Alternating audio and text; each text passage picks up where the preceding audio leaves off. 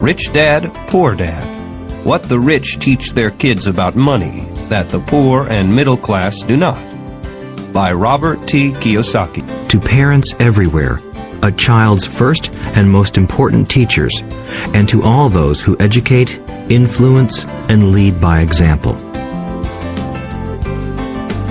Acknowledgements.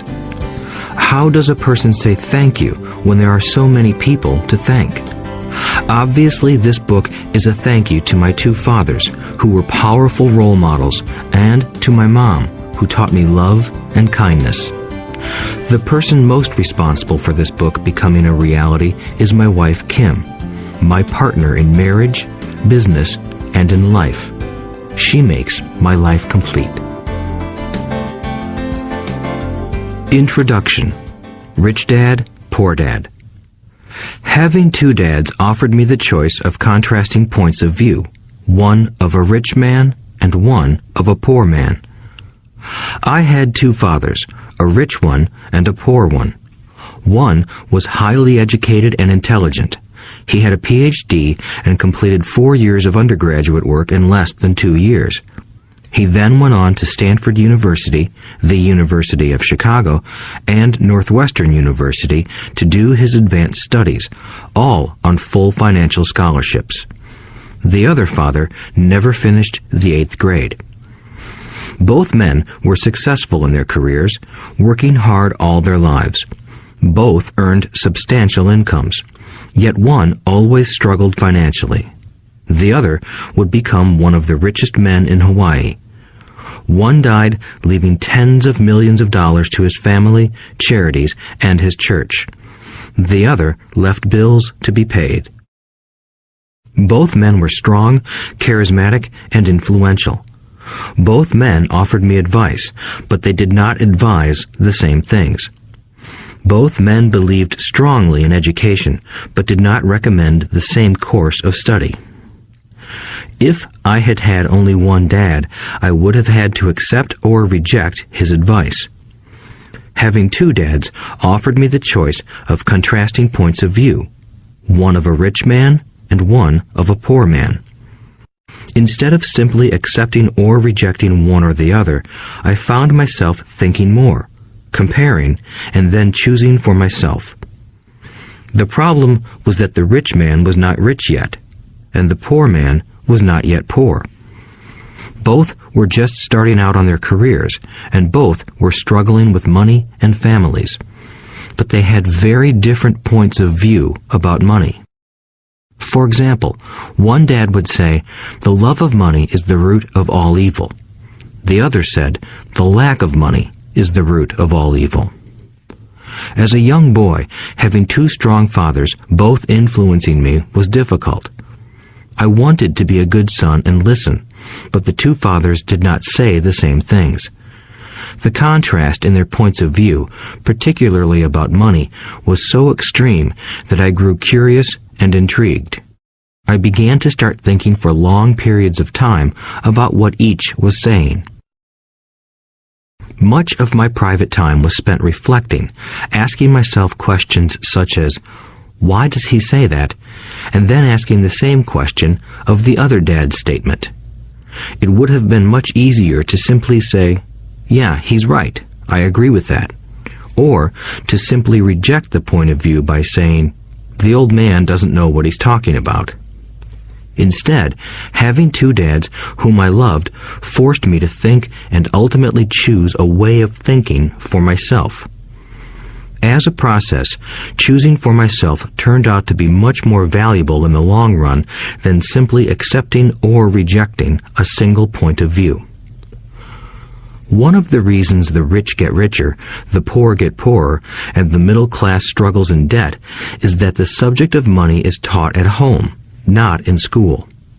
Most of us learn about money from our parents, so what can poor parents tell their child about money? They simply say, "Stay in school and study hard." The child may graduate with excellent grades, but with a poor person's financial programming and mindset. Sadly, money is not taught in schools. Schools focus on scholastic and professional skills, but not on financial skills. This explains how smart bankers, doctors, and accountants who earned excellent grades may struggle financially all of their lives. Our staggering national debt is due in large part to highly educated politicians and government officials making financial decisions with little or no training in the subject of money. Today, I often wonder what will soon happen when we have millions of people who need financial and medical assistance. They will be dependent upon their families or the government for financial support. What will happen when Medicare and Social Security run out of money? How will a nation survive if teaching children about money continues to be left to parents, most of whom will be, or already are, poor? Because I had two influential fathers, I learned from both of them. I had to think about each dad's advice, and in doing so, I gained valuable insight into the power and effect of one's thoughts on one's life. For example, one dad had a habit of saying, "I can't afford it." The other dad forbade those words to be used. He insisted I ask, "How can I afford it?" One is a statement, and the other is a question. One lets you off the hook, and the other forces you to think. My soon-to-be rich dad would explain that by automatically saying the words, "I can't afford it," your brain stops working. By asking the question, "How can I afford it?" your brain is put to work. He did not mean that you should buy everything you want. He was fanatical about exercising your mind, the most powerful computer in the world. He'd say, "My brain gets stronger every day because I exercise it. The stronger it gets, the more money I can make." He believed that automatically saying, "I can't afford it," was a sign of mental laziness. Although both dads worked hard, I noticed that one dad had a habit of putting his brain to sleep when it came to finances, and the other had a habit of exercising his brain. The long-term result was that one dad grew stronger financially, and the other grew weaker. It is not much different from a person who goes to the gym to exercise on a regular basis versus someone who sits on the couch watching television. Proper physical exercise increases your chances for health, and proper mental exercise increases your chances for wealth. My two dads had opposing attitudes, and that affected the way they thought. One dad thought that the rich should pay more in taxes to take care of those less fortunate. The other said, taxes punish those who produce and reward those who don't produce. One dad recommended, study hard so you can find a good company to work for. The other recommended, study hard so you can find a good company to buy. One dad said, the reason I'm not rich is because I have you kids. The other said, the reason I must be rich is because I have you kids. One encouraged talking about money and business at the dinner table, while the other forbade the subject of money to be discussed over a meal. One said, when it comes to money, play it safe. Don't take risks. The other said, learn to manage risk. One believed, our home is our largest investment and our greatest asset. The other believed, my house is a liability, and if your house is your largest investment, you're in trouble. Both dads paid their bills on time, yet one paid his bills first, while the other paid his bills last.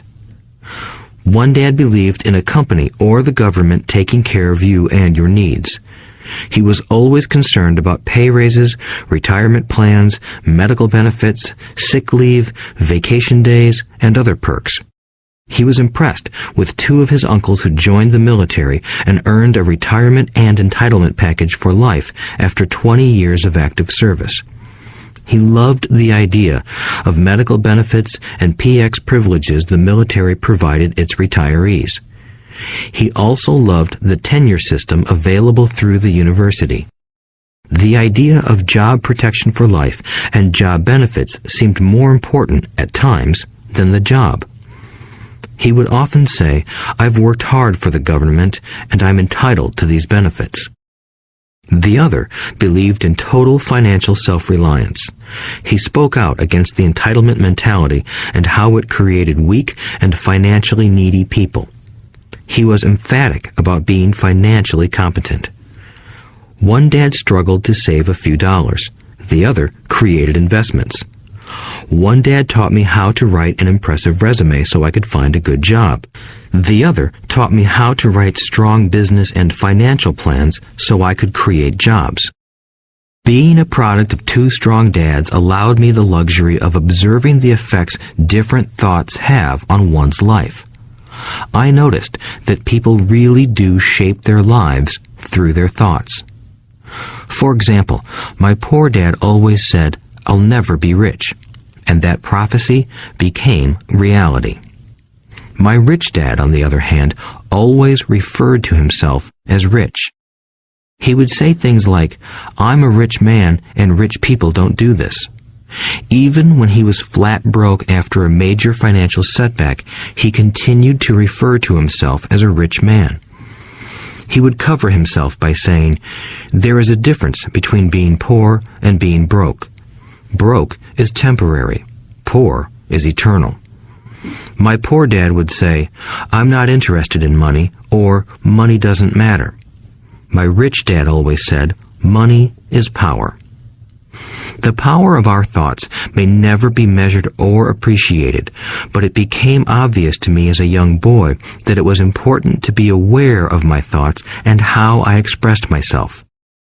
I noticed that my poor dad was poor, not because of the amount of money he earned, which was significant, but because of his thoughts and actions. As a young boy having two fathers, I became acutely aware of being careful about which thoughts I chose to adopt as my own. Should I listen to my rich dad or to my poor dad? Although both men had tremendous respect for education and learning, they disagreed about what they thought was important to learn. One wanted me to study hard, earn a degree, and get a good job to earn money. He wanted me to study to become a professional, an attorney or an accountant, and to go to business school for my MBA. The other encouraged me to study to be rich, to understand how money works, and to learn how to have it work for me. "I don't work for money" were words he would repeat over and over. "Money works for me." At the age of 9, I decided to listen to and learn from my rich dad about money. In doing so, I chose not to listen to my poor dad, even though he was the one with all the college degrees. A lesson from Robert Frost. Robert Frost is my favorite poet. Although I love many of his poems, my favorite is The Road Not Taken. I use its lesson almost daily. The Road Not Taken. Two roads diverged in a yellow wood, and sorry I could not travel both.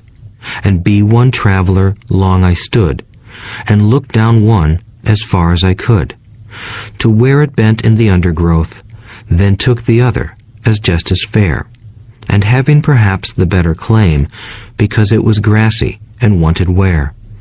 Though as for that the passing there had worn them really about the same, and both that morning equally lay in leaves no step had trodden black.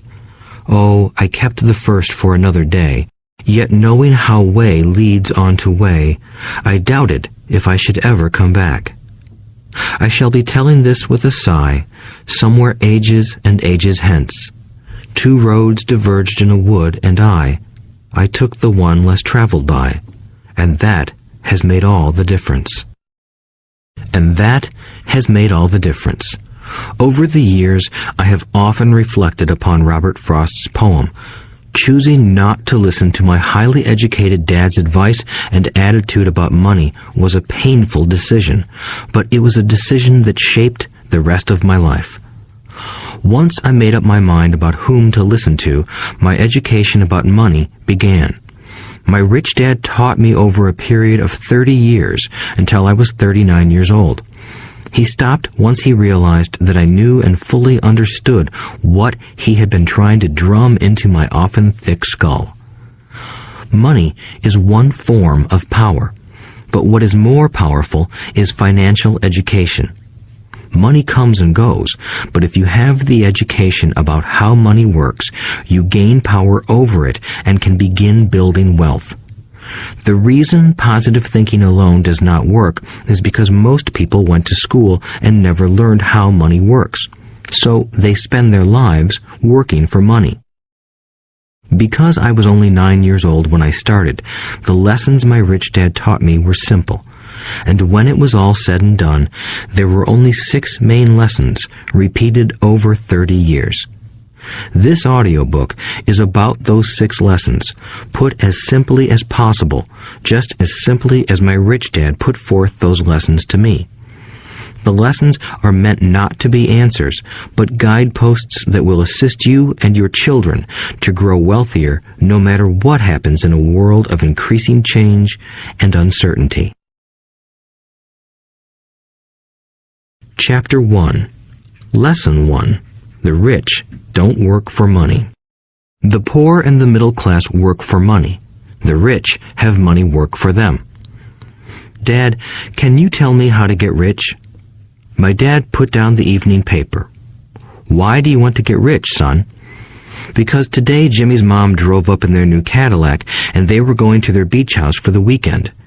He took 3 of his friends, but Mike and I weren't invited. They told us we weren't invited because we were poor kids. They did? My dad asked incredulously.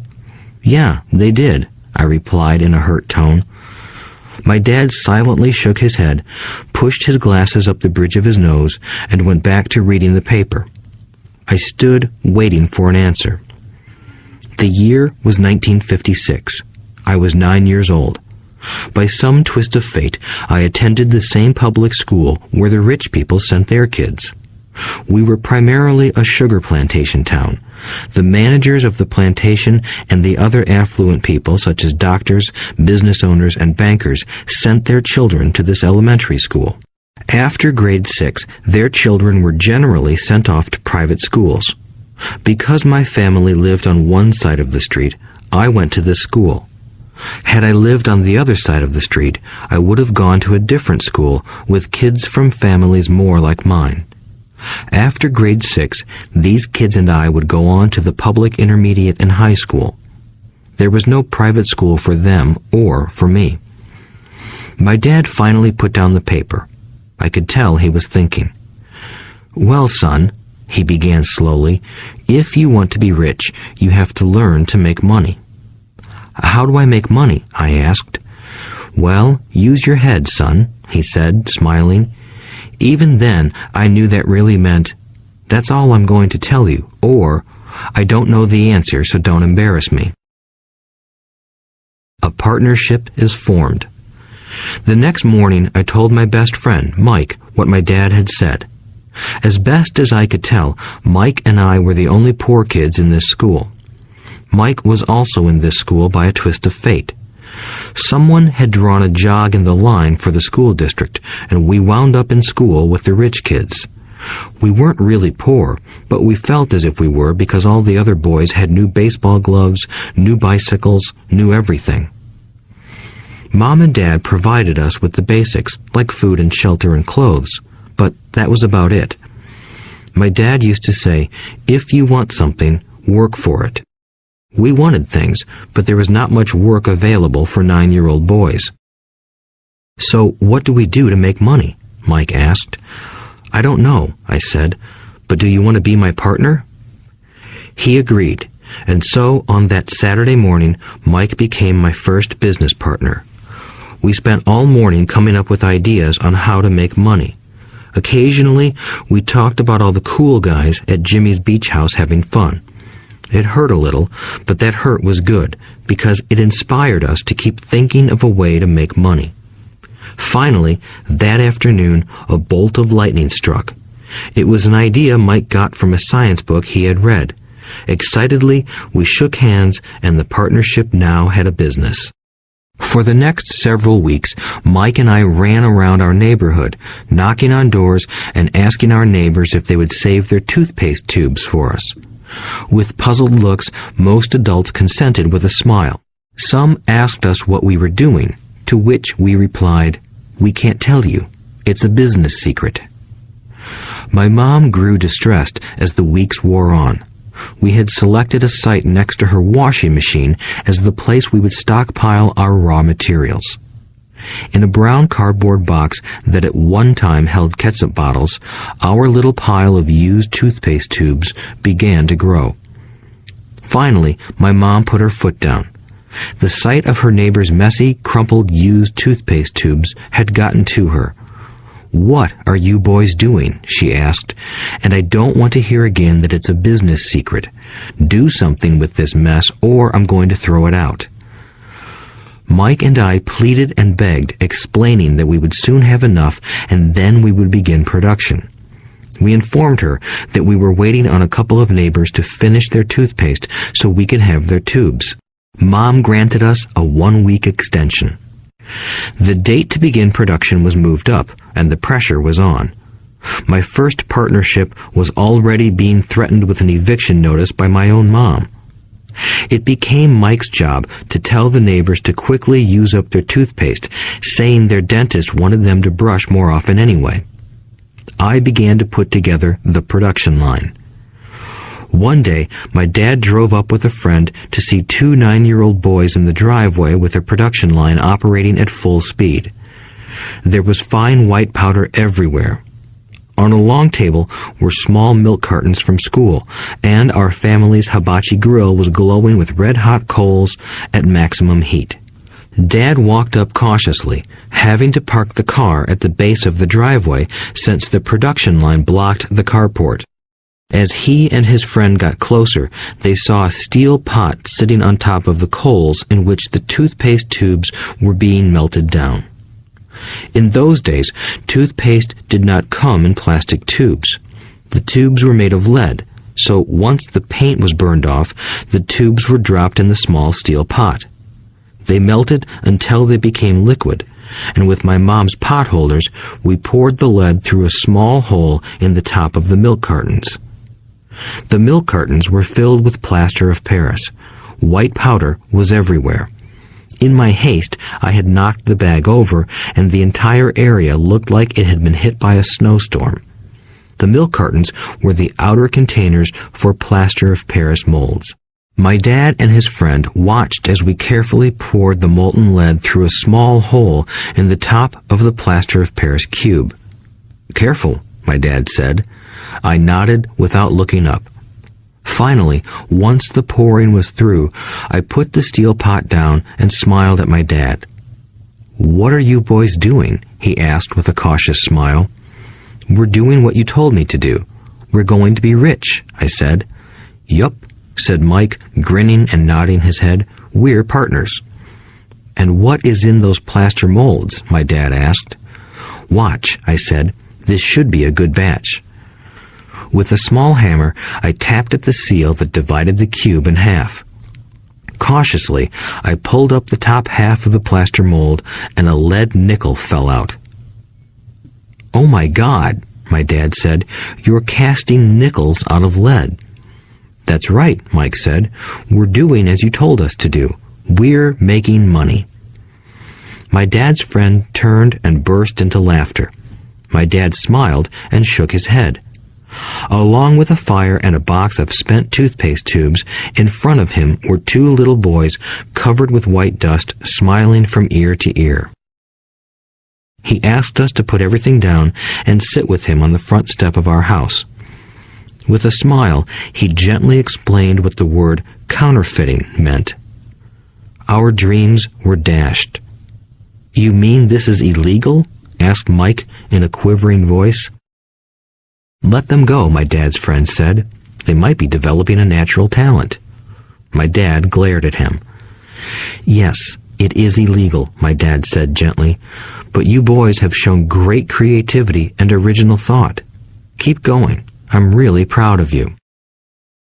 Disappointed, Mike and I sat in silence for about 20 minutes before we began cleaning up our mess. The business was over on opening day. Sweeping the powder up, I looked at Mike and said, "I guess Jimmy and his friends are right. We are poor." My father was just leaving as I said that. "Boys," he said, "you're only poor if you give up. The most important thing is that you did something. Most people only talk and dream of getting rich. You've done something. I'm very proud of the two of you. I will say it again. Keep going. Don't quit." Mike and I stood there in silence. They were nice words, but we still did not know what to do. "So how come you're not rich, Dad?" I asked. "Because I chose to be a school teacher. School teachers really don't think about being rich. We just like to teach. I wish I could help you, but I really don't know how to make money." Mike and I turned and continued our cleanup. "I know," said my dad. "If you boys want to learn how to be rich, don't ask me. Talk to your dad, Mike." "My dad?" asked Mike with a scrunched-up face. "Yeah, your dad," repeated my dad with a smile. "Your dad and I have the same banker, and he raves about your father. He's told me several times that your father is brilliant when it comes to making money." "My dad?" Mike asked again in disbelief. "Then how come we don't have a nice car and a nice house like the rich kids at school?" "A nice car and a nice house don't necessarily mean you're rich or you know how to make money," my dad replied. "Jimmy's dad works for the sugar plantation. He's not much different from me. He works for a company and I work for the government. The company buys the car for him. The sugar company is in financial trouble, and Jimmy's dad may soon have nothing. Your dad is different, Mike. He seems to be building an empire, and I suspect in a few years he will be a very rich man." With that, Mike and I got excited again. With new vigor, we began cleaning up the mess caused by our now defunct first business. As we were cleaning, we made plans for how and when to talk to Mike's dad. The problem was that Mike's dad worked long hours and often did not come home until late.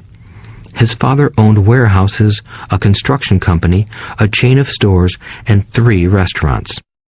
It was the restaurants that kept him out late. Mike caught the bus home after we had finished cleaning up. He was going to talk to his dad when he got home that night and ask him if he would teach us how to become rich. Mike promised to call as soon as he had talked to his dad, even if it was late. The phone rang at 8:30 p.m. "Okay," I said, "next Saturday."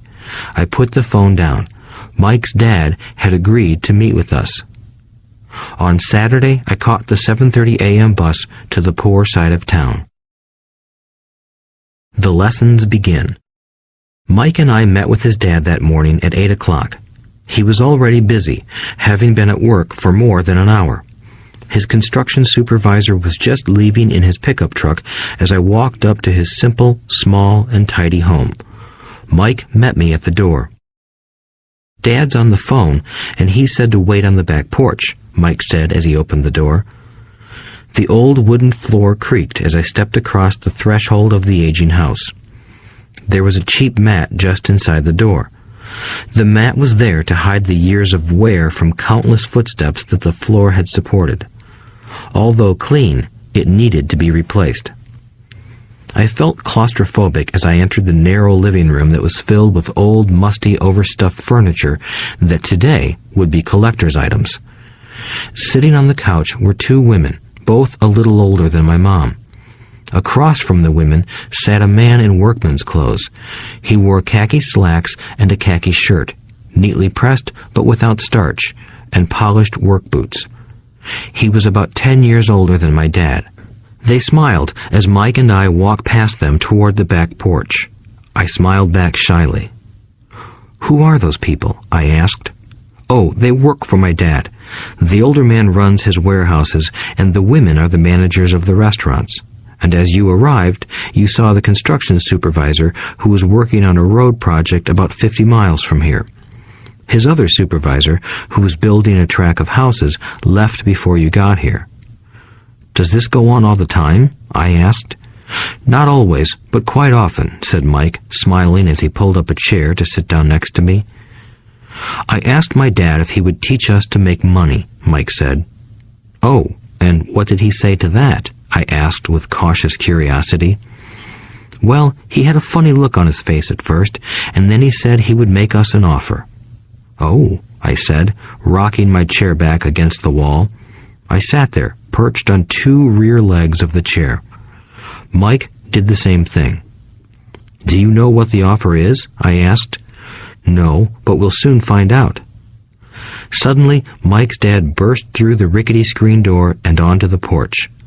Mike and I jumped to our feet, not out of respect, but because we were startled. "Ready, boys?" he asked as he pulled up a chair to sit down with us. We nodded our heads as we pulled our chairs away from the wall to sit in front of him. He was a big man, about 6 feet tall and 200 pounds. My dad was taller, about the same weight, and 5 years older than Mike's dad. They sort of looked alike, though not of the same ethnic makeup. Maybe their energy was similar. "Mike says you want to learn to make money. Is that correct, Robert?" I nodded my head quickly, but with a little trepidation. He had a lot of power behind his words and smile. "Okay, here's my offer. I'll teach you, but I won't do it classroom style. You work for me, I'll teach you. You don't work for me, I won't teach you. I can teach you faster if you work, and I'm wasting my time if you just want to sit and listen like you do in school. That's my offer. Take it or leave it." May I ask a question first?" I asked. "No. Take it or leave it. I've got too much work to do to waste my time. If you can't make up your mind decisively, then you'll never learn to make money anyway. Opportunities come and go. Being able to know when to make quick decisions is an important skill. You have the opportunity that you asked for. School is beginning, or it's over in 10 seconds, Mike's dad said with a teasing smile. "Take it," I said. "Take it," said Mike. "Good," said Mike's dad. "Mrs. Martin will be by in 10 minutes. After I'm through with her, you'll ride with her to my superette and you can begin working. I'll pay you 10 cents an hour and you'll work 3 hours every Saturday." "But I have a softball game today," I said. Mike's dad lowered his voice to a stern tone. "Take it or leave it," he said. "I'll take it," I replied, choosing to work and learn instead of playing. 30 cents later.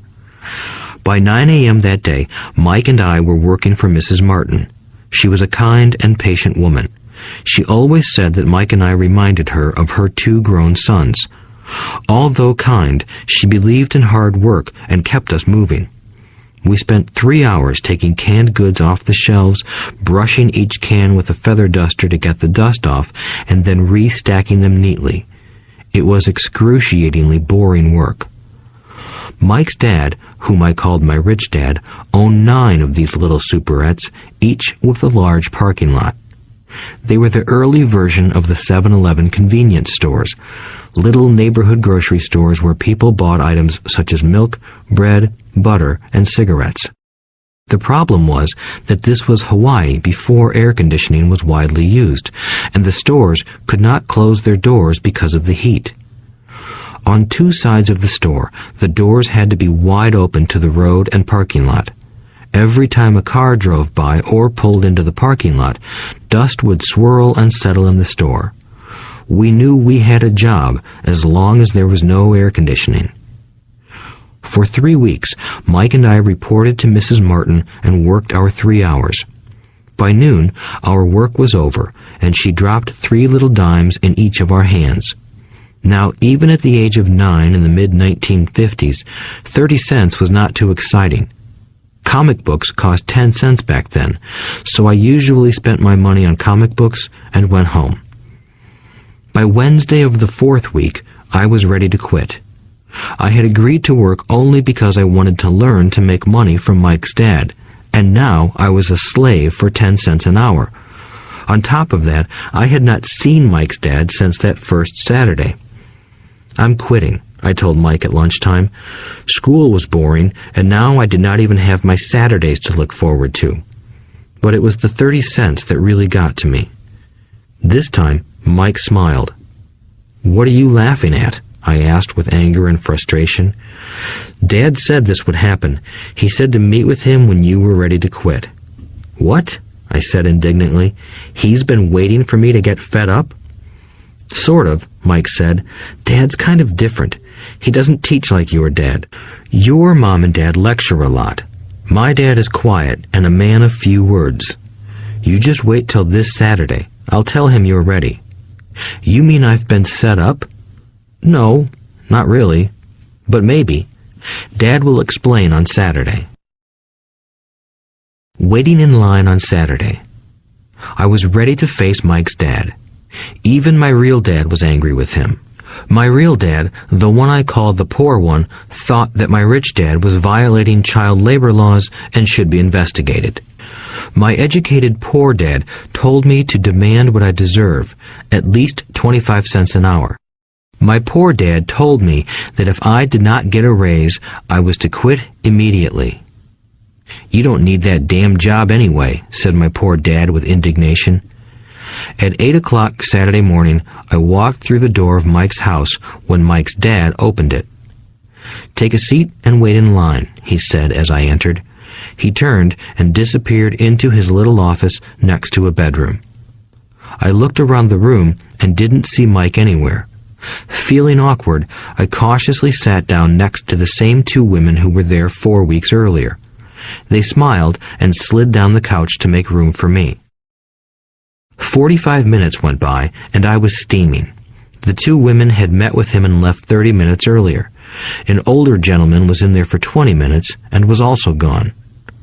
The house was empty, and here I sat in a musty, dark living room on a beautiful, sunny Hawaiian day, waiting to talk to a cheapskate who exploited children. I could hear him rustling around the office, talking on the phone, and ignoring me. I was ready to walk out, but for some reason I stayed.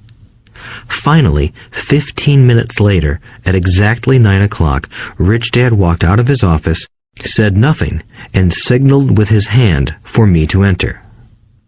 I understand you want a raise or you're going to quit, Rich Dad said as he swiveled in his office chair. Well, you're not keeping your end of the bargain, I blurted out, nearly in tears. It was really frightening for me to confront a grown-up. You said that you would teach me if I worked for you. Well, I've worked for you. I've worked hard. I've given up my baseball games to work for you, but you haven't kept your word, and you haven't taught me anything. You are a crook like everyone in town thinks you are. You're greedy. You want all the money and don't take care of your employees. You made me wait and don't show me any respect. I'm only a little boy, but I deserve to be treated better. Rich Dad rocked back in his swivel chair, hands up to his chin, and stared at me. Not bad, he said. In less than a month, you sound like most of my employees. What? I asked. Not understanding what he was saying, I continued with my grievance. I thought you were going to keep your end of the bargain and teach me. Instead, you want to torture me? That's cruel. That's really cruel. I am teaching you, Rich Dad said quietly. What have you taught me? Nothing, I said angrily. You haven't even talked to me once since I agreed to work for peanuts. 10 cents an hour. Ha! I should notify the government about you. We have child labor laws, you know. My dad works for the government, you know. Wow, said Rich Dad. Now you sound just like most of the people who used to work for me. People I've either fired or who have quit. So, what do you have to say? I demanded, feeling pretty brave for a little kid. You lied to me. I've worked for you, and you have not kept your word. You haven't taught me anything. How do you know that I've not taught you anything? Asked Rich Dad calmly. Well, you've never talked to me. I've worked for 3 weeks, and you have not taught me anything, I said with a pout.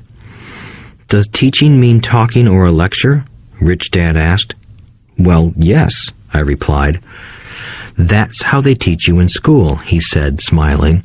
But that is not how life teaches you, and I would say that life is the best teacher of all. Most of the time, life does not talk to you. It just sort of pushes you around. Each push is life saying, wake up, there's something I want you to learn. What is this man talking about? I asked myself silently. Life pushing me around was life talking to me? Now I knew I had to quit my job. I was talking to someone who needed to be locked up. If you learn life's lessons, you will do well. If not, life will just continue to push you around. People do two things. Some just let life push them around. Others get angry and push back. But they push back against their boss, or their job, or their husband or wife. They do not know it's life that's pushing. I had no idea what he was talking about. Life pushes all of us around. Some people give up and others fight. A few learn the lesson and move on. They welcome life pushing them around. To these few people, it means they need and want to learn something. They learn and move on. Most quit, and a few, like you, fight. Rich Dad stood and shut the creaky old wooden window that needed repair. If you learn this lesson, you will grow into a wise, wealthy, and happy young man. If you don't, you will spend your life blaming a job, low pay, or your boss for your problems. You'll live life always hoping for that big break that will solve all your money problems. Rich Dad looked over at me to see if I was still listening. His eyes met mine. We stared at each other, communicating through our eyes. Finally, I looked away once I had absorbed his message. I knew he was right. I was blaming him, and I did ask to learn. I was fighting. Rich Dad continued. Or, if you are the kind of person who has no guts, you just give up every time life pushes you. If you are that kind of person, you'll live all your life playing it safe, doing the right things, saving yourself for some event that never happens. Then you die a boring old man. You'll have lots of friends who really like you because you were such a nice, hard-working guy. But the truth is that you let life push you into submission. Deep down, you were terrified of taking risks. You really wanted to win, but the fear of losing was greater than the excitement of winning. Deep inside, you and only you will know you didn't go for it. You chose to play it safe. Our eyes met again. "You've been pushing me around?" I asked. "Some people might say that," smiled Rich Dad. "I would say that I just gave you a taste of life." "What taste of life?" I asked, still angry, but now curious and ready to learn. "You boys are the first people that have ever asked me to teach them how to make money. I have more than 150 employees, and not one of them has asked me what I know about money. They ask me for a job and a paycheck, but never to teach them about money. So most will spend the best years of their lives working for money, not really understanding what it is they are working for." I sat there listening intently. "So when Mike told me you wanted to learn how to make money, I decided to design a course that mirrored real life. I could talk until I was blue in the face, but you wouldn't hear a thing. So I decided to let life push you around a bit so you could hear me. That's why I only paid you 10 cents. "So what is the lesson I learned from working for only 10 cents an hour?" I asked. "That you're cheap and exploit your workers?" Rich Dad rocked back and laughed heartily. Finally, he said, "You'd best change your point of view. Stop blaming me and thinking I'm the problem. If you think I'm the problem, then you have to change me. If you realize that you're the problem, then you can change yourself, learn something, and grow wiser. Most people want everyone else in the world to change but themselves. Let me tell you, it's easier to change yourself than everyone else." "I don't understand," I said. "Don't blame me for your problems," Rich Dad said, growing impatient. "But you only pay me 10 cents. "So what are you learning?" Rich Dad asked, smiling. "That you're cheap," I said with a sly grin. "See, you think I'm the problem," said Rich Dad. "But you are. Well, keep that attitude and you'll learn nothing. Keep the attitude that I'm the problem, and what choices do you have?" "Well, if you don't pay me more or show me more respect and teach me, I'll quit." "Well put," Rich Dad said, "and that's exactly what most people do. They quit and go looking for another job, a better opportunity and higher pay, actually thinking that this will solve the problem. In most cases, it won't." "So what should I do?" I asked. "Just take this measly 10 cents an hour and smile?" Rich Dad smiled. "That's what the other people do. But that's all they do, waiting for a raise, thinking that more money will solve their problems. Most just accept it, and some take a second job working harder, but again, accepting a small paycheck." I sat staring at the floor, beginning to understand the lesson Rich Dad was presenting. I could sense it was a taste of life. Finally, I looked up and asked, "So what will solve the problem?" "This," he said, leaning forward in his chair and tapping me gently on the head. "This stuff between your ears." It was at that moment that Rich Dad shared the pivotal point of view that separated him from his employees and my poor dad, and led him to eventually become one of the richest men in Hawaii, while my highly educated but poor dad struggled financially all his life. It was a singular point of view that made all the difference over a lifetime. Rich Dad said this point of view over and over, which I call lesson number 1. The poor and the middle class work for money. The rich have money work for them. On that bright Saturday morning, I learned a completely different point of view from what I had been taught by my poor dad.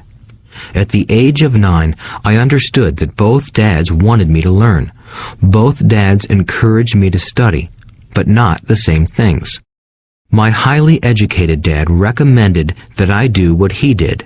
"Son, I want you to study hard, get good grades, so you can find a safe, secure job with a big company, and make sure it has excellent benefits." My rich dad wanted me to learn how money works so I could make it work for me.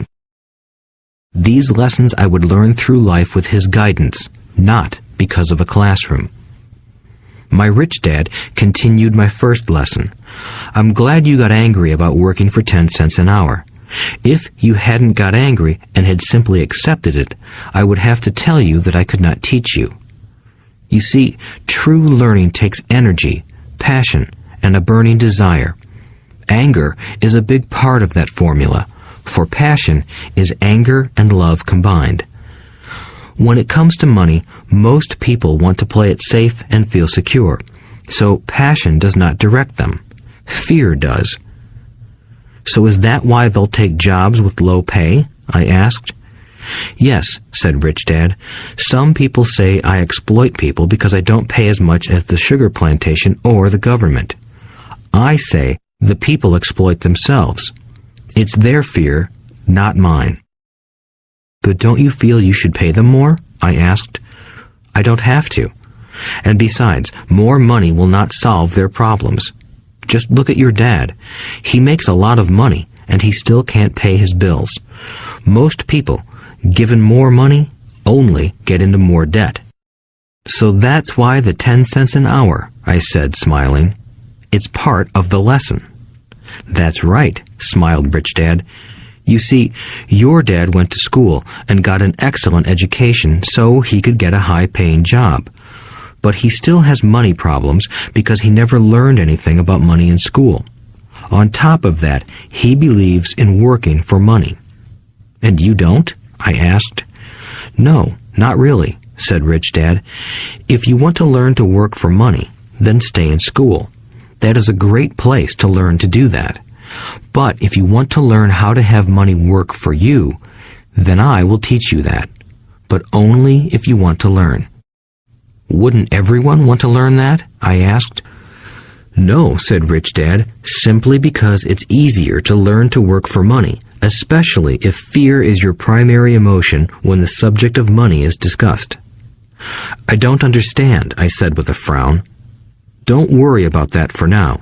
Just know that it's fear that keeps most people working at a job.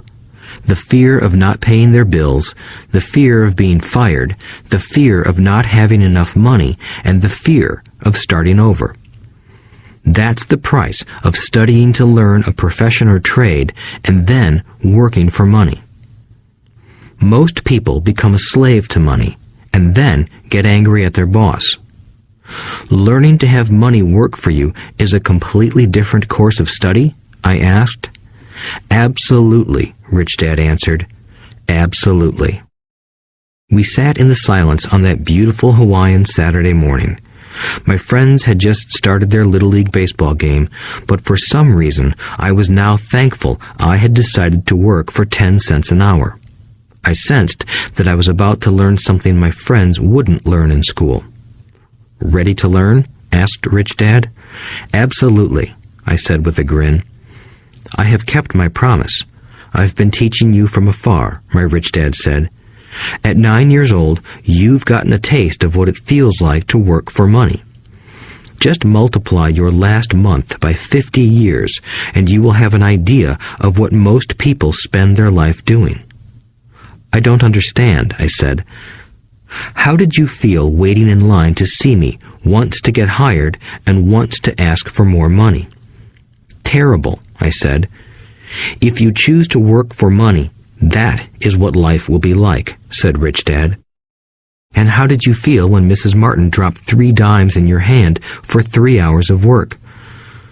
I felt like it wasn't enough. It seemed like nothing. I was disappointed, I said. And that is how most employees feel when they look at their paychecks, especially after all the tax and other deductions are taken out. At least you got 100%. You mean most workers don't get paid everything? I asked with amazement. Heavens no, said Rich Dad. The government always takes its share first. How do they do that? I asked. Taxes, said Rich Dad. You're taxed when you earn. You're taxed when you spend. You're taxed when you save. You're taxed when you die. Why do people let the government do that to them? The rich don't, said Rich Dad with a smile. The poor and the middle class do. I'll bet you that I earn more than your dad, yet he pays more in taxes. How can that be? I asked. At my age, that made no sense to me. Why would someone let the government do that to them? Rich Dad rocked slowly and silently in his chair, just looking at me. Ready to learn? He asked. I nodded my head slowly. As I said, there is a lot to learn. Learning how to have money work for you is a lifetime study. Most people go to college for 4 years and their education ends. I already know that my study of money will continue over my lifetime, simply because the more I find out I need to know. Most people never study the subject. They go to work, get their paycheck, balance their checkbooks, and that's it. Then they wonder why they have money problems. They think that more money will solve the problem, and don't realize that it's their lack of financial education that is the problem. So my dad has tax problems because he doesn't understand money? I asked, confused.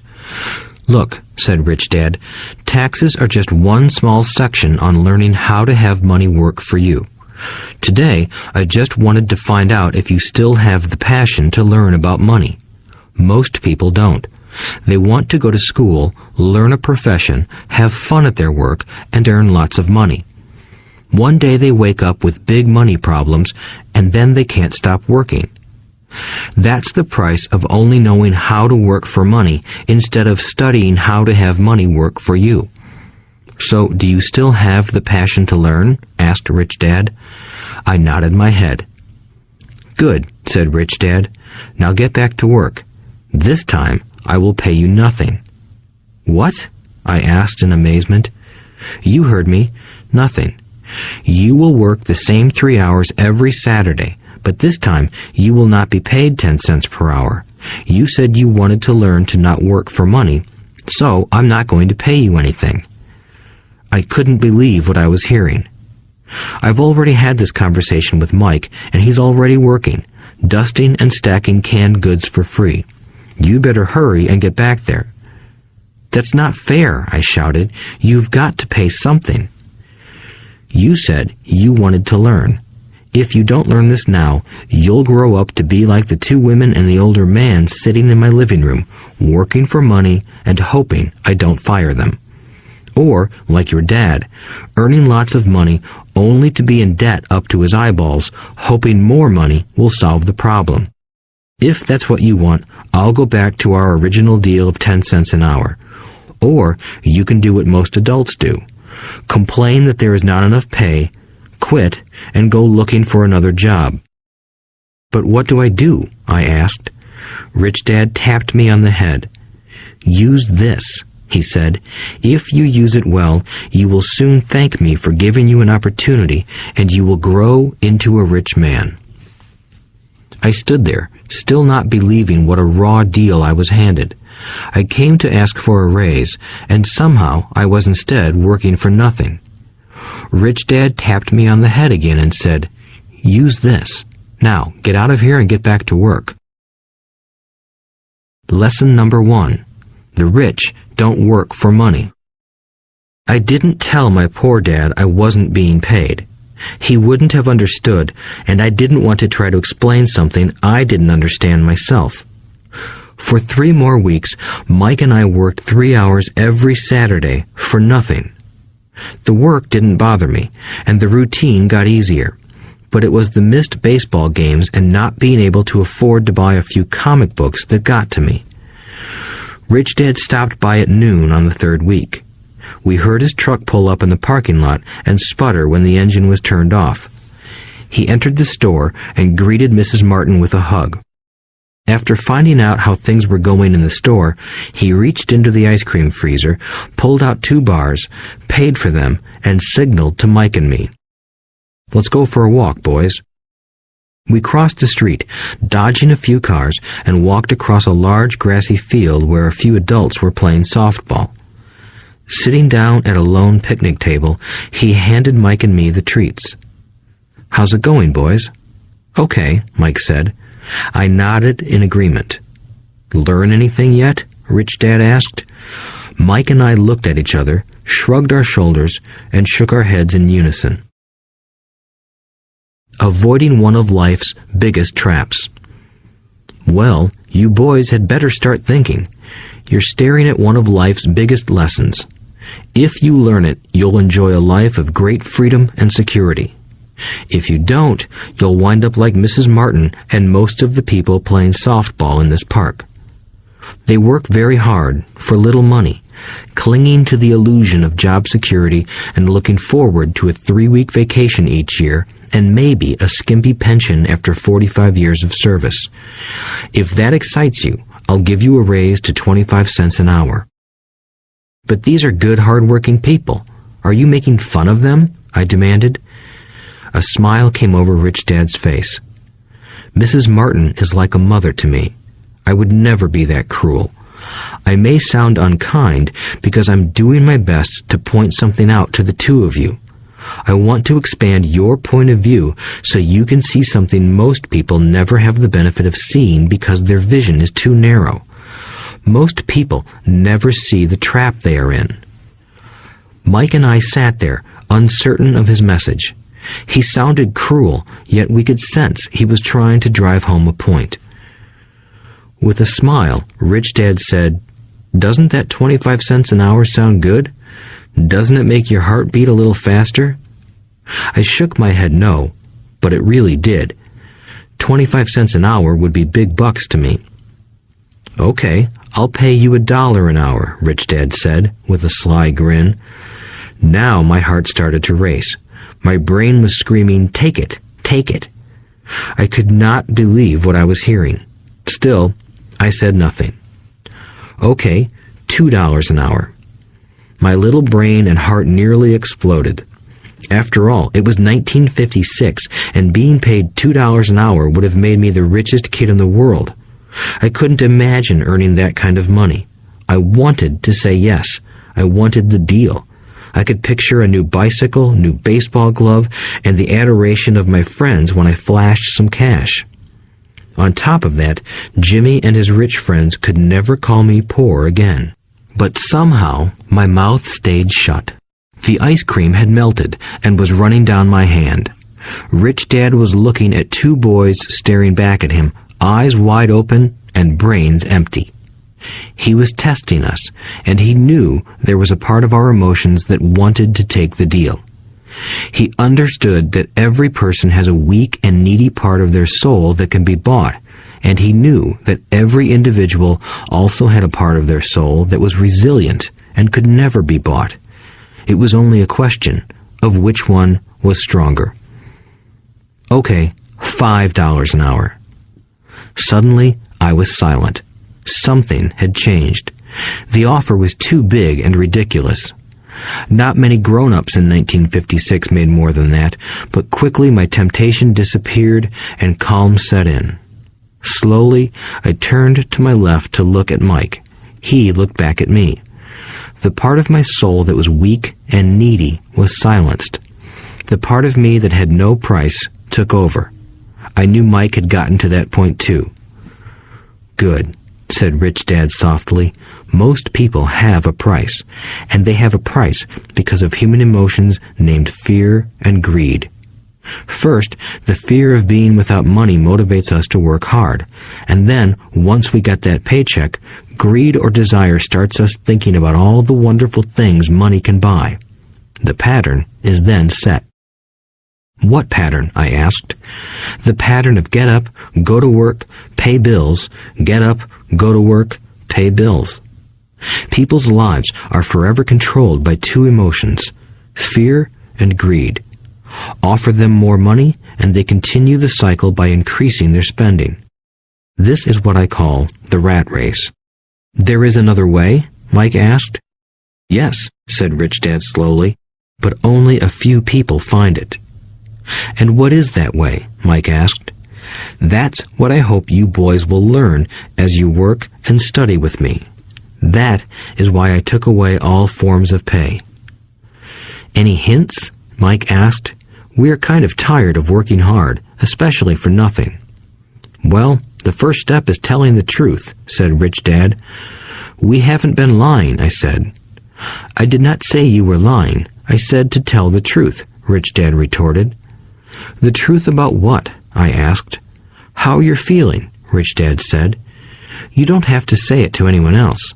Just admit it to yourself." "You mean the people in this park, the people who work for you, Mrs. Martin, they don't do that?" I asked. "I doubt it," said Rich Dad.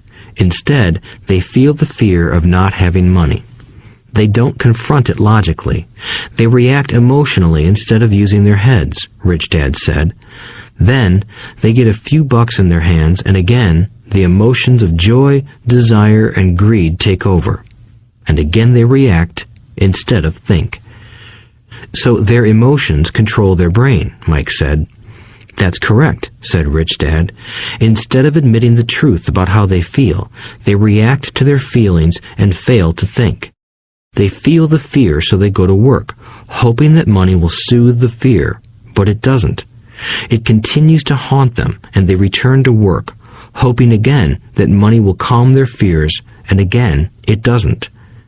Fear keeps them in this trap of working, earning money, working, earning money, hoping the fear will go away. But every day they get up, and that old fear wakes up with them. For millions of people, that old fear keeps them awake all night, causing a night of turmoil and worry. So they get up and go to work, hoping that a paycheck will kill that fear gnawing at their souls. Money is running their lives, and they refuse to tell the truth about that. Money is in control of their emotions and their souls." Rich Dad sat quietly, letting his words sink in. Mike and I had heard what he said, but didn't understand fully what he was talking about. I just knew that I often wondered why grown-ups hurried off to work. It did not seem like much fun, and they never looked that happy, but something kept them going. Realizing we had absorbed as much as possible of what he was talking about, Rich Dad said, "I want you boys to avoid that trap. That is really what I want to teach you. Not just to be rich, because being rich does not solve the problem. It doesn't? I asked, surprised. No, it doesn't. Let me explain the other emotion. Desire. Some call it greed, but I prefer desire. It's perfectly normal to desire something better, prettier, more fun, or exciting. So people also work for money because of desire. They desire money for the joy they think it can buy. But the joy that money brings is often short-lived, and they soon need more money for more joy, more pleasure, more comfort, and more security. So they keep working, thinking money will soothe their souls that are troubled by fear and desire. But money can't do that. Even rich people do this? Mike asked. Rich people included, said Rich Dad. In fact, the reason many rich people are rich isn't because of desire, but because of fear. They believe that money can eliminate the fear of being poor, so they amass tons of it, only to find the fear gets worse. Now they fear losing the money. I have friends who keep working even though they have plenty. I know people who have millions who are more afraid now than when they were poor. They're terrified of losing it all. The fears that drove them to get rich got worse. That weak and needy part of their soul is actually screaming louder. They don't want to lose the big houses, the cars, and the high life money has bought them. They worry about what their friends would say if they lost all their money.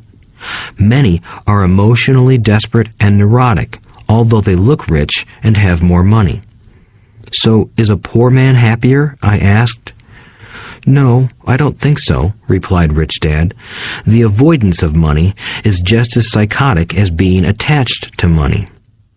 As if on cue, the town derelict went past our table, stopping by the large rubbish can and rummaging around in it.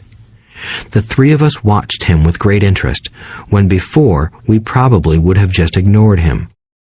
Rich Dad pulled $1 out of his wallet and gestured to the older man. Seeing the money, the derelict came over immediately, took the bill, thanked Rich Dad profusely, and hurried off, ecstatic with his good fortune. He's not much different from most of my employees, said Rich Dad. I've met so many people who say, oh, I'm not interested in money, yet they'll work at a job for 8 hours a day. That's a denial of truth. If they weren't interested in money, then why are they working? That kind of thinking is probably more psychotic than a person who hoards money. As I sat there listening to my Rich Dad, my mind flashed back to the countless times my own dad said, I'm not interested in money. He said those words often. He also covered himself by always saying, I work because I love my job. So, what do we do? I asked. Not work for money until all traces of fear and greed are gone? No, that would be a waste of time, said Rich Dad. Emotions are what make us human. The word emotion stands for energy in motion. Be truthful about your emotions and use your mind and emotions in your favor, not against yourself. Whoa, said Mike. Don't worry about what I just said. It will make more sense in years to come. Just be an observer, not a reactor, to your emotions. Most people do not know that it's their emotions that are doing the thinking. Your emotions are your emotions, but you have got to learn to do your own thinking. Can you give me an example? I asked. Sure, replied Rich Dad. When a person says, I need to find a job, it's most likely an emotion doing the thinking. Fear of not having money generates that thought. But people do need money if they have bills to pay, I said. Sure they do, smiled Rich Dad. All I'm saying is that it's fear that is all too often doing the thinking. I don't understand, said Mike. For example, said Rich Dad, if the fear of not having enough money arises, instead of immediately running out to get a job, they instead might ask themselves this question. Will a job be the best solution to this fear over the long run? In my opinion, the answer is no. A job is really a short-term solution to a long-term problem. But my dad is always saying, stay in school and get good grades so you can find a safe, secure job, I interjected, somewhat confused. Yes, I understand he says that, said Rich Dad, smiling. Most people recommend that, and it's a good path for most people. But people make that recommendation primarily out of fear. You mean my dad says that because he's afraid? Yes, said Rich Dad. He's terrified that you won't earn enough money and won't fit into society. Don't get me wrong. He loves you and wants the best for you. I, too, believe an education and a job are important, but it won't handle the fear. You see, that same fear that makes him get up in the morning to earn a few bucks is the fear that is causing him to be so fanatical about your going to school. So what do you recommend? I asked. I want to teach you to master the power of money instead of being afraid of it. They don't teach that in school, and if you don't learn it, you become a slave to money. It was finally making sense. He wanted us to widen our views and to see what the Mrs. Martins of this world couldn't see. He used examples that sounded cruel at the time, but I've never forgotten them. My vision widened that day, and I began to see the trap that lay ahead for most people. You see, we're all employees ultimately. We just work at different levels, said Rich Dad. I just want you boys to have a chance to avoid the trap caused by those two emotions, fear and desire. Use them in your favor, not against you. That's what I want to teach you. I'm not interested in just teaching you to make a pile of money. That won't handle the fear or desire. If you don't first handle fear and desire, and you get rich, you'll only be a highly paid slave. So how do we avoid the trap? I asked. The main cause of poverty or financial struggle is fear and ignorance, not the economy or the government or the rich. It's self-inflicted fear and ignorance that keep people trapped. So you boys go to school and get your college degrees, and I'll teach you how to stay out of the trap. The pieces of the puzzle were appearing. My highly educated dad had a great education and a great career, but school never told him how to handle money or his fear of it. It became clear that I could learn different and important things from two fathers. So you've been talking about the fear of not having money. How does the desire for money affect our thinking? Mike asked. How did you feel when I tempted you with a pay raise? Did you notice your desires rising? We nodded our heads. By not giving in to your emotions, you were able to delay your reactions and think. That is important. We will always have emotions of fear and greed. From here on in, it's imperative for you to use those emotions to your advantage, and for the long term to not let your emotions control your thinking. Most people use fear and greed against themselves. That's the start of ignorance. Most people live their lives chasing paychecks, pay raises, and job security because of the emotions of desire and fear, not really questioning where those emotion-driven thoughts are leading them. It's just like the picture of a donkey dragging a cart with its owner dangling a carrot just in front of its nose. The donkey's owner may be going where he wants to, but the donkey is chasing an illusion. Tomorrow, there will only be another carrot for the donkey. You mean the moment I pictured a new baseball glove, candy, and toys, that's like a carrot to a donkey? Mike asked.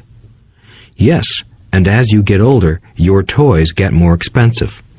A new car, a boat, and a big house to impress your friends, said Rich Dad with a smile.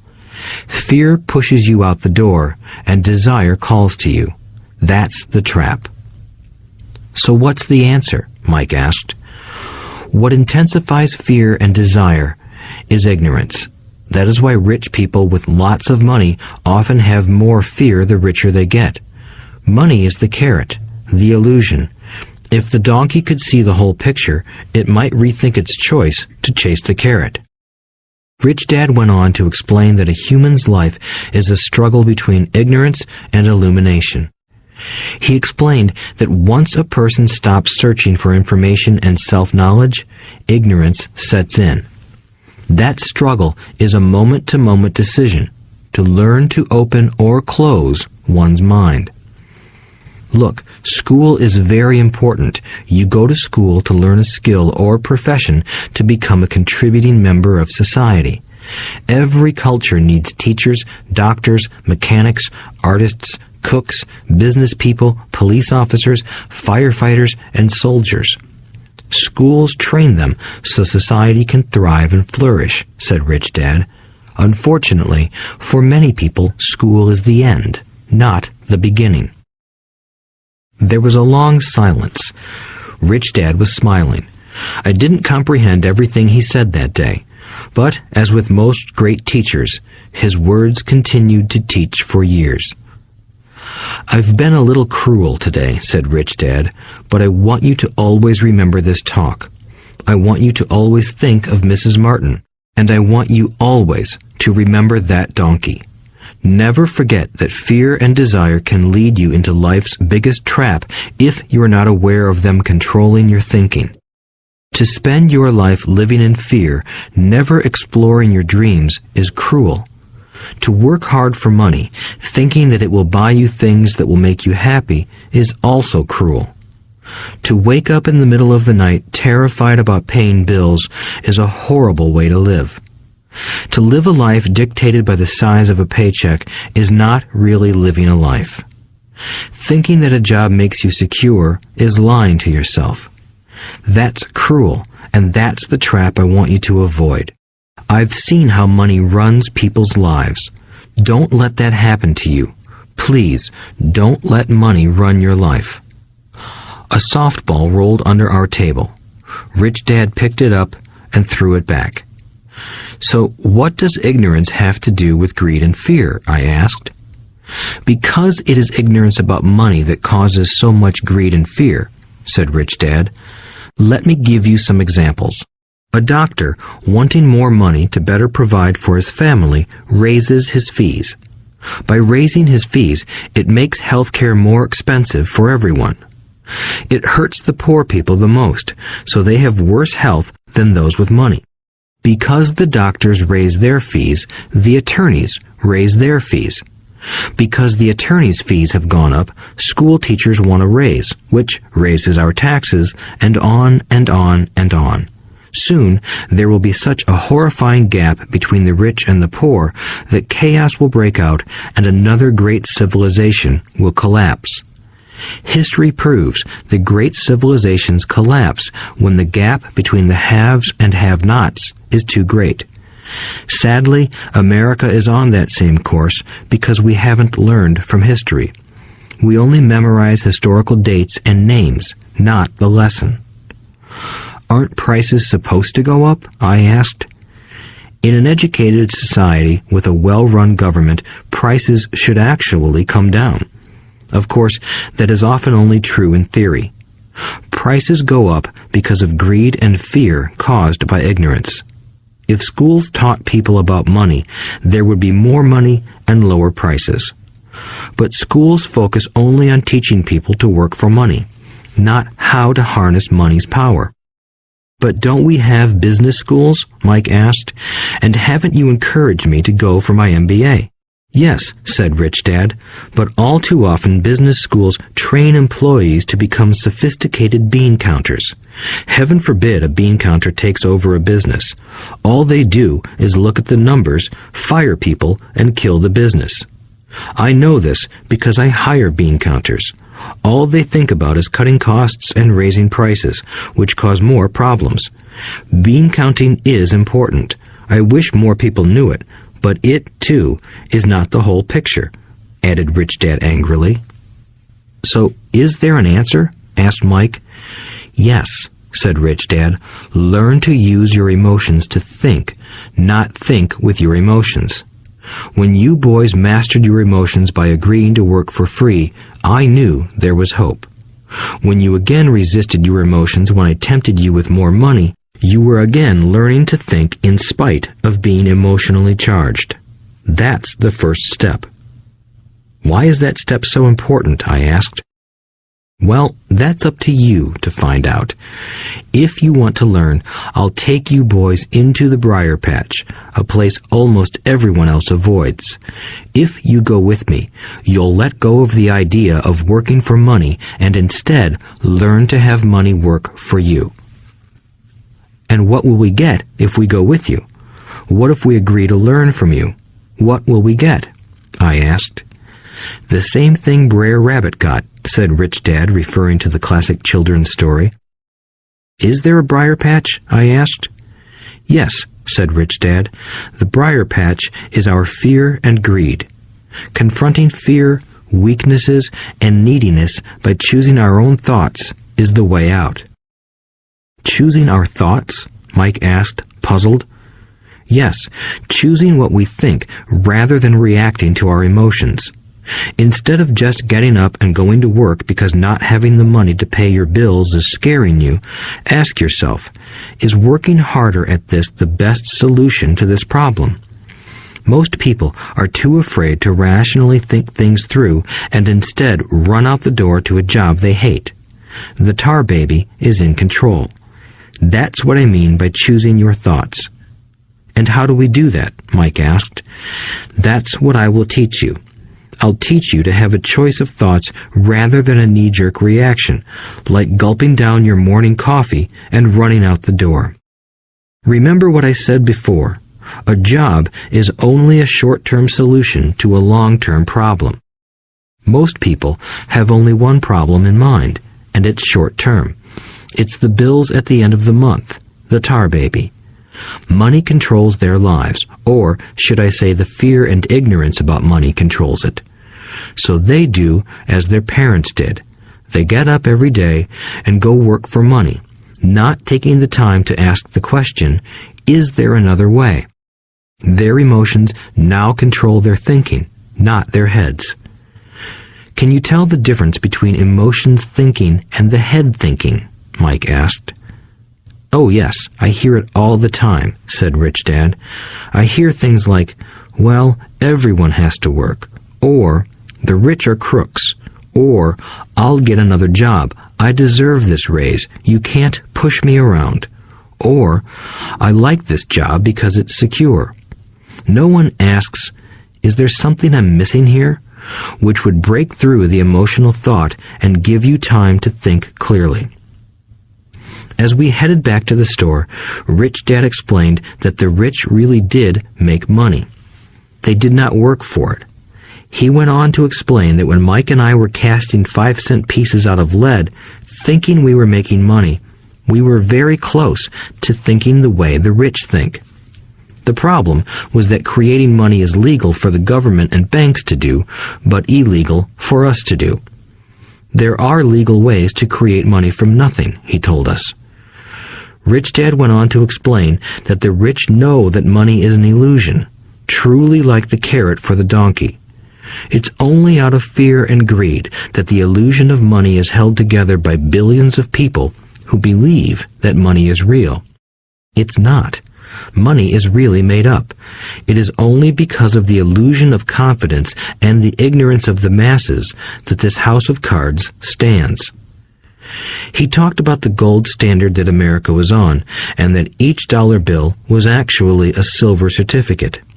What concerned him was the rumor that we would someday go off the gold standard and our dollars would no longer be backed by something tangible. If that happens, boys, all hell will break loose. The poor, the middle class, and the ignorant will have their lives ruined simply because they will continue to believe that money is real and that the company they work for, or the government, will look after them. We really did not understand what he was saying that day, but over the years, it made more and more sense. Seeing what others miss. As he climbed into his pickup truck outside his convenience store, Rich Dad said, "Keep working, boys, but the sooner you forget about needing a paycheck, the easier your adult life will be. Keep using your brain, work for free, and soon your mind will show you ways of making money far beyond what I could ever pay you. You will see things that other people never see. Most people never see these opportunities because they're looking for money and security, so that's all they get. The moment you see one opportunity, you'll see them for the rest of your life. The moment you do that, I'll teach you something else. Learn this, and you'll avoid one of life's biggest traps. Mike and I picked up our things from the store and waved goodbye to Mrs. Martin. We went back to the park, to the same picnic bench, and spent several more hours thinking and talking. We spent the next week at school thinking and talking too. For 2 more weeks, we kept thinking, talking, and working for free. At the end of the second Saturday, I was again saying goodbye to Mrs. Martin and looking at the comic book stand with a longing gaze. The hard thing about not even getting 30 cents every Saturday was that I didn't have any money to buy comic books. Suddenly, as Mrs. Martin said goodbye to Mike and me, I saw her do something I'd never seen her do before. Mrs. Martin was cutting the front page of the comic book in half. She kept the top half of the comic book cover and threw the rest of the book into a large cardboard box. When I asked her what she did with the comic books, she said, "I throw them away.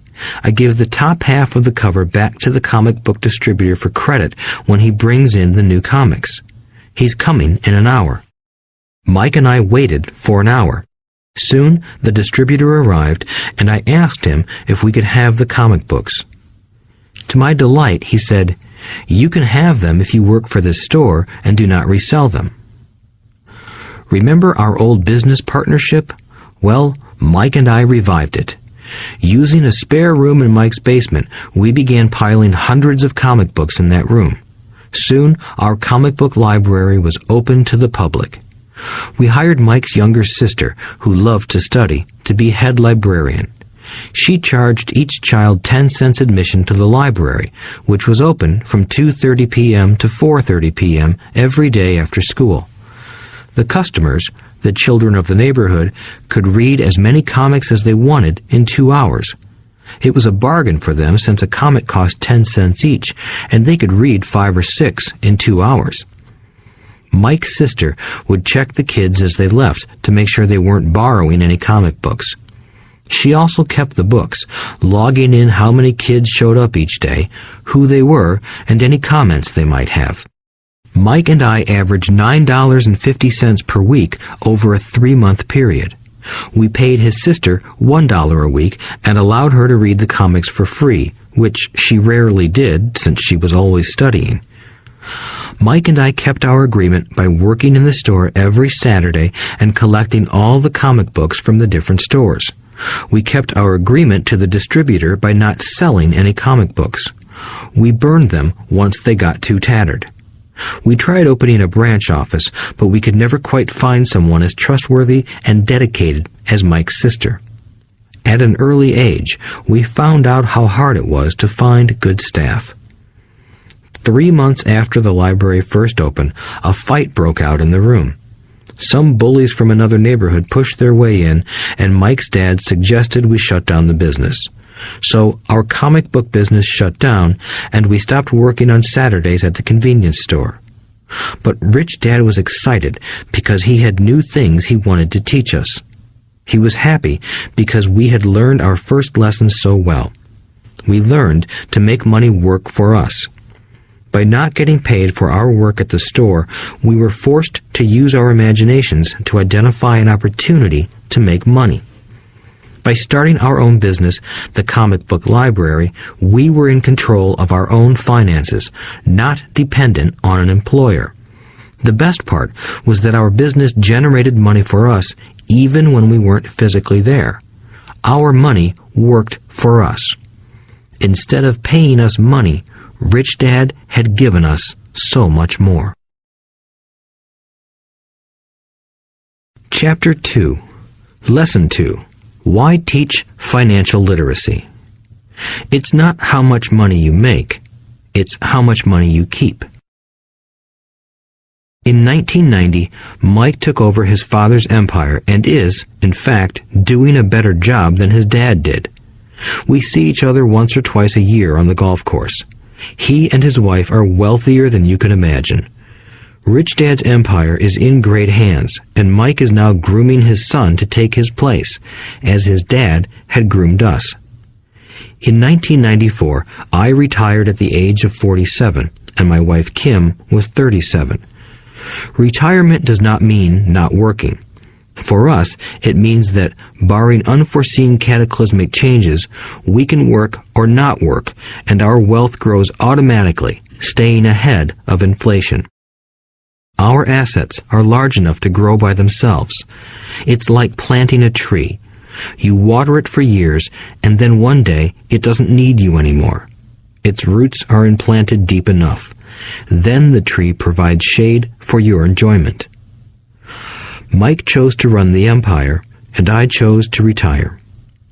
Whenever I speak to groups of people, they often ask what I would recommend that they do.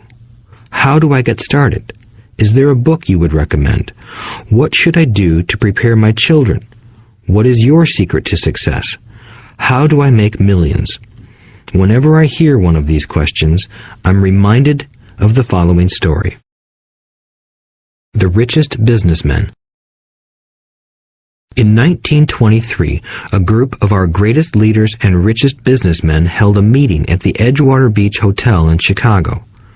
Among them were Charles Schwab, head of the largest independent steel company; Samuel Insull, president of the world's largest utility; Howard Hobson, head of the largest gas company; Ivar Kruger, president of International Match Company, one of the world's largest companies at that time; Leon Fraser, president of the Bank of International Settlements; Richard Whitney, president of the New York Stock Exchange; Arthur Cotton and Jesse Livermore, two of the biggest stock speculators; and Albert Fall, a member of President Harding's cabinet. 25 years later, 9 of these titans ended their lives as follows. Schwab died penniless after living for 5 years on borrowed money. Insull died broke in a foreign land, and Kruger and Cotton also died broke. Hobson went insane. Whitney and Albert Fall were released from prison, and Fraser and Livermore committed suicide. I doubt if anyone can say what really happened to these men. If you look at the date, 1923, it was just before the 1929 market crash and the Great Depression, which I suspect had a great impact on these men and their lives. The point is this. Today, we live in times of greater and faster change than these men did. I suspect there will be many booms and busts in the coming years that will parallel the ups and downs these men faced. I am concerned that too many people are too focused on money and not on their greatest wealth, their education. If people are prepared to be flexible, keep an open mind and learn, they will grow richer and richer despite tough changes. If they think money will solve problems, they will have a rough ride. Intelligence solves problems and produces money. Money without financial intelligence is money soon gone. Most people fail to realize that in life, it's not how much money you make, it's how much money you keep. We've all heard stories of lottery winners who are poor, then suddenly rich, and then poor again. They win millions, yet are soon back where they started. Or stories of professional athletes who at the age of 24 are earning millions, but are sleeping under a bridge 10 years later. I remember a story of a young basketball player who a year ago had millions. Today, at just 29, he claims his friends, attorney, and accountant took his money and he was forced to work at a car wash for minimum wage. He was fired from the car wash because he refused to take off his championship ring as he was wiping off the cars. His story made national news, and he is appealing his termination, claiming hardship and discrimination. He claims that the ring is all he has left, and if it was stripped away, he'll crumble. I know so many people who became instant millionaires, and while I am glad some people have become richer and richer, I caution them that in the long run, it's not how much money you make, it's how much you keep and how many generations you keep it. So when people ask, "Where do I get started?" or "Tell me how to get rich quick," they often are greatly disappointed with my answer. I simply say to them what my rich dad said to me when I was a little kid. If you want to be rich, you need to be financially literate. That idea was drummed into my head every time we were together. As I said, my educated dad stressed the importance of reading books, while my rich dad stressed the need to master financial literacy. If you are going to build the Empire State Building, the first thing you need to do is dig a deep hole and pour a strong foundation. If you are going to build a home in the suburbs, all you need to do is pour a 6-inch slab of concrete. Most people, in their drive to get rich, are trying to build an Empire State Building on a 6-inch slab. Our school system, created in the agrarian age, still believes in homes with no foundation. Dirt floors are still the rage. So kids graduate from school with virtually no financial foundation. One day, sleepless and deep in debt in suburbia, living the American dream, they decide that the answer to their financial problems is to find a way to get rich quick. Construction on the skyscraper begins. It goes up quickly, and soon, instead of the Empire State Building, we have the Leaning Tower of suburbia. The sleepless nights return. As for Mike and me in our adult years, both of our choices were possible because we were taught to pour a strong financial foundation when we were just kids. Accounting is possibly the most confusing, boring subject in the world, but if you want to be rich long term, it could be the most important subject. For Rich Dad, the question was how to take a boring and confusing subject and teach it to kids. The answer he found was to make it simple by teaching it in pictures. My rich dad poured a strong financial foundation for Mike and me. Since we were just kids, he created a simple way to teach us. For years, he only drew pictures and used few words. Mike and I understood the simple drawings, the jargon, the movement of money, and then in later years, Rich Dad began adding numbers. Today, Mike has gone on to master much more complex and sophisticated accounting analysis because he had to in order to run his empire. I am not as sophisticated because my empire is smaller, yet we come from the same simple foundation. Over the following pages, we will discuss those same simple line drawings Mike's dad created for us.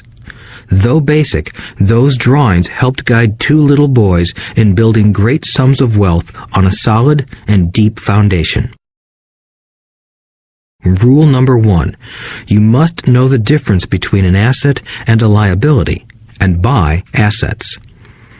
If you want to be rich, this is all you need to know. It is rule number 1. It is the only rule. This may sound absurdly simple, but most people have no idea how profound this rule is. Most people struggle financially because they do not know the difference between an asset and a liability. Rich people acquire assets. The poor and middle class acquire liabilities that they think are assets, said Rich Dad. When Rich Dad explained this to Mike and me, we thought he was kidding. Here we were, nearly teenagers, and waiting for the secret to getting rich. And this was his answer. It was so simple that we stopped for a long time to think about it. "What is an asset?" asked Mike. "Don't worry right now," said Rich Dad. "Just let the idea sink in. If you can comprehend the simplicity, your life will have a plan and be financially easy. It is simple. That is why the idea is missed." "You mean all we need to know is what an asset is, acquire them, and we'll be rich?" I asked. Rich Dad nodded his head. "It's that simple." "If it's that simple, how come everyone is not rich?" I asked. Rich Dad smiled. "Because people do not know the difference between an asset and a liability." I remember asking, how could adults be so misguided? If it is that simple, if it is that important, why would everyone not want to find out? It took Rich Dad only a few minutes to explain what assets and liabilities were. As an adult, I have difficulty explaining it to other adults. The simplicity of the idea escapes them because they have been educated differently. They were taught by other educated professionals, such as bankers, accountants, real estate agents, financial planners, and so forth. The difficulty comes in asking adults to unlearn or become children again. An intelligent adult often feels it is demeaning to pay attention to simplistic definitions.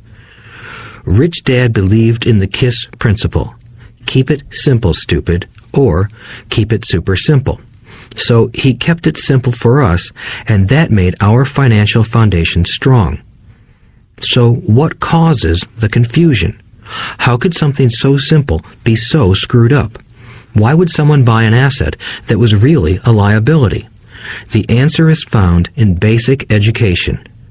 We focus on the word literacy and not financial literacy. What defines something to be an asset or a liability are not words. In fact, if you really want to be confused, look up the words asset and liability in the dictionary.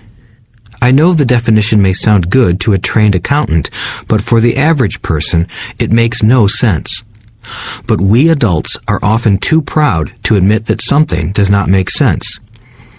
To us young boys, Rich Dad said, "What defines an asset are not words, but numbers. And if you can't read the numbers, you can't tell an asset from a hole in the ground." In accounting, Rich Dad would say, it's not the numbers, but what the numbers are telling you. It's just like words. It's not the words, but the story the words are telling you. If you want to be rich, you've got to read and understand numbers. If I heard that once, I heard it 1,000 times from my rich dad. And I also heard the rich acquire assets and the poor and middle class acquire liabilities. Here is how to tell the difference between an asset and a liability. Most accountants and financial professionals do not agree with the definitions, but these simple drawings were the start of strong financial foundations for two young boys. An asset is something that puts money in my pocket. A liability is something that takes money out of my pocket. This is really all you need to know. If you want to be rich, simply spend your life buying assets. If you want to be poor or middle class, spend your life buying liabilities. Illiteracy, both in words and numbers, is the foundation of financial struggle. If people are having difficulties financially, there is something that they don't understand, either in words or numbers. The rich are rich because they are more literate in different areas than people who struggle financially. So if you want to be rich and maintain your wealth, it's important to be financially literate in words as well as numbers. Numbers alone mean little, just as words out of context mean little. It's the story that counts. In financial reporting, reading numbers is looking for the plot, the story of where the cash is flowing. In 80% of most families, the financial story paints a picture of hard work to get ahead. However, this effort is for naught because they spend their lives buying liabilities instead of assets. Everyone has living expenses, the need for food, shelter, and clothing. It is the cash flow that tells the story of how a person handles their money. The reason I started with the story of the richest men in America is to illustrate the flaw in believing that money will solve all problems. That is why I cringe whenever I hear people ask me how to get rich quicker or where they should start. I often hear, "I'm in debt, so I need to make more money." But more money will often not solve the problem. In fact, it may compound the problem. Money often makes obvious our tragic human flaws, putting a spotlight on what we don't know. That is why, all too often, a person who comes into a sudden windfall of cash, let's say an inheritance, a pay raise, or lottery winnings, soon returns to the same financial mess, if not worse than the mess they were in before. Money only accentuates the cash flow pattern running in your head. If your pattern is to spend everything you get, most likely an increase in cash will just result in an increase in spending. Thus the saying, "A fool and his money is one big party." I have said many times that we go to school to gain scholastic and professional skills, both of which are important. We learn to make money with our professional skills. In the 1960s, when I was in high school, if someone did well academically, people assumed this bright student would go on to be a medical doctor because it was the profession with the promise of the greatest financial reward. Today, doctors face financial challenges I wouldn't wish on my worst enemy. Insurance companies taking control of the business, managed health care, government intervention, and malpractice suits. Today, kids want to be famous athletes, movie stars, rock stars, beauty queens, or CEOs because that is where the fame, money, and prestige are. That is the reason it is so hard to motivate kids in school today. They know that professional success is no longer solely linked to academic success, as it once was. Because students leave school without financial skills, millions of educated people pursue their profession successfully, but later find themselves struggling financially. They work harder, but don't get ahead. What is missing from their education is not how to make money, but how to manage money. It's called financial aptitude, what you do with the money once you make it, how to keep people from taking it from you, how to keep it longer, and how to make that money work hard for you. Most people don't understand why they struggle financially because they don't understand cash flow.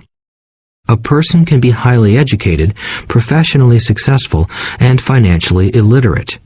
These people often work harder than they need to because they learned how to work hard, but not how to have their money work hard for them. The story of how the quest for a financial dream turns into a financial nightmare. The classic story of hardworking people has set a pattern. Recently married, the happy, highly educated young couple moves into one of their cramped, rented apartments. Immediately, they realize that they are saving money because two can live as cheaply as one. The problem is, the apartment is cramped. They decide to save money to buy their dream home so they can have kids. They now have two incomes, and they begin to focus on their careers. Their incomes begin to increase. As their incomes go up, their expenses go up as well. The number one expense for most people is taxes. Many people think it's income tax, but for most Americans, their highest tax is Social Security. As an employee, it appears as if the Social Security tax combined with the Medicare tax rate is roughly 7.5%, but it's really 15% since the employer must match the Social Security amount. In essence, it is money the employer can't pay you. On top of that, you still have to pay income tax on the amount deducted from your wages for Social Security tax. Income you never received because it went directly to Social Security through withholding. Going back to the young couple, as a result of their incomes increasing, they decide to buy the house of their dreams. Once in their house, they have a new tax called property tax. Then they buy a new car, new furniture, and new appliances to match their new house. All of a sudden, they wake up and their liabilities column is full of mortgage and credit card debt. Their liabilities go up. They're now trapped in the rat race. Pretty soon, a baby comes along and they work harder. The process repeats itself. Higher incomes cause higher taxes, also called bracket creep. A credit card comes in the mail. They use it. It maxes out. A loan company calls and says their greatest asset, their home, has appreciated in value. Because their credit is so good, the company offers a bill consolidation loan and tells them the intelligent thing to do is clear off the high-interest consumer debt by paying off their credit card. And besides, interest on their home is a tax deduction. They go for it and pay off those high-interest credit cards. They breathe a sigh of relief. Their credit cards are paid off. They've now folded their consumer debt into their home mortgage. Their payments go down because they extend their debt over 30 years. It is the smart thing to do. Their neighbor calls to invite them to go shopping. The Memorial Day sale is on. They promise themselves they'll just window shop, but they take a credit card, just in case. I run into this young couple all the time. Their names change, but their financial dilemma is the same. They come to one of my talks to hear what I have to say. They ask me, "Can you tell us how to make more money?" They don't understand that their trouble is really how they choose to spend the money they do have. It is caused by financial illiteracy and not understanding the difference between an asset and a liability. More money seldom solves someone's money problems. Intelligence solves problems. There is a saying a friend of mine says over and over to people in debt. If you find you have dug yourself into a hole, stop digging. As a child, my dad often told us that the Japanese were aware of 3 powers: the power of the sword, the jewel, and the mirror. The sword symbolizes the power of weapons. America has spent trillions of dollars on weapons, and because of this, is a powerful military presence in the world. The jewel symbolizes the power of money. There is some degree of truth to the saying, "Remember the golden rule. He who has the gold makes the rules." The mirror symbolizes the power of self-knowledge. This self-knowledge, according to Japanese legend, was the most treasured of the 3. All too often, the poor and middle class allow the power of money to control them. By simply getting up and working harder, failing to ask themselves if what they do makes sense, they shoot themselves in the foot as they leave for work every morning. By not fully understanding money, the vast majority of people allow its awesome power to control them. If they used the power of the mirror, they would have asked themselves, "Does this make sense?" All too often, instead of trusting their inner wisdom, that genius inside, most people follow the crowd. They do things because everybody else does them. They conform rather than question. Often, they mindlessly repeat what they have been told. Diversify. Your home is an asset. Your home is your biggest investment. You get a tax break for going into greater debt. Get a safe job. Don't make mistakes. Don't take risks. It is said that the fear of public speaking is a fear greater than death for most people. According to psychiatrists, the fear of public speaking is caused by the fear of ostracism, the fear of standing out, the fear of criticism, the fear of ridicule, and the fear of being an outcast. The fear of being different prevents most people from seeking new ways to solve their problems. That is why my educated dad said the Japanese valued the power of the mirror the most, for it is only when we look into it that we find truth. Fear is the main reason that people say, "Play it safe." That goes for anything, be it sports, relationships, careers, or money. It is that same fear, the fear of ostracism, that causes people to conform to, and not question, commonly accepted opinions or popular trends. Your home is an asset. Get a bill consolidation loan and get out of debt. Work harder. It's a promotion. Someday I'll be a vice president. Save money. When I get a raise, I'll buy us a bigger house. Mutual funds are safe. Many financial problems are caused by trying to keep up with the Joneses. Occasionally, we all need to look in the mirror and be true to our inner wisdom rather than our fears. By the time Mike and I were 16 years old, we began to have problems in school. We were not bad kids. We just began to separate from the crowd. We worked for Mike's dad after school and on weekends.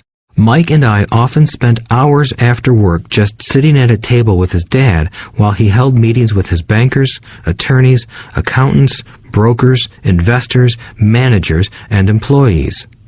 Here was a man who had left school at 13, who was now directing, instructing, ordering, and asking questions of educated people. They came at his beck and call, and cringed when he didn't approve of them. Here was a man who had not gone along with the crowd.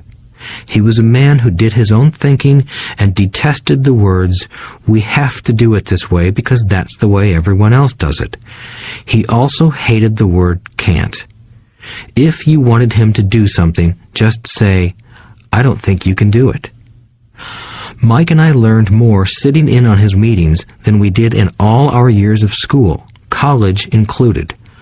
Mike's dad was not book smart, but he was financially educated and successful as a result. He told us over and over again, an intelligent person hires people who are more intelligent than he is. So Mike and I had the benefit of spending hours listening to and learning from intelligent people. But because of this, Mike and I couldn't go along with the standard dogma our teachers preached, and that caused problems. Whenever the teacher said, "If you don't get good grades, you won't do well in the real world," Mike and I just raised our eyebrows. When we were told to follow set procedures and not deviate from the rules, we could see how school discouraged creativity. We started to understand why our rich dad told us that schools were designed to produce good employees instead of employers. Occasionally, Mike or I would ask our teachers how what we studied was applicable to the real world, or why we never studied money and how it worked. To the latter question, we often got the answer that money was not important, that if we excelled in our education, the money would follow. The more we knew about the power of money, the more distant we grew from the teachers and our classmates. My highly educated dad never pressured me about my grades, but we did begin to argue about money. By the time I was 16, I probably had a far better foundation with money than both my parents. I could keep books, I listened to tax accountants, corporate attorneys, bankers, real estate brokers, investors, and so forth. By contrast, my dad talked to other teachers. One day, my dad told me that our home was his greatest investment. A not-too-pleasant argument took place when I showed him why I thought a house was not a good investment. I showed him the ancillary expenses that went along with owning the home. A bigger home meant bigger expenses, and the cash flow kept going out through the expense column. Today, people still challenge me on the idea of a house not being an asset. I know that for many people, it is their dream as well as their largest investment. And owning your own home is better than nothing. I simply offer an alternative way of looking at this popular dogma. If my wife and I were to buy a bigger, flashier house, we realize it wouldn't be an asset. It would be a liability since it would take money out of our pocket. So here is the argument I put forth. I really don't expect most people to agree with it because your home is an emotional thing, and when it comes to money, high emotions tend to lower financial intelligence. I know from personal experience that money has a way of making every decision emotional. 1. When it comes to houses, most people work all their lives paying for a home they never own. In other words, most people buy a new house every few years, each time incurring a new 30-year loan to pay off the previous one. 2. Even though people receive a tax deduction for interest on mortgage payments, they pay for all their other expenses with after-tax dollars, even after they pay off their mortgage. 3. My wife's parents were shocked when the property taxes on their home increased to $1,000 a month. This was after they had retired, so the increase put a strain on their retirement budget, and they felt forced to move. 4. Houses do not always go up in value. I have friends who owe $1 million for a home that today would sell for far less. 5. The greatest losses of all are those from missed opportunities. If all your money is tied up in your house, you may be forced to work harder because your money continues blowing out of the expense column instead of adding to the asset column, the classic middle-class cash flow pattern. If a young couple would put more money into their asset column early on, their later years would be easier. Their assets would have grown and would be available to help cover expenses. All too often, a house only serves as a vehicle for incurring a home equity loan to pay for mounting expenses. In summary, the end result in making a decision to own a house that is too expensive in lieu of starting an investment portfolio impacts an individual in at least the following 3 ways. 1. Loss of time during which other assets could have grown in value. 2. Loss of additional capital which could have been invested instead of paying for high maintenance expenses related directly to the home. 3. Loss of education. Too often, people count their house and savings and retirement plans as all they have in their asset column. Because they have no money to invest, they simply don't invest. This costs them investment experience. Most never become what the investment world calls a sophisticated investor. And the best investments are usually first sold to sophisticated investors, who then turn around and sell them to the people playing it safe. I am not saying don't buy a house. What I'm saying is that you should understand the difference between an asset and a liability. When I want a bigger house, I first buy assets that will generate the cash flow to pay for the house. My educated dad's personal financial statement best demonstrates the life of someone caught in the rat race. His expenses match his income, never allowing him enough left over to invest in assets. As a result, his liabilities are larger than his assets. Why the rich get richer. A review of my rich dad's financial statement shows why the rich get richer. The asset column generates more than enough income to cover expenses, with the balance reinvested into the asset column. The asset column continues to grow, and therefore, the income it produces grows with it. The result is that the rich get richer. Why the middle class struggle?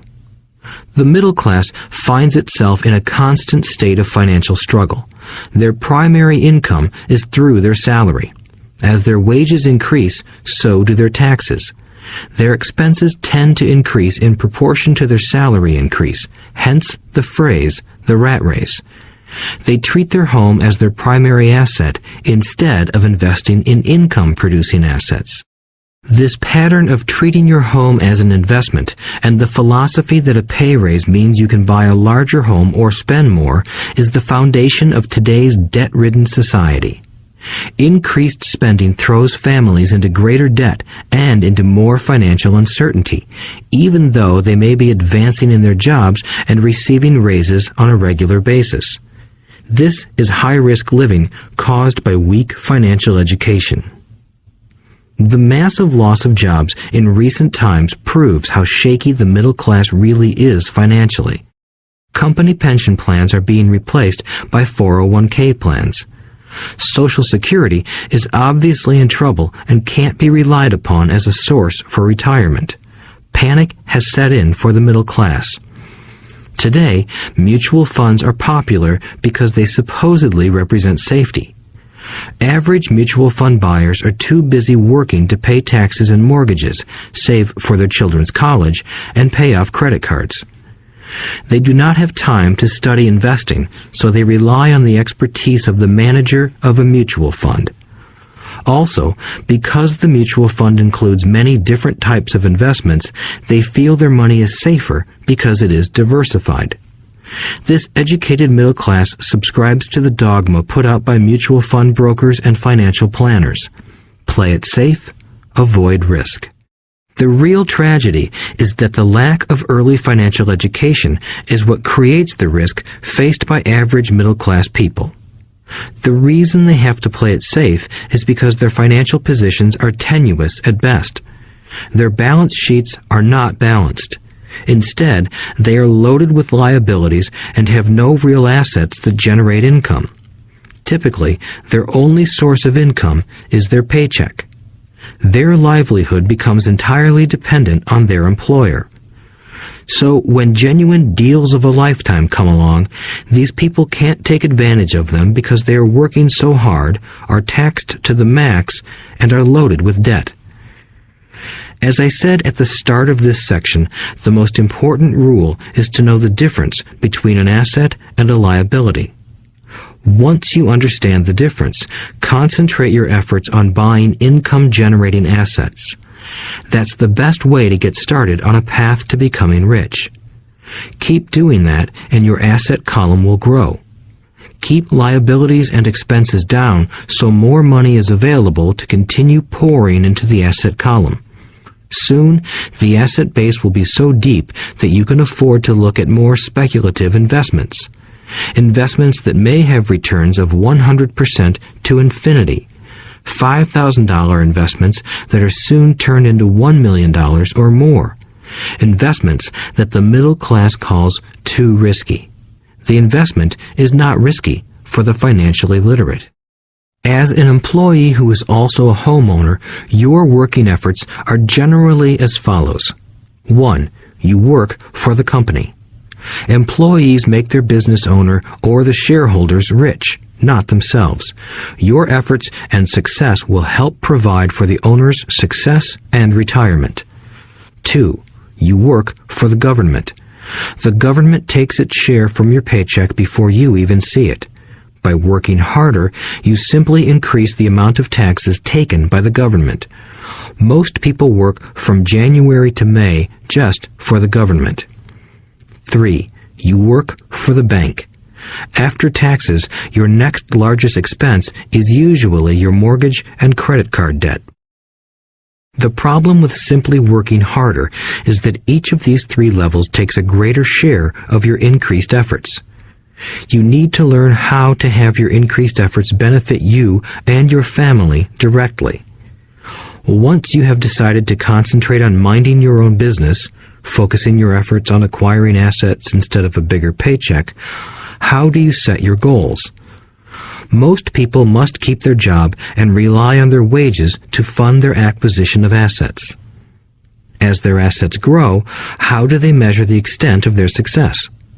When does someone know that they are rich, that they have wealth? As well as having my own definitions for assets and liabilities, I also have my own definition for wealth. Actually, I borrowed it from a man named R. Buckminster Fuller. Some call him a quack, and others call him a genius. Years ago, he got architects buzzing because he applied for a patent for something he called a geodesic dome. But in the application, Fuller also said something about wealth. It was pretty confusing at first, but after reading it, it began to make some sense. Wealth is a person's ability to survive so many number of days forward, or, if I stopped working today, how long could I survive? Unlike net worth, the difference between your assets and liabilities, which is often filled with a person's expensive junk and opinions of what things are worth, this definition creates the possibility for developing a truly accurate measurement. I could now measure and know where I was in terms of my goal to become financially independent. Although net worth often includes non-cash producing assets, like stuff you bought that now sits in your garage, wealth measures how much money your money is making and, therefore, your financial survivability. Wealth is the measure of the cash flow from the asset column compared with the expense column. Let's use an example. Let's say I have cash flow from my asset column of $1,000 a month, and I have monthly expenses of $2,000 a month. What is my wealth? Let's go back to Buckminster Fuller's definition. Using his definition, how many days forward can I survive? Assuming a 30-day month, I have enough cash flow for half a month. When I achieve $2,000 a month cash flow from my assets, then I will be wealthy. So, while I'm not yet rich, I am wealthy. I now have income generated from assets each month that fully cover my monthly expenses. If I want to increase my expenses, I first must increase my cash flow to maintain this level of wealth. Also note that it is at this point that I'm no longer dependent on my wages. I have focused on and been successful in building an asset column that has made me financially independent. If I quit my job today, I would be able to cover my monthly expenses with the cash flow from my assets. My next goal would be to have the excess cash flow from my assets reinvested into the asset column. The more money that goes into my asset column, the more my asset column grows. The more my assets grow, the more my cash flow grows. And as long as I keep my expenses less than the cash flow from these assets, I grow richer with more and more income from sources other than my physical labor. As this reinvestment process continues, I am well on my way to becoming rich. Just remember this simple observation. The rich buy assets. The poor only have expenses. The middle class buy liabilities they think are assets. So how do I start minding my own business? What is the answer? Listen to the founder of McDonald's in the next chapter. Chapter 3. Lesson 3. Mind your own business. The rich focus on their asset columns while everyone else focuses on their income statements. In 1974, Ray Kroc, the founder of McDonald's, was asked to speak to the MBA class at the University of Texas at Austin. A friend of mine was a student in that MBA class. After a powerful and inspiring talk, the class adjourned and the students asked Ray if he would join them at their favorite hangout to have a few beers. Ray graciously accepted. "What business am I in?" Ray asked once the group had all their beers in hand. Everyone laughed, my friend said. Most of the MBA students thought Ray was just fooling around. No one answered, so Ray asked again. "What business do you think I'm in?" The students laughed again, and finally one brave soul yelled out, "Ray, who in the world doesn't know that you're in the hamburger business?" Ray chuckled. "That's what I thought you would say." He paused and then quickly added, "Ladies and gentlemen, I'm not in the hamburger business. My business is real estate." As my friend tells the story, Ray spent a good amount of time explaining his viewpoint. In his business plan, Ray knew that the primary business focus was to sell hamburger franchises, but what he never lost sight of was the location of each franchise. He knew that the land and its location were the most significant factors in the success of each franchise. Basically, the person who bought the franchise was also buying the real estate under the franchise for Ray Kroc's organization. Today, McDonald's is the largest single owner of real estate in the world, owning even more than the Catholic Church. McDonald's owns some of the most valuable intersections and street corners in America and around the globe. My friend considers this as one of the most important lessons in his life. Today, he owns car washes, but his business is the real estate under those car washes. The previous chapter presented that most people work for everyone but themselves. They work first for the owners of the company, then for the government through taxes, and finally for the bank that owns their mortgage. When I was a young boy, we did not have a McDonald's nearby. Yet my rich dad was responsible for teaching Mike and me the same lesson that Ray Kroc talked about at the University of Texas. It is secret number 3 of the rich. The secret is mind your own business. Financial struggle is often directly the result of people working all their lives for someone else. Many people will simply have nothing at the end of their working days to show for their efforts. Our current educational system focuses on preparing today's youth to get good jobs by developing scholastic skills. Their lives will revolve around their wages or, as described earlier, their income column. Many will study further to become engineers, scientists, cooks, police officers, artists, writers, and so on. These professional skills allow them to enter the workforce and work for money. But there is a big difference between your profession and your business. Often I ask people, "What is your business?" And they will say, "Oh, I'm a banker." Then I ask them if they own the bank, and they usually respond, "No, I work there." In that instance, they have confused their profession with their business. Their profession may be a banker, but they still need their own business. A problem with school is that you often become what you study. So if you study cooking, you become a chef. If you study the law, you become an attorney. And a study of auto mechanics makes you a mechanic.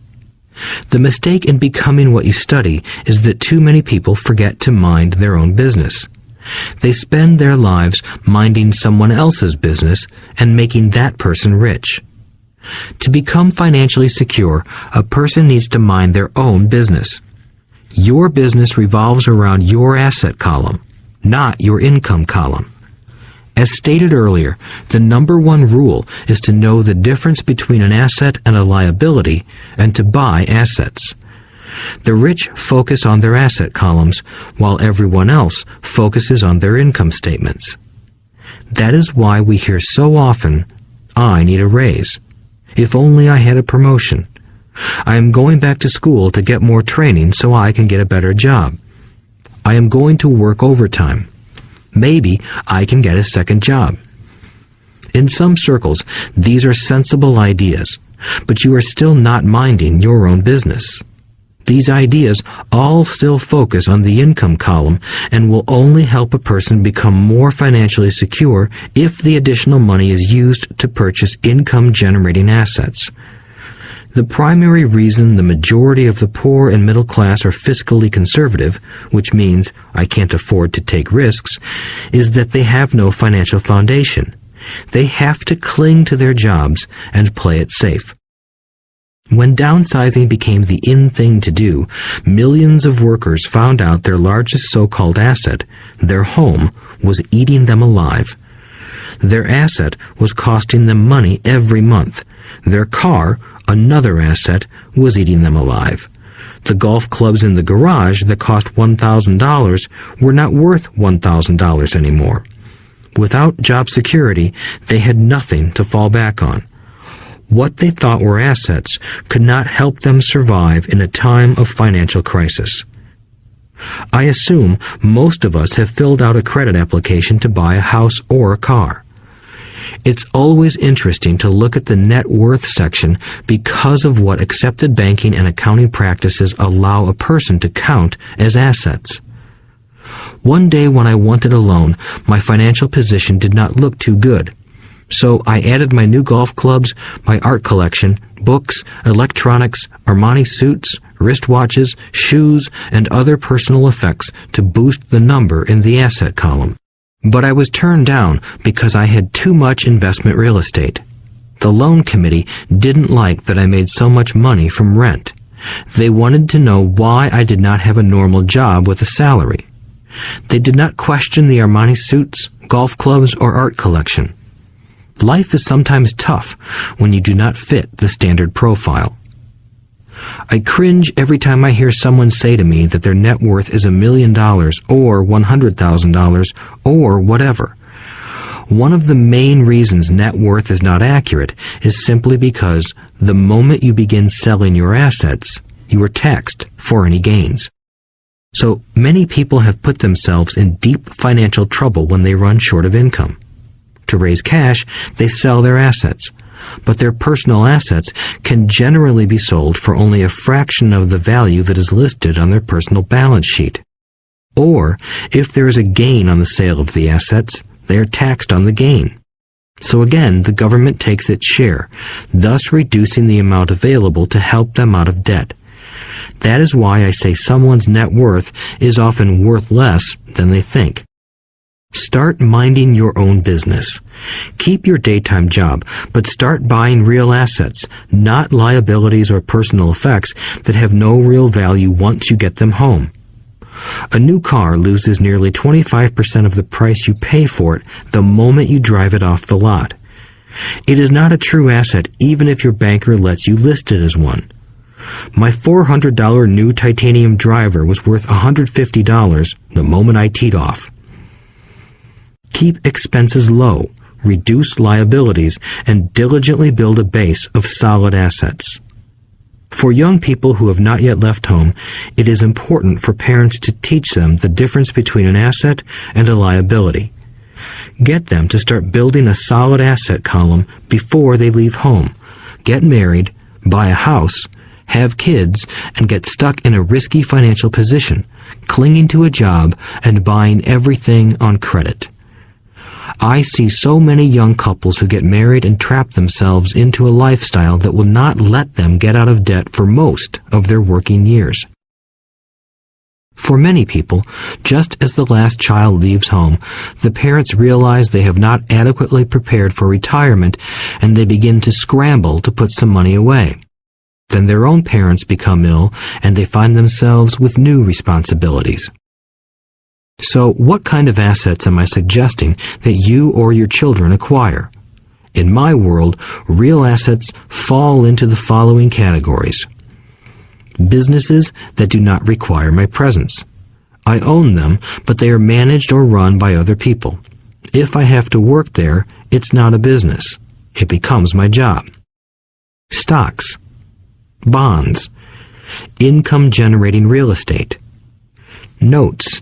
IOUs. Royalties from intellectual property such as music, scripts, and patents. Anything else that has value, produces income, or appreciates, and has a ready market.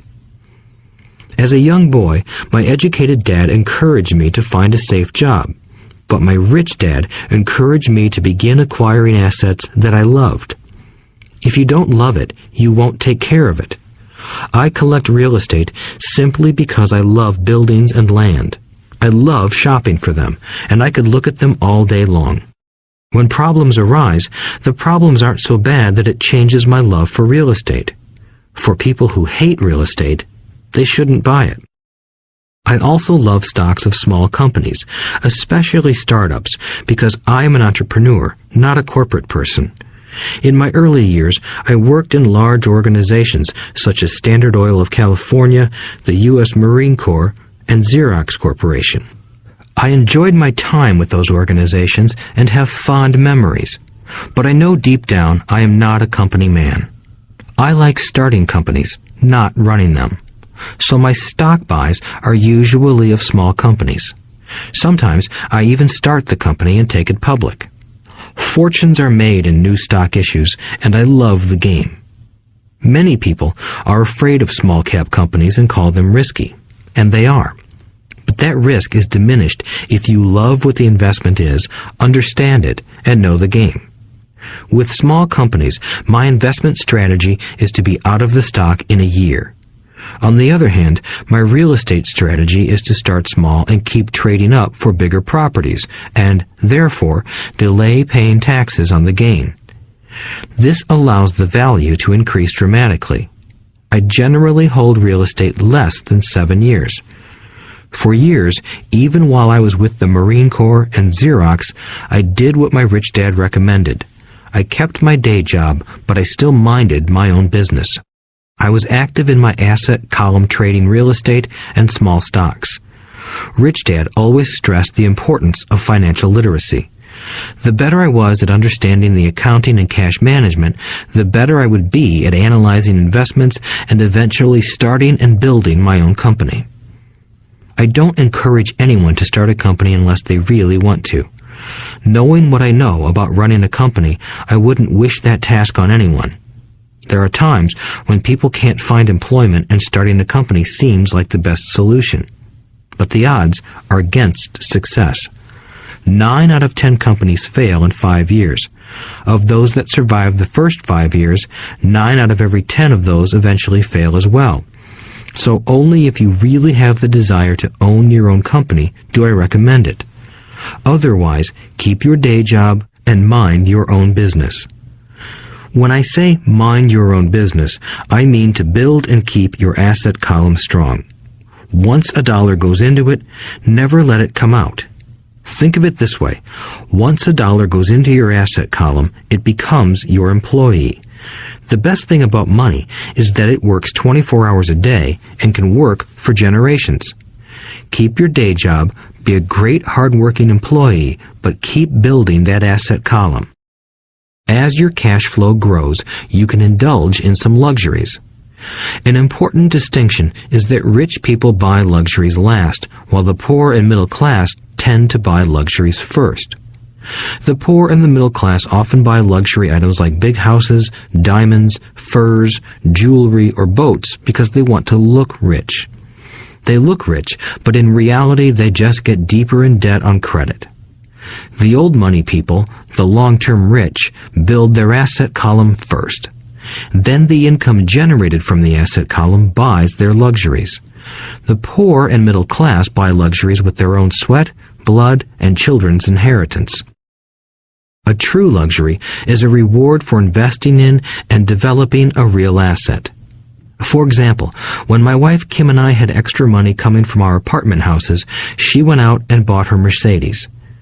It didn't take any extra work or risk on her part because the apartment house bought the car. She did, however, have to wait 4 years while the real estate investment portfolio grew and began generating enough extra cash flow to pay for the car. But the luxury, the Mercedes, was a true reward because she proved she knew how to grow her asset column. That car now means a lot more to her than simply another pretty car. It means she used her financial intelligence to afford it. Instead, most people impulsively go out and buy a new car or some other luxury on credit. They may feel bored and just want a new toy. Buying a luxury on credit often causes a person to eventually resent that luxury because the debt becomes a financial burden. After you've taken the time and invested in and built your own business, you are now ready to learn the biggest secret of the rich, the secret that puts the rich way ahead of the pack. Chapter 4. Lesson 4. The History of Taxes and the Power of Corporations. My rich dad just played the game smart, and he did it through corporations, the biggest secret of the rich. I remember in school being told the story of Robin Hood and his merry men. My teacher thought it was a wonderful story of a romantic hero who robbed from the rich and gave to the poor. My rich dad did not see Robin Hood as a hero. He called Robin Hood a crook. Robin Hood may be long gone, but his followers live on. I often still hear people say, "Why don't the rich pay for it?" Or, "The rich should pay more in taxes and give it to the poor." It is this Robin Hood fantasy, or taking from the rich to give to the poor, that has caused the most pain for the poor and the middle class. The reason the middle class is so heavily taxed is because of the Robin Hood ideal. The reality is that the rich are not taxed. It's the middle class who pays for the poor, especially the educated, upper-income middle class. Again, to understand fully how things happen, we need to look at the history of taxes. Although my highly educated dad was an expert on the history of education, my rich dad fashioned himself an expert on the history of taxes. Rich Dad explained to Mike and me that originally in England and America, there were no taxes. Occasionally, there were temporary taxes levied in order to pay for wars. The king or the president would put the word out and ask everyone to chip in. Taxes were levied in Britain for the fight against Napoleon from 1799 to 1816, and in America to pay for the Civil War from 1861 to 1865. In 1874, England made income tax a permanent levy on its citizens. In 1913, an income tax became permanent in the United States with the adoption of the 16th Amendment to the U.S. Constitution. At one time, Americans were anti-tax. It had been the tax on tea that led to the famous Tea Party in Boston Harbor, an incident that helped ignite the Revolutionary War. It took approximately 50 years in both England and the United States to sell the idea of a regular income tax. What these historical dates fail to reveal is that both of these taxes were initially levied against only the rich. It was this point that Rich Dad wanted Mike and me to understand. He explained that the idea of taxes was made popular and accepted by the majority by telling the poor and the middle class that taxes were created only to punish the rich. This is how the masses voted for the law, and it became constitutionally legal. Although it was intended to punish the rich, in reality it wound up punishing the very people who voted for it, the poor and middle class. Once government got a taste of money, its appetite grew, said Rich Dad. Your dad and I are exactly opposite. He's a government bureaucrat, and I am a capitalist. We get paid, and our success is measured on opposite behaviors. He gets paid to spend money and hire people. The more he spends and the more people he hires, the larger his organization becomes. In the government, a large organization is a respected organization. On the other hand, within my organization, the fewer people I hire and the less money I spend, the more I am respected by my investors. That's why I don't like government people. They have different objectives than most business people. As the government grows, more and more tax dollars are needed to support it. My educated dad sincerely believed that government should help people. He loved John F. Kennedy and especially the idea of the Peace Corps. He loved the idea so much that both he and my mom worked for the Peace Corps, training volunteers to go to Malaysia, Thailand, and the Philippines. He always strived for additional grants and budget increases so he could hire more people, both in his job with the Education Department and in the Peace Corps. From the time I was about 10 years old, I would hear from my rich dad that government workers were a pack of lazy thieves, and from my poor dad I would hear how the rich were greedy crooks who should be made to pay more taxes. Both sides had valid points.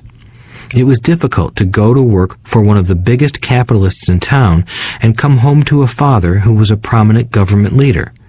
It was not easy to know which dad to believe. Yet, when you study the history of taxes, an interesting perspective emerges. As I said, the passage of taxes was only possible because the masses believed in the Robin Hood theory of economics. Take from the rich and give to everyone else. The problem was that the government's appetite for money was so great that taxes soon needed to be levied on the middle class, and from there it kept trickling down. However, the rich saw an opportunity because they don't play by the same set of rules. The rich knew about corporations, which became popular in the days of sailing ships.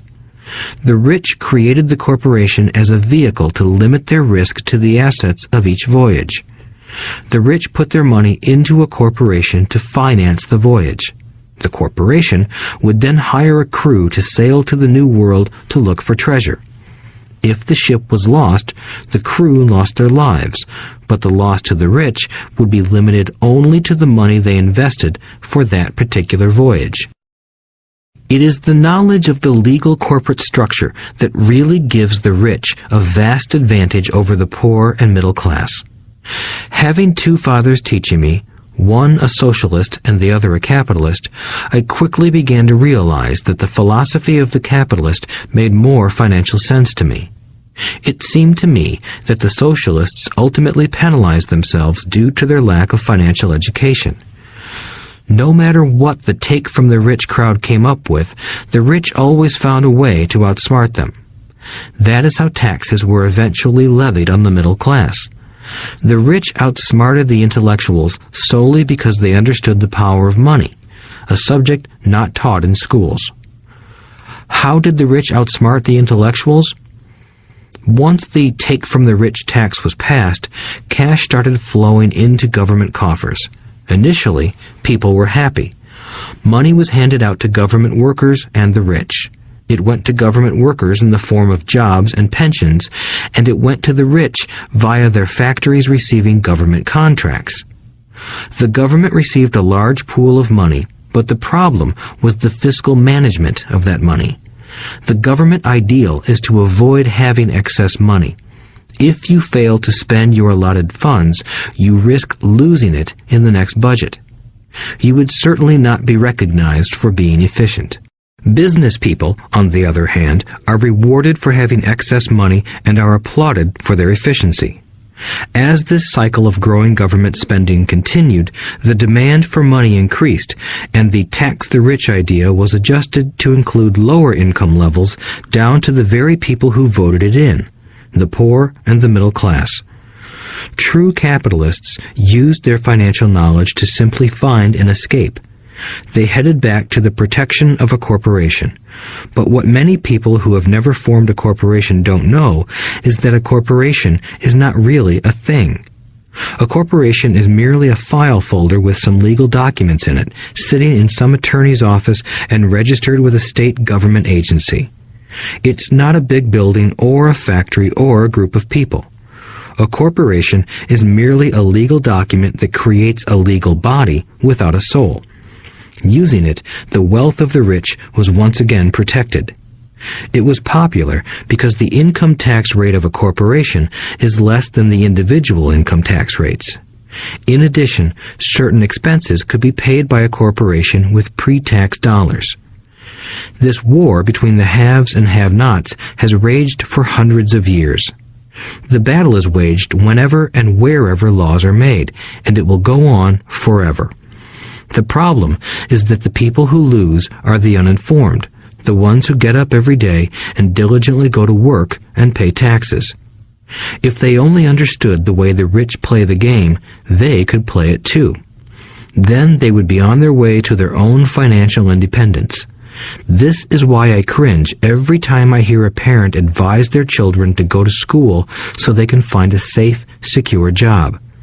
An employee with a safe, secure job without financial aptitude has no escape. Average Americans today work 5 to 6 months for the government just to cover their taxes. In my opinion, that is simply too long. The harder you work, the more you pay the government. That is why I believe that the idea of take from the rich backfired on the very people who voted it in. Every time people try to punish the rich don't simply comply. They react. They have the money, power, and intent to change things. They don't just sit there and voluntarily pay more taxes. Instead, they search for ways to minimize their tax burden.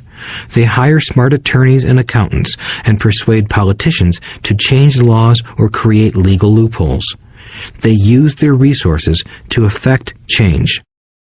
The tax code of the United States also allows other ways to reduce taxes.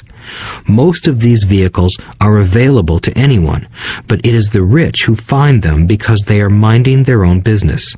For example, 1031 is jargon for Section 1031 of the Internal Revenue Code, which allows a seller to delay paying taxes on a piece of real estate that is sold for a capital gain through an exchange for a more expensive piece of real estate. Real estate is one investment vehicle that has a great tax advantage. As long as you keep trading up in value, you will not be taxed on the gains until you liquidate. People who don't take advantage of these legal tax savings are missing a great opportunity to build their asset columns. The poor and middle class don't have the same resources. They sit there and let the government's needles enter their arm and allow the blood donation to begin. Today, I am constantly shocked at the number of people who pay more taxes or take fewer deductions simply because they are afraid of the government. I have friends who have had their businesses shut down and destroyed, only to find out it was a mistake on the part of the government. I realize all that, but the price of working from January to May is a high price to pay for that intimidation. My poor dad never fought back. My rich dad didn't either. He just played the game smarter, and he did it through corporations, the biggest secret of the rich. You may remember the first lesson I learned from my rich dad. I was a little boy of 9 who had to sit and wait for him to choose to talk to me.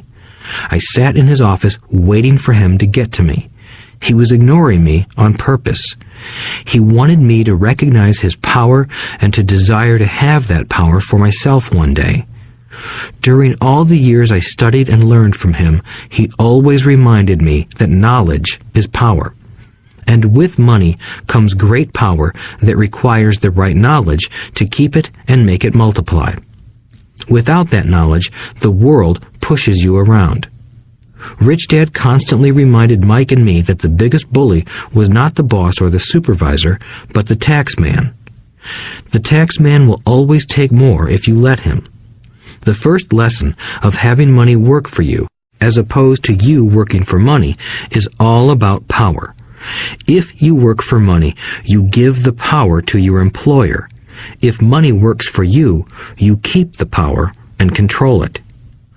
Once we had this knowledge of the power of money working for us, he wanted us to be financially smart and not let anyone or anything push us around.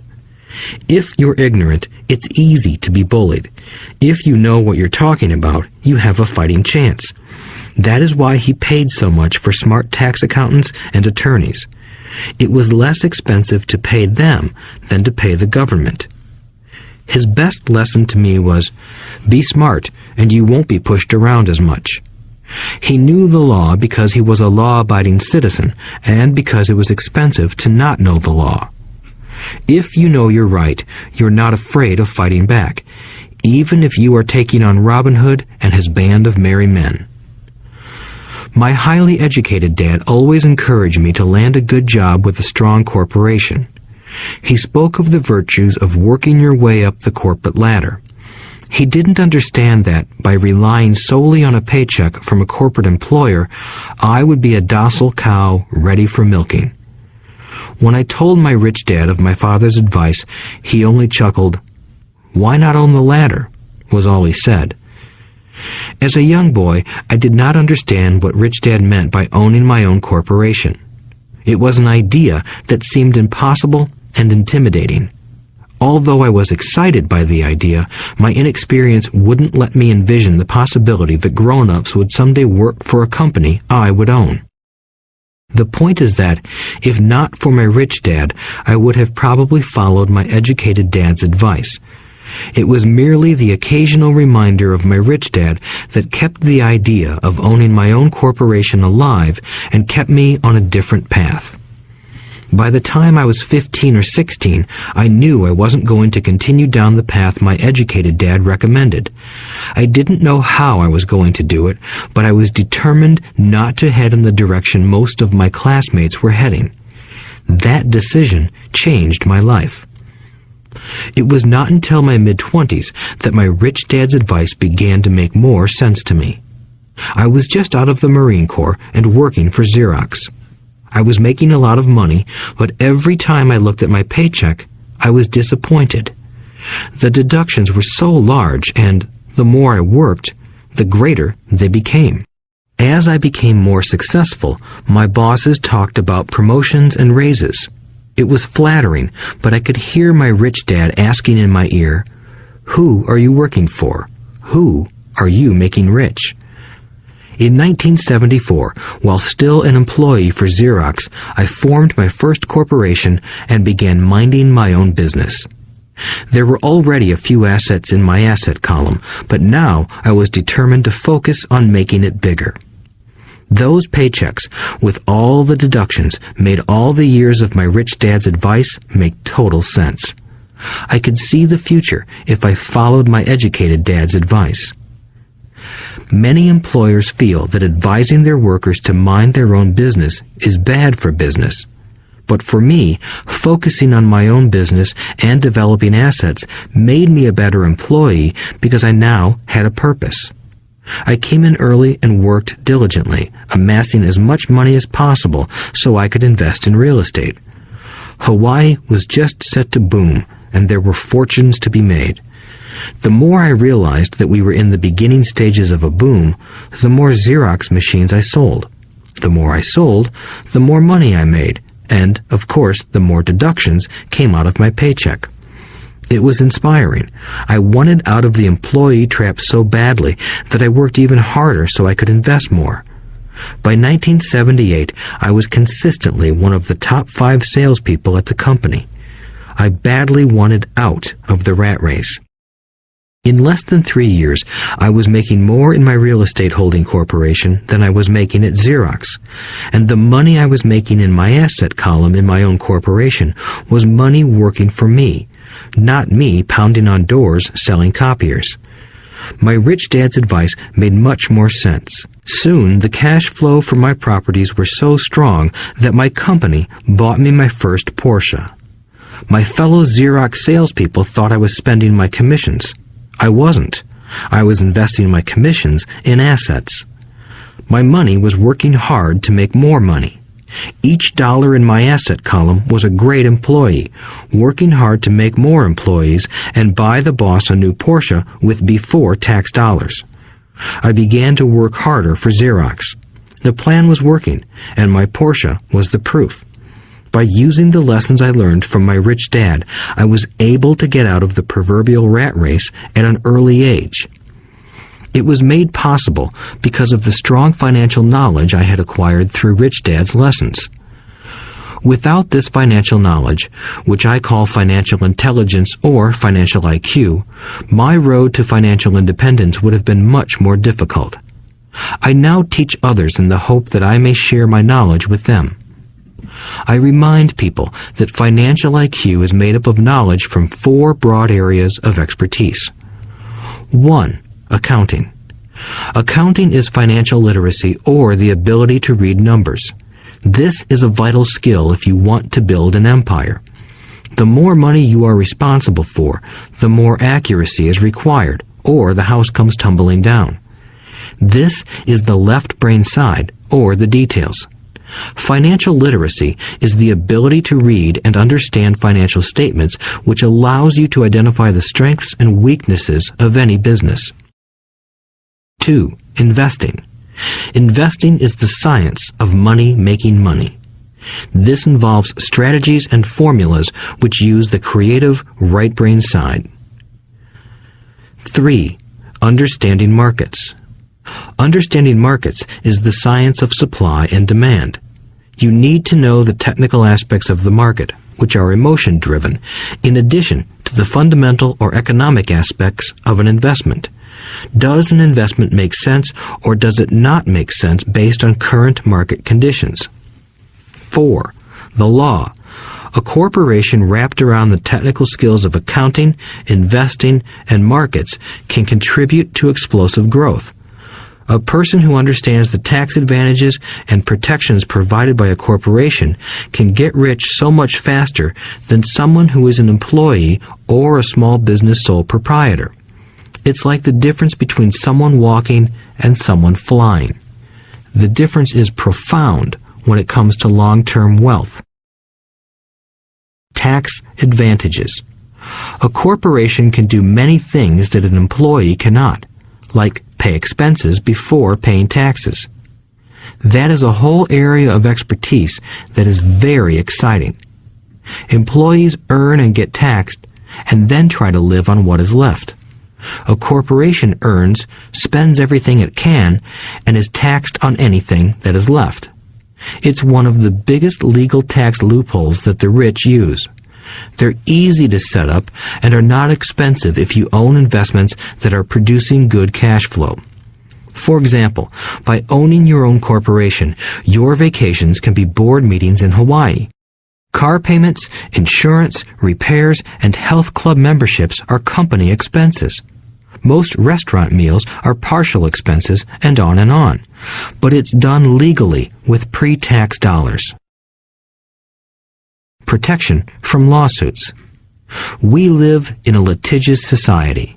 Everybody wants a piece of your action. The rich hide much of their wealth using vehicles such as corporations and trusts to protect their assets from creditors.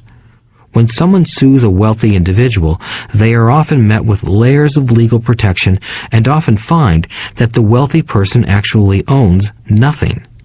They control everything, but own nothing. The poor and middle class try to own everything and lose it to the government or to fellow citizens who like to sue the rich. They learned it from the Robin Hood story. Take from the rich and give it to the poor. It is not the purpose of this audiobook to go into the specifics of owning a corporation. But I will say that if you own any kind of legitimate assets, I would consider finding out more about the benefits and protection offered by a corporation as soon as possible. There are many books written on the subject that will detail the benefits and even walk you through the steps necessary to set up a corporation. Garrett Sutton's books on corporations provide wonderful insight into the power of personal corporations. Financial IQ is actually the synergy of many skills and talents. I would say it is the combination of the 4 technical skills listed above that make up basic financial intelligence. If you aspire to great wealth, it is the combination of these skills that will greatly amplify your financial intelligence. In summary, business owners with corporations 1. Earn, 2. Spend, 3. Pay taxes. Employees who work for corporations 1. Earn, 2. Pay taxes, 3. Spend. As part of your overall financial strategy, I recommend that you learn about the protection that legal entities can provide for businesses and assets. Chapter 5. Lesson 5. The rich invent money. Often in the real world, it's not the smart who get ahead, but the bold. Last night, I took a break from writing and watched a TV program on the history of a young man named Alexander Graham Bell. Bell had just patented his telephone and was having growing pains because the demand for his new invention was so strong. Needing a bigger company, he then went to the giant at that time, Western Union, and asked them if they would buy his patent and his tiny company. He wanted $100,000 for the whole package. The president of Western Union scoffed at him and turned him down, saying the price was ridiculous. The rest is history. A multi-billion-dollar industry emerged, and AT&T was born. The evening news came on right after the story of Alexander Graham Bell. On the news was a story of another downsizing at a local company. The workers were angry and complained that the company ownership was unfair. A terminated manager of about 45 years of age had his wife and 2 babies at the plant and was begging the guards to let him talk to the owners to ask if they would reconsider his termination. He had just bought a house and was afraid of losing it. The camera focused in on his pleading for all the world to see. Needless to say, it held my attention. I have been teaching professionally since 1984. It has been a great experience and a rewarding one. It is also a disturbing profession, for I have taught thousands of individuals, and I see one thing in common in all of us, myself included. We all have tremendous potential, and we all are blessed with gifts. Yet the one thing that holds all of us back is some degree of self-doubt. It is not so much the lack of technical information that holds us back, but more the lack of self-confidence. Some are more affected than others. Once we leave school, most of us know that it is not so much a matter of college degrees or good grades that count. In the real world, outside of academics, something more than just grades is required. I have heard it called many things: guts, chutzpah, balls, audacity, bravado, cunning, daring, tenacity, and brilliance. This factor, whatever it is labeled, ultimately decides one's future much more than school grades do. Inside each of us is one of these brave, brilliant, and daring characters. There is also the flip side of that character, people who could get down on their knees and beg if necessary. After a year in Vietnam as a Marine Corps pilot, I got to know both of those characters inside of me intimately. One is not better than the other. Yet, as a teacher, I recognized that it was excessive fear and self-doubt that were the greatest detractors of personal genius. It broke my heart to see students know the answers, yet lack the courage to act on the answer. Often in the real world, it's not the smart who get ahead, but the bold. In my personal experience, your financial genius requires both technical knowledge as well as courage. If fear is too strong, the genius is suppressed. In my classes, I strongly urge students to learn to take risks, to be bold, and to let their genius convert that fear into power and brilliance. It works for some and just terrifies others. I have come to realize that for most people, when it comes to the subject of money, they would rather play it safe. I have had to field questions such as, why take risks? Why should I bother developing my financial IQ? Why should I become financially literate? And I answer, just to have more options. There are huge changes up ahead. In the coming years, there will be more people just like the young inventor Alexander Graham Bell. There will be 100 people like Bill Gates and hugely successful companies like Microsoft created every year all over the world. And there will also be many more bankruptcies, layoffs, and downsizings. So why bother developing your financial IQ? No one can answer that but you. Yet I can tell you why I myself do it. I do it because it is the most exciting time to be alive. I'd rather be welcoming change than dreading change. I'd rather be excited about making millions than worrying about not getting a raise. This period we are in now is a most exciting time, unprecedented in our world's history. Generations from now, people will look back at this period of time and remark at what an exciting era it must have been. It was the death of the old and birth of the new. It was full of turmoil, and it was exciting. So why bother developing your financial IQ? Because if you do, you will prosper greatly. And if you don't, this period of time will be a frightening one. It will be a time of watching some people move boldly forward while others cling to worn-out life preservers. Land was wealth 300 years ago, so the person who owned the land owned the wealth. Later, wealth was in factories and production, and America rose to dominance. The industrialist owned the wealth. Today, wealth is in information, and the person who has the most timely information owns the wealth. The problem is that information flies around the world at the speed of light. The new wealth cannot be contained by boundaries and borders as land and factories were. The changes will be faster and more dramatic. There will be a dramatic increase in the number of new multimillionaires. There also will be those who are left behind. I find so many people struggling today, often working harder, simply because they cling to old ideas.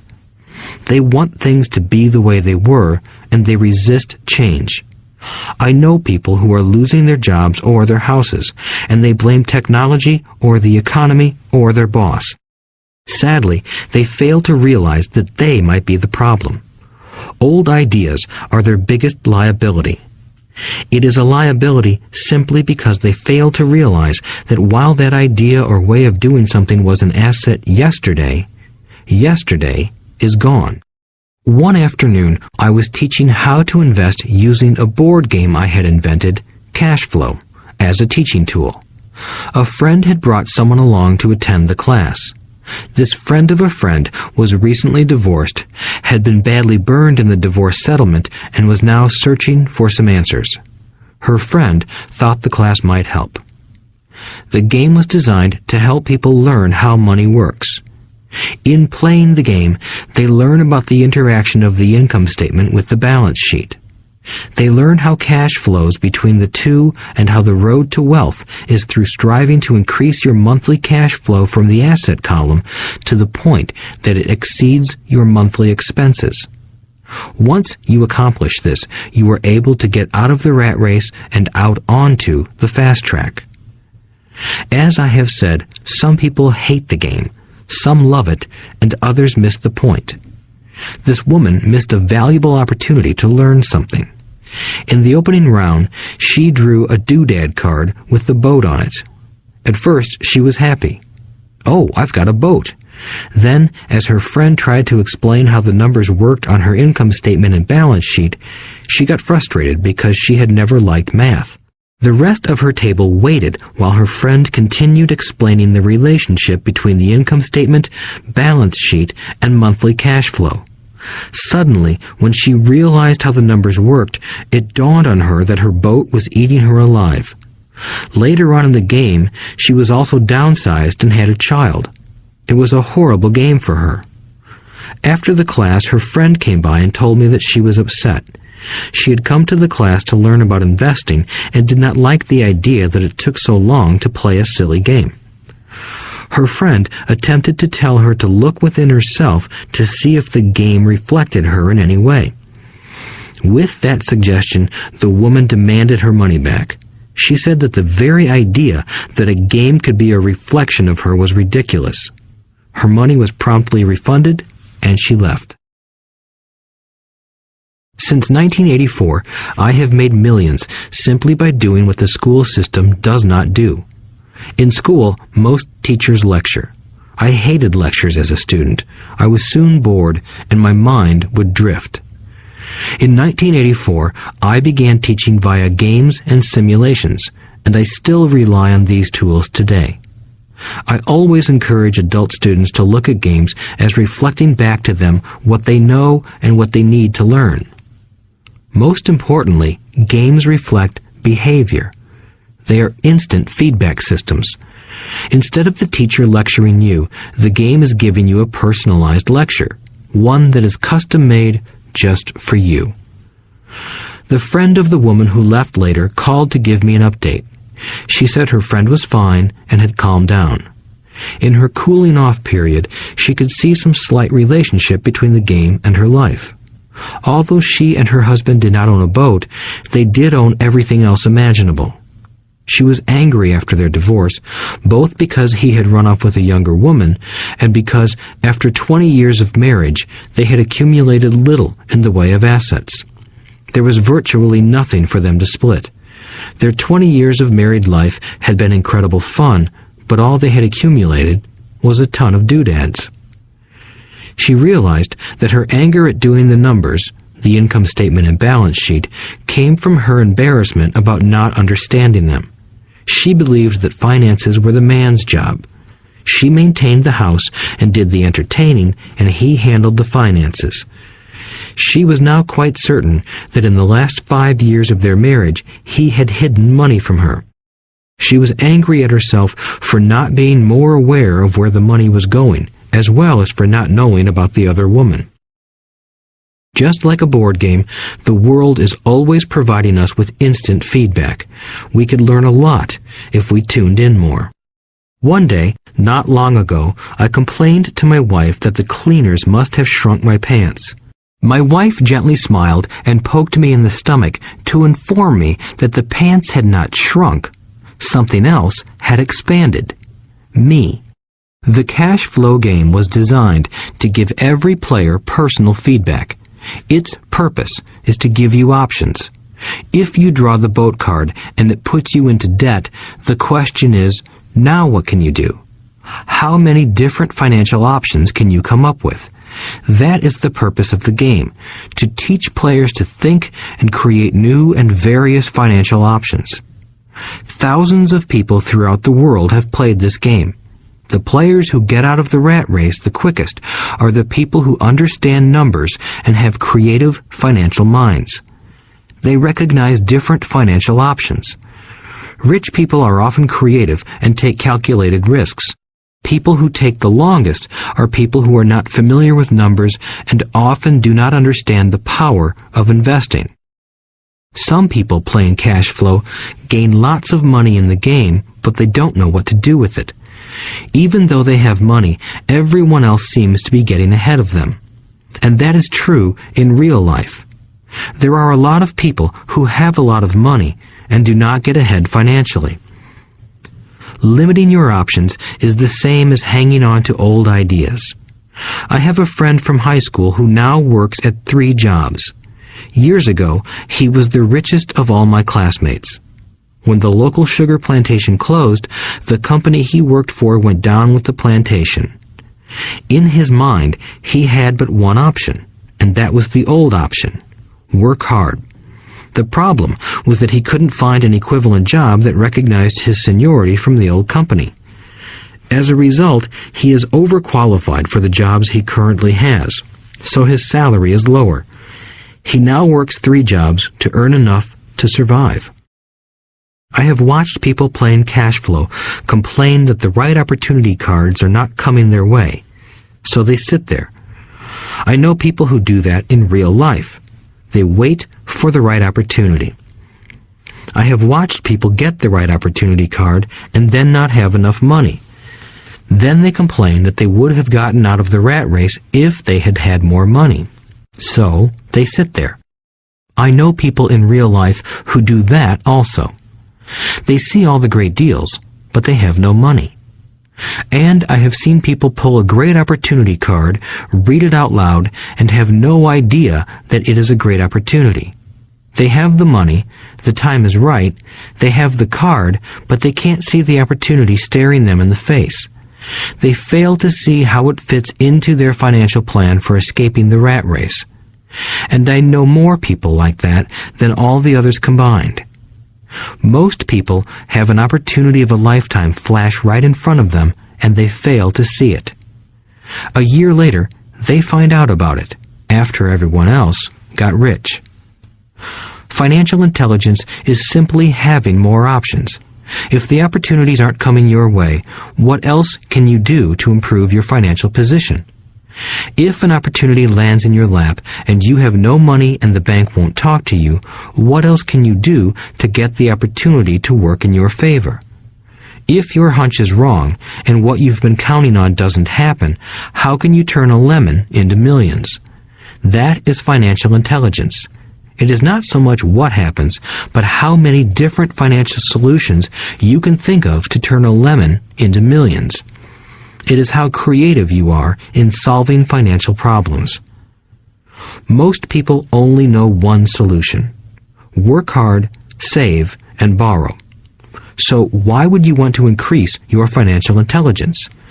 Because you want to be the kind of person who creates your own luck. You take whatever happens and make it better. Few people realize that luck is created, just as money is.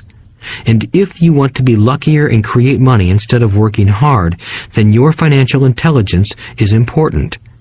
If you are the kind of person who is waiting for the right thing to happen, you might wait for a long time.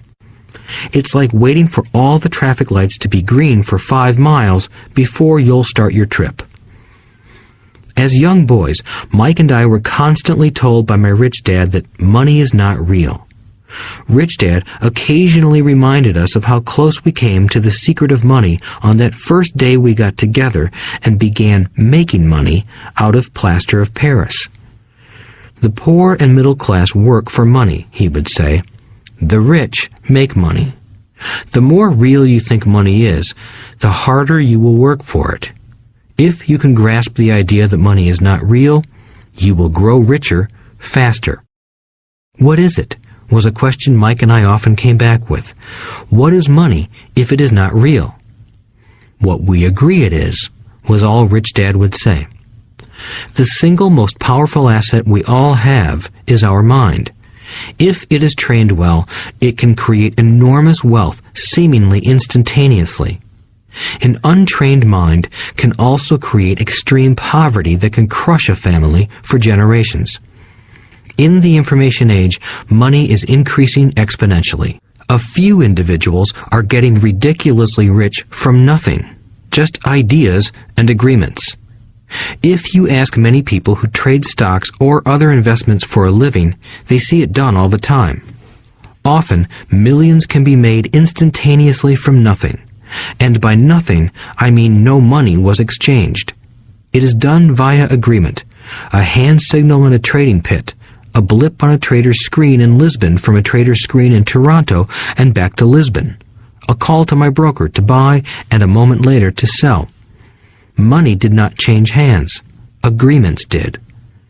So why develop your financial genius? Only you can answer that. I can tell you why I have been developing this area of my intelligence. I do it because I want to make money fast. Not because I need to, but because I want to. It is a fascinating learning process. I develop my financial IQ because I want to participate in the fastest game and biggest game in the world. And, in my own small way, I would like to be part of this unprecedented evolution of humanity, the era where humans work purely with their minds and not with their bodies. Besides, it is where the action is. It is what is happening. It's hip, it's scary, and it's fun. That is why I invest in my financial intelligence, developing the most powerful asset I have. I want to be with people moving boldly forward. I do not want to be with those left behind. I will give you a simple example of creating money. In the early 1990s, the economy of Phoenix, Arizona was horrible. I was watching a TV show when a financial planner came on and began forecasting doom and gloom. His advice was to save money. Put $100 away every month, he said. In 40 years, you will be a multimillionaire. Well, putting money away every month is a sound idea. It is one option, the option most people subscribe to. The problem is this. It blinds the person to what is really going on. It causes them to miss major opportunities for much more significant growth of their money. The world is passing them by. As I said, the economy was terrible at that time. For investors, this is the perfect market condition. A chunk of my money was in the stock market and in apartment houses. I was short of cash. Because people were giving properties away, I was buying. I was not saving money. I was investing.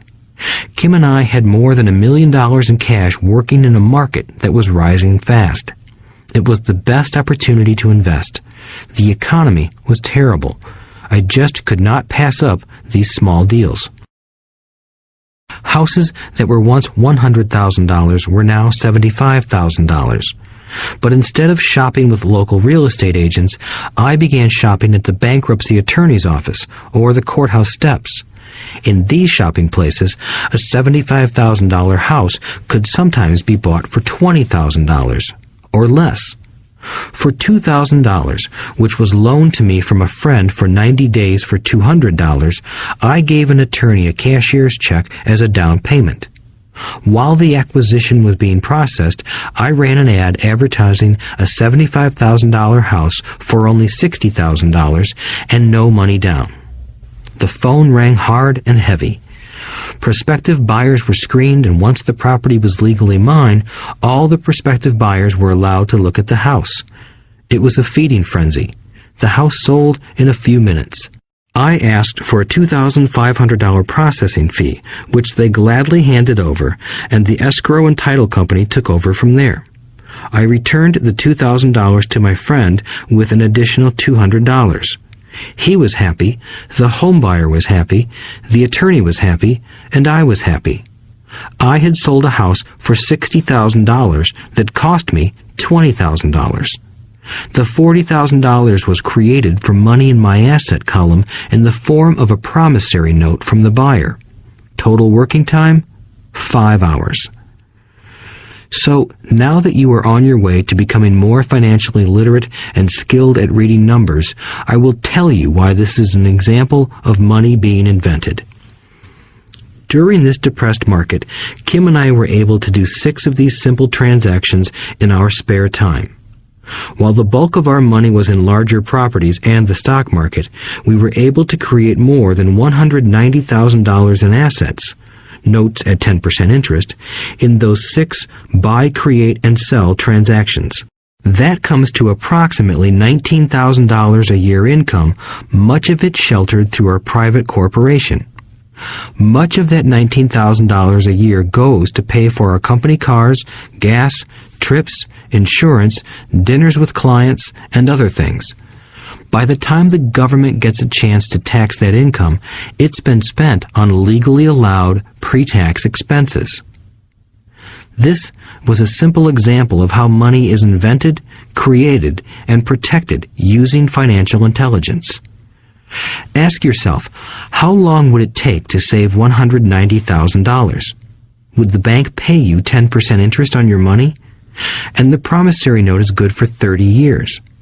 I hope they never pay me the $190,000. I have to pay a tax if they pay me the principal, and besides, $19,000 paid over 30 years is a little over $500,000 in income.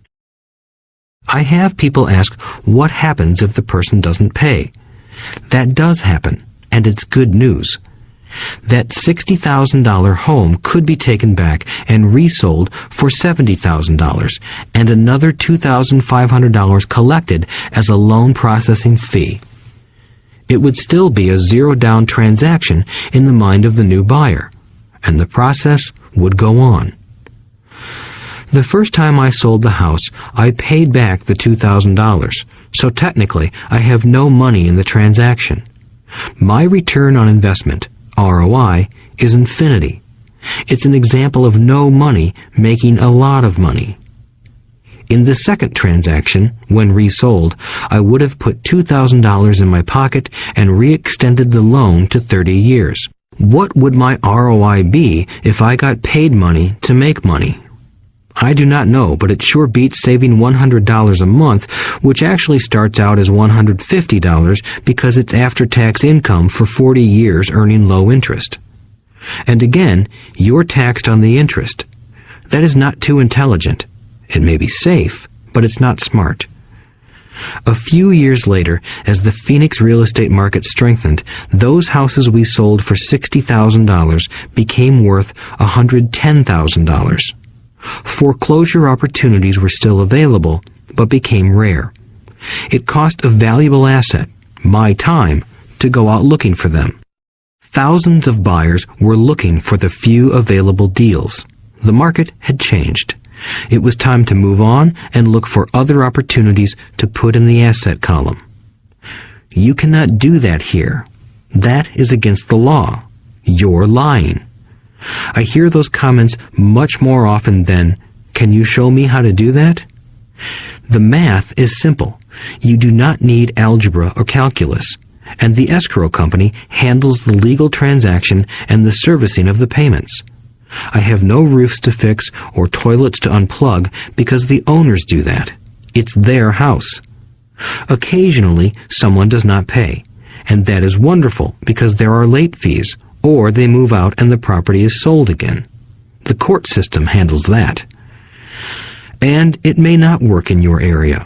The market conditions may be different, but the example illustrates how a simple financial process can create hundreds of thousands of dollars with little money and low risk. It is an example of money being only an agreement. Anyone with a high school education can do it. Yet most people won't. Most people listen to the standard advice of work hard and save money.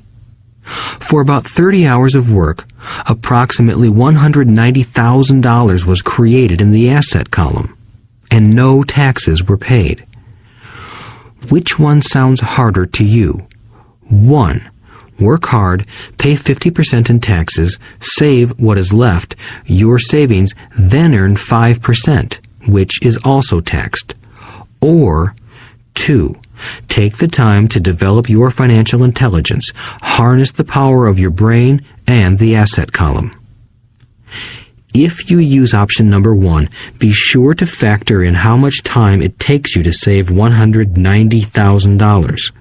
Time is one of your greatest assets.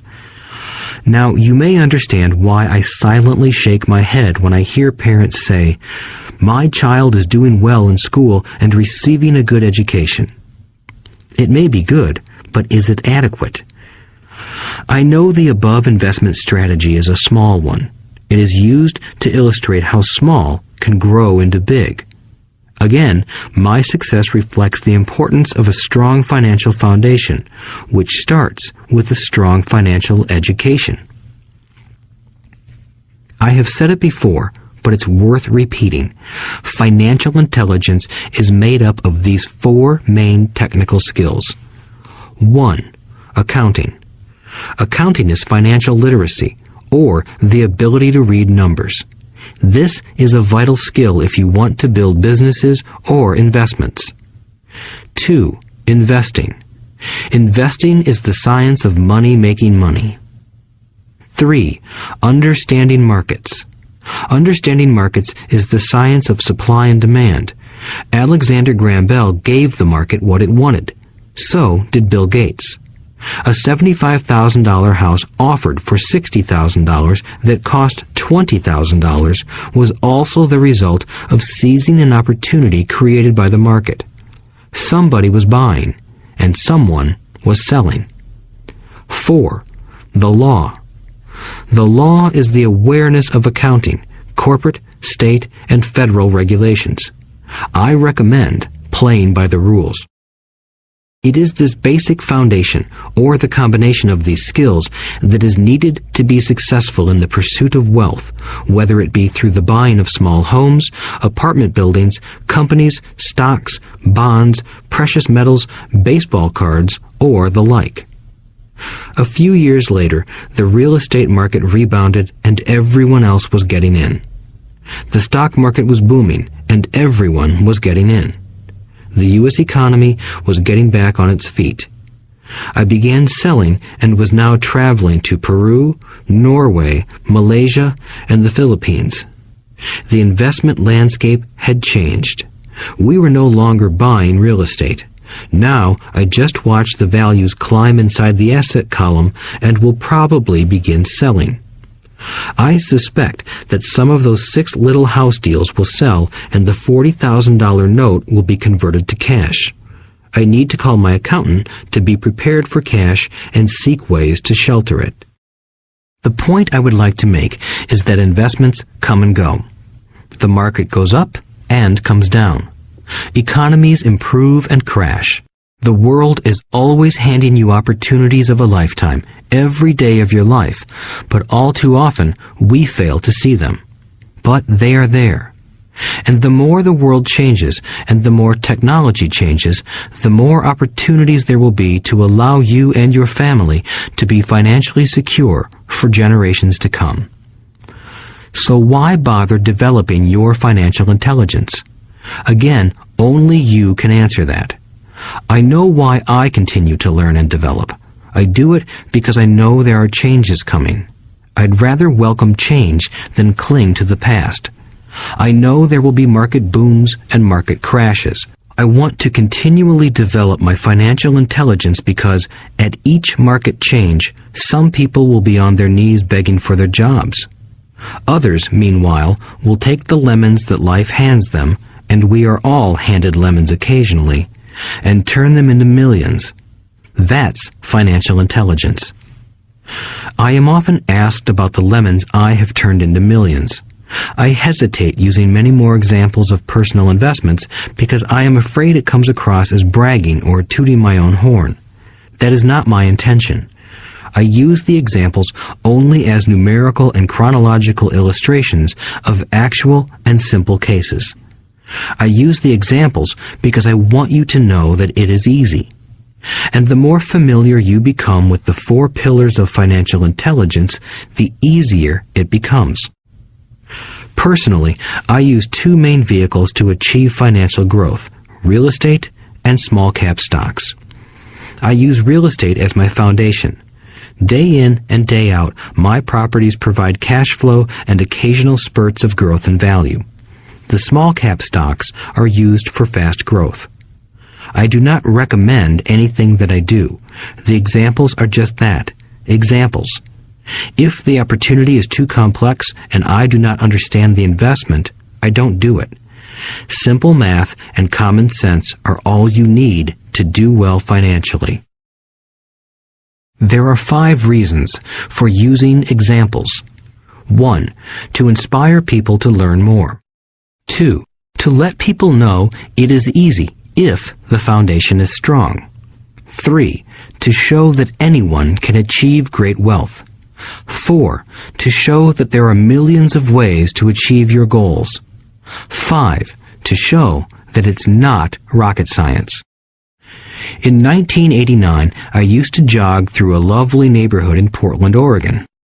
It was a suburb that had little gingerbread houses. They were small and cute. I almost expected to see Little Red Riding Hood skipping down the sidewalk on her way to Granny's. There were for sale signs everywhere. The timber market was terrible. The stock market had just crashed, and the economy was depressed. On one street, I noticed a for sale sign that was up longer than most. It looked old. Jogging past it one day, I ran into the owner, who looked troubled. "What are you asking for your house?" I asked. The owner turned and smiled weakly. "Make me an offer," he said. "It's been for sale for over a year. Nobody even comes by anymore to look at it." "I'll look," I said, and I bought the house a half hour later for $20,000 less than his asking price. It was a cute little 2-bedroom home with gingerbread trim on all the windows. It was light blue with gray accents and had been built in 1930. Inside, there was a beautiful rock fireplace, as well as 2 tiny bedrooms. It was a perfect rental house. I gave the owner $5,000 down for a $45,000 house that was really worth $65,000, except that no one wanted to buy it. The owner moved out in a week, happy to be free, and my first tenant moved in, a local college professor. After the mortgage, expenses, and management fees were paid, I put a little less than $40 in my pocket at the end of each month. Hardly exciting. A year later, the depressed Oregon real estate market had begun to pick up. California investors, flush with money from their still booming real estate market, were moving north and buying up Oregon and Washington. I sold that little house for $95,000 to a young couple from California who thought it was a bargain. My capital gains of approximately $40,000 were placed into a 1031 tax-deferred exchange, and I went shopping for a place to put my money. In about a month, I found a 12-unit apartment house right next to the Intel plant in Beaverton, Oregon. The owners lived in Germany, had no idea what the place was worth, and again, just wanted to get out of it. I offered $275,000 for a $450,000 building. They agreed to $300,000. I bought it and held it for 2 years. Utilizing the same 1031 exchange process, we sold the building for $495,000 and bought a 30-unit apartment building in Phoenix, Arizona. We had moved to Phoenix by then to get out of the rain and needed to sell anyway. Like the former Oregon market, the real estate market in Phoenix was depressed. The price of the 30-unit apartment building in Phoenix was $875,000, with $225,000 down. The cash flow from the 30 units was a little over $5,000 a month. The Arizona market began moving up, and a few years later, a Colorado investor offered us $1.2 million for the property. The point of this example is how a small amount can grow into a large amount. Again, it is a matter of understanding financial statements, investment strategies, a sense of the market, and the laws. If people are not versed in these subjects, then obviously they must follow standard dogma, which is to play it safe, diversify, and only invest in secure investments. The problem with secure investments is that they are often sanitized, that is, made so safe that the gains are less. Most large brokerage houses will not touch speculative transactions in order to protect themselves and their clients, and that is a wise policy. The really hot deals are not offered to people who are novices. Often, the best deals that make the rich even richer are reserved for those who understand the game. It is technically illegal to offer speculative deals to someone who is considered not sophisticated, but of course, it happens. The more sophisticated I get, the more opportunities come my way. Another case for developing your financial intelligence over a lifetime is simply that more opportunities are presented to you. And the greater your financial intelligence, the easier it is to tell whether a deal is good. It's your intelligence that can spot a bad deal or make a bad deal good. The more I learn, and there is a lot to learn, the more money I make simply because I gain experience and wisdom as the years go on. I have friends who are playing it safe, working hard at their profession and failing to gain financial wisdom, which does take time to develop. My overall philosophy is to plant seeds inside my asset column. That is my formula. I start small and plant seeds. Some grow, some don't. Inside our real estate corporation, we have property worth several $1 million. It is our own right, or real estate investment trust. The point I'm making is that most of those millions started out as little $5,000 to $10,000 investments. All of those down payments were fortunate to catch a fast-rising market and increase tax-free. We traded in and out several times over a number of years. We also own a stock portfolio, surrounded by a corporation that Kim and I call our personal mutual fund. We have friends who deal specifically with investors like us who have extra money each month to invest. We buy high-risk, speculative private companies that are just about to go public on a stock exchange in the United States or Canada. An example of how fast gains can be made are 100,000 shares purchased for 25 cents each before the company goes public. 6 months later, the company is listed, and the 100,000 shares now are worth $2 each. If the company is well managed, the price keeps going up, and the stock may go to $20 or more per share. There are years when our $25,000 has gone to $1 million in less than a year. It is not gambling if you know what you're doing. It is gambling if you are just throwing money into a deal and praying. The idea in anything is to use your technical knowledge, wisdom, and love of the game to cut the odds down, to lower the risk. Of course, there is always risk. It is financial intelligence that improves the odds. Thus, what is risky for one person is less risky to someone else. That is the primary reason I constantly encourage people to invest more in their financial education than in stocks, real estate, or other markets. The smarter you are, the better chance you have of beating the odds. The stock plays I personally invested in were extremely high risk for most people and absolutely not recommended. I have been playing that game since 1979 and have paid more than my share in dues. But if you will review why investments such as these are high risk for most people, you may be able to set your life up differently, so that the ability to take $25,000 and turn it into $1 million in a year is low risk for you. As stated earlier, nothing I have written is a recommendation. It is only used as an example of what is simple and possible. What I do is small potatoes in the grand scheme of things. Yet, for the average individual, a passive income of more than $100,000 a year is nice and not hard to achieve.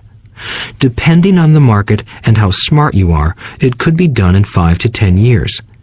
If you keep your living expenses modest, $100,000 coming in as additional income is pleasant, regardless of whether you work.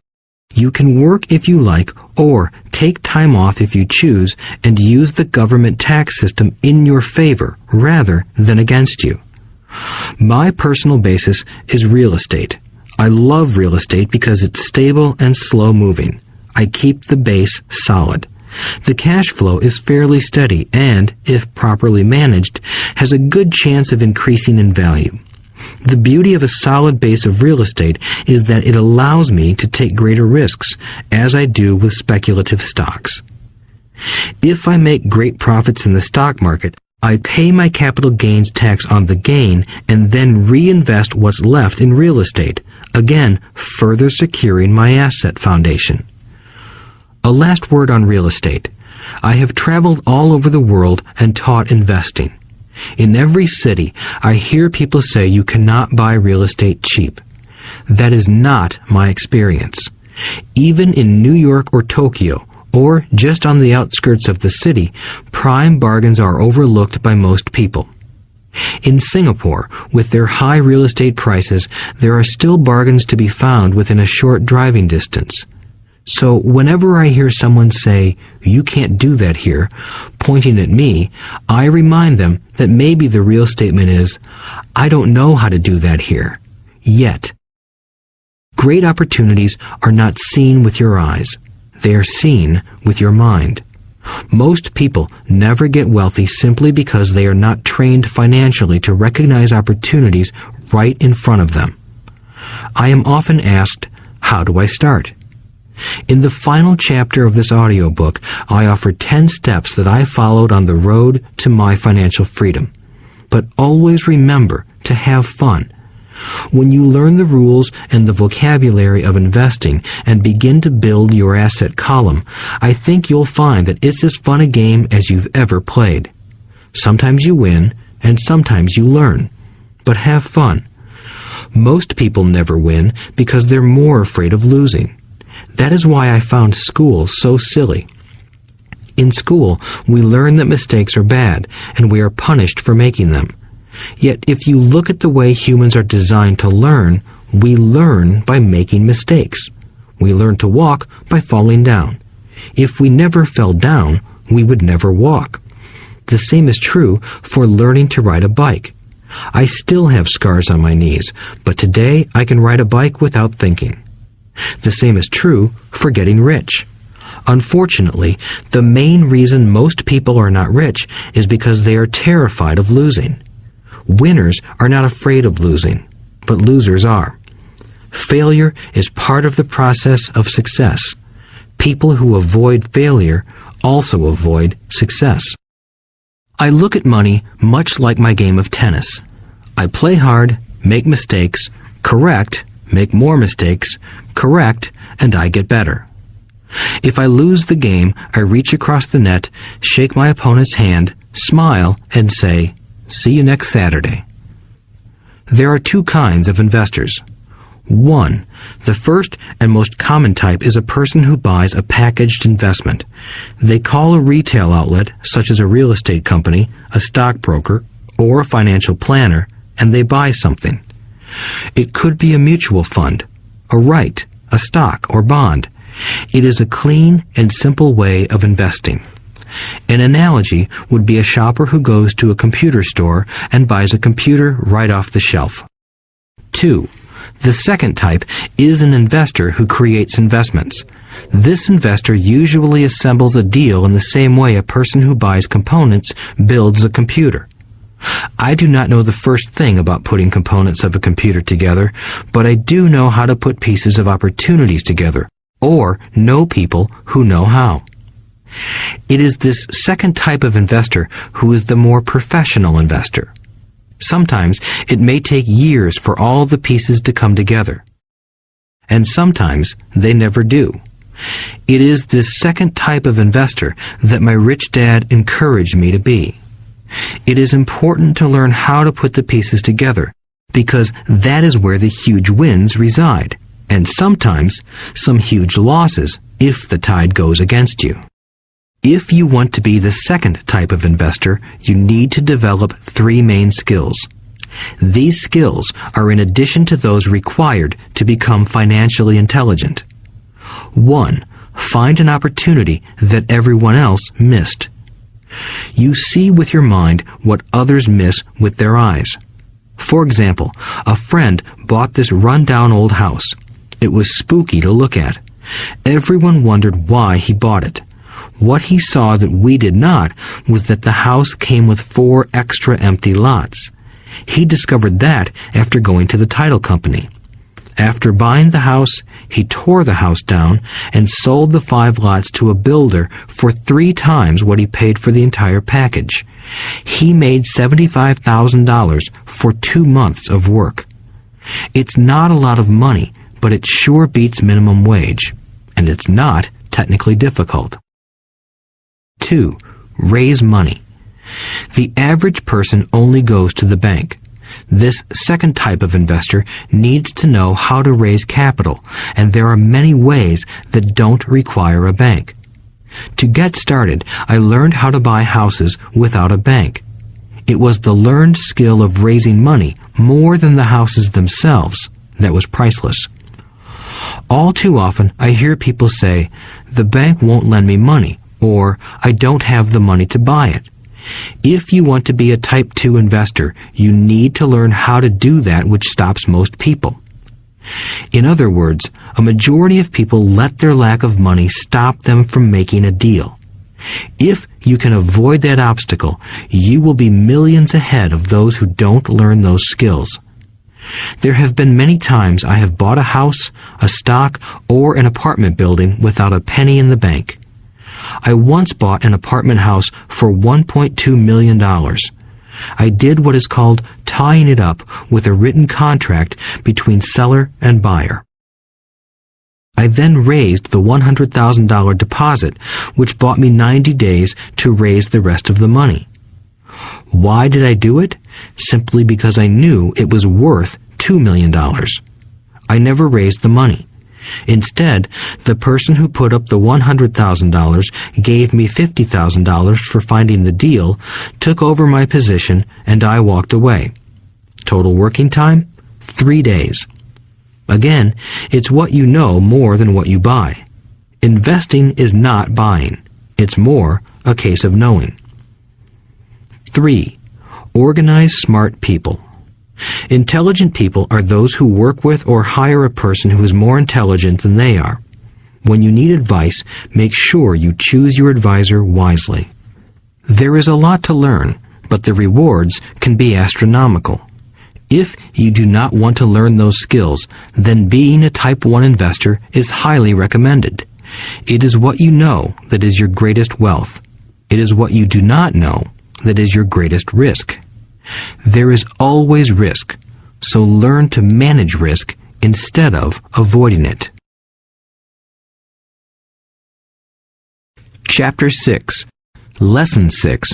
Work to learn, don't work for money. Job security meant everything to my educated dad. Learning meant everything to my rich dad. A few years ago, I granted an interview with a newspaper in Singapore. The young female reporter was on time, and the interview got underway immediately. We sat in the lobby of a luxurious hotel, sipping coffee and discussing the purpose of my visit to Singapore. I was to share the platform with Zig Ziglar. He was speaking on motivation, and I was speaking on the secrets of the rich. Someday, I would like to be a best-selling author like you, she said. I had seen some of the articles she had written for the paper, and I was impressed. She had a tough, clear style of writing. Her articles held a reader's interest. You have a great style, I said in reply.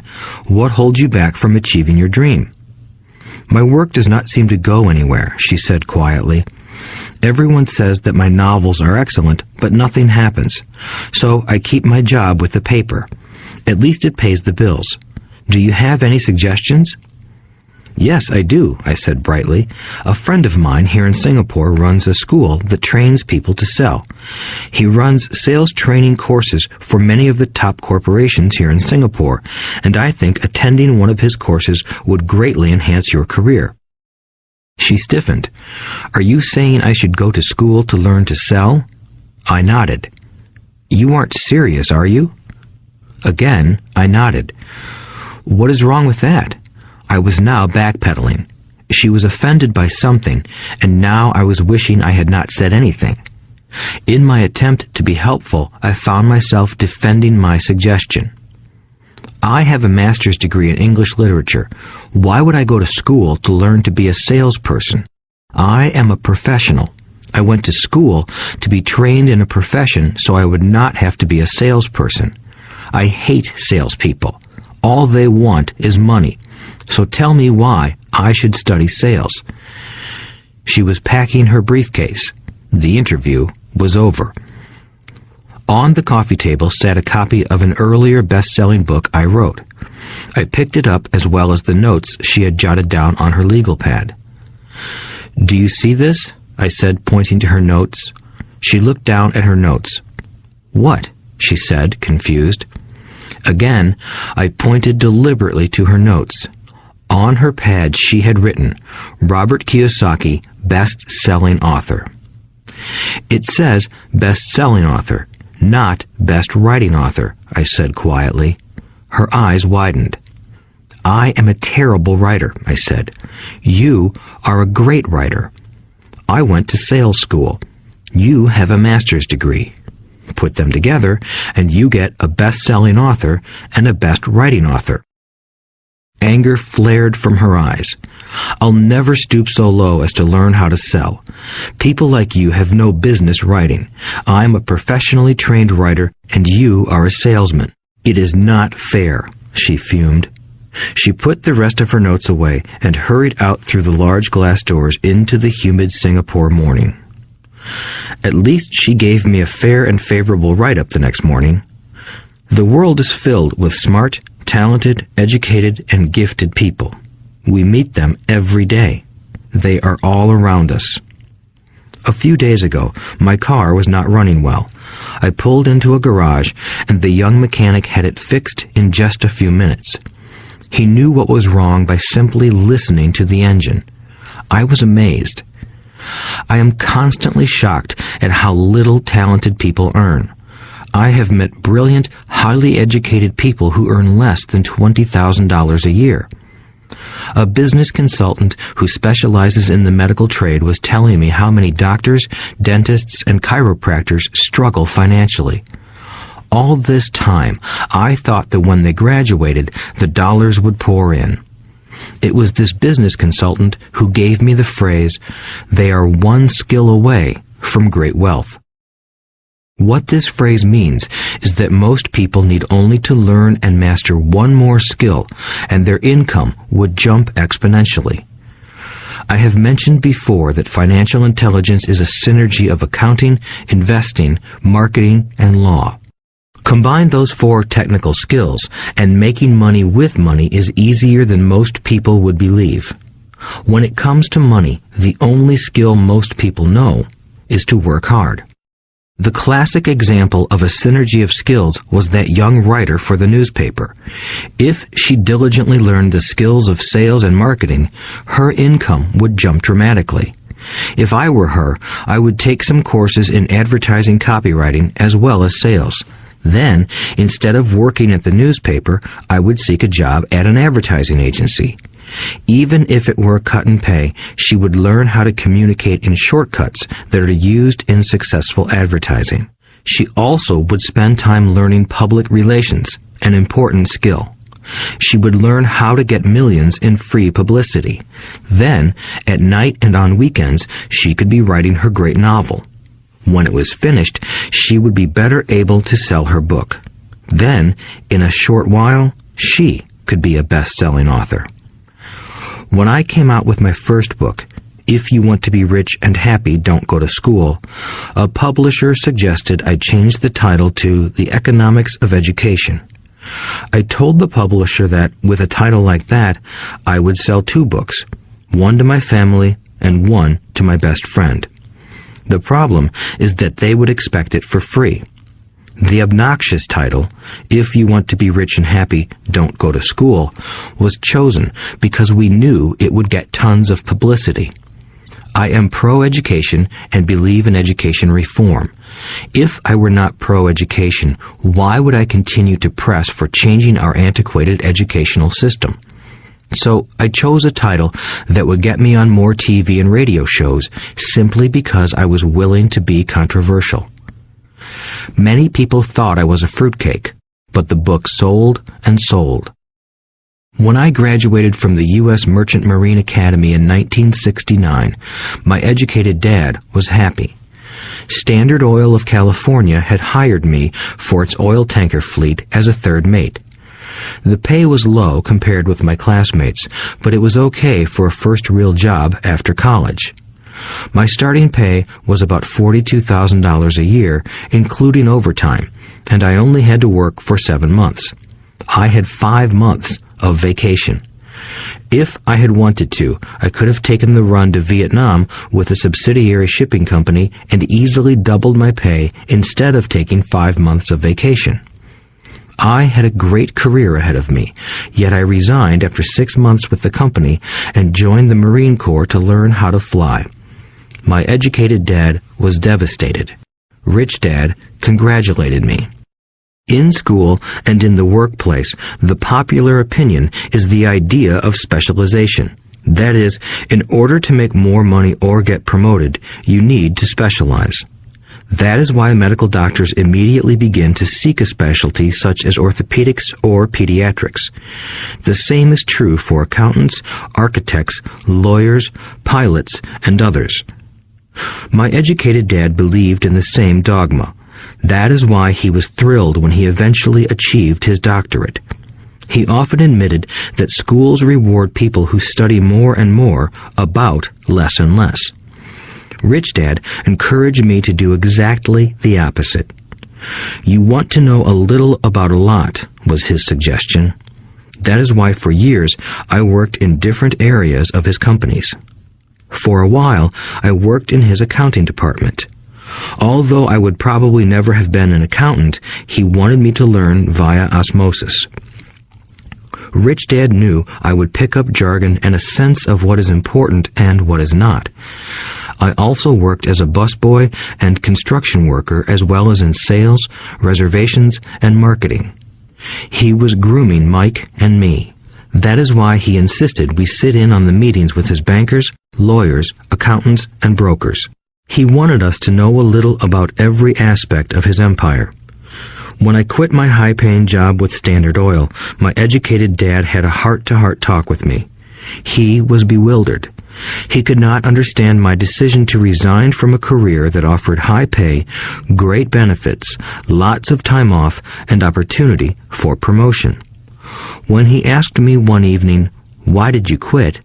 I could not explain it to him, though I tried hard to. My logic did not fit his logic. The big problem was that my logic was my rich dad's logic.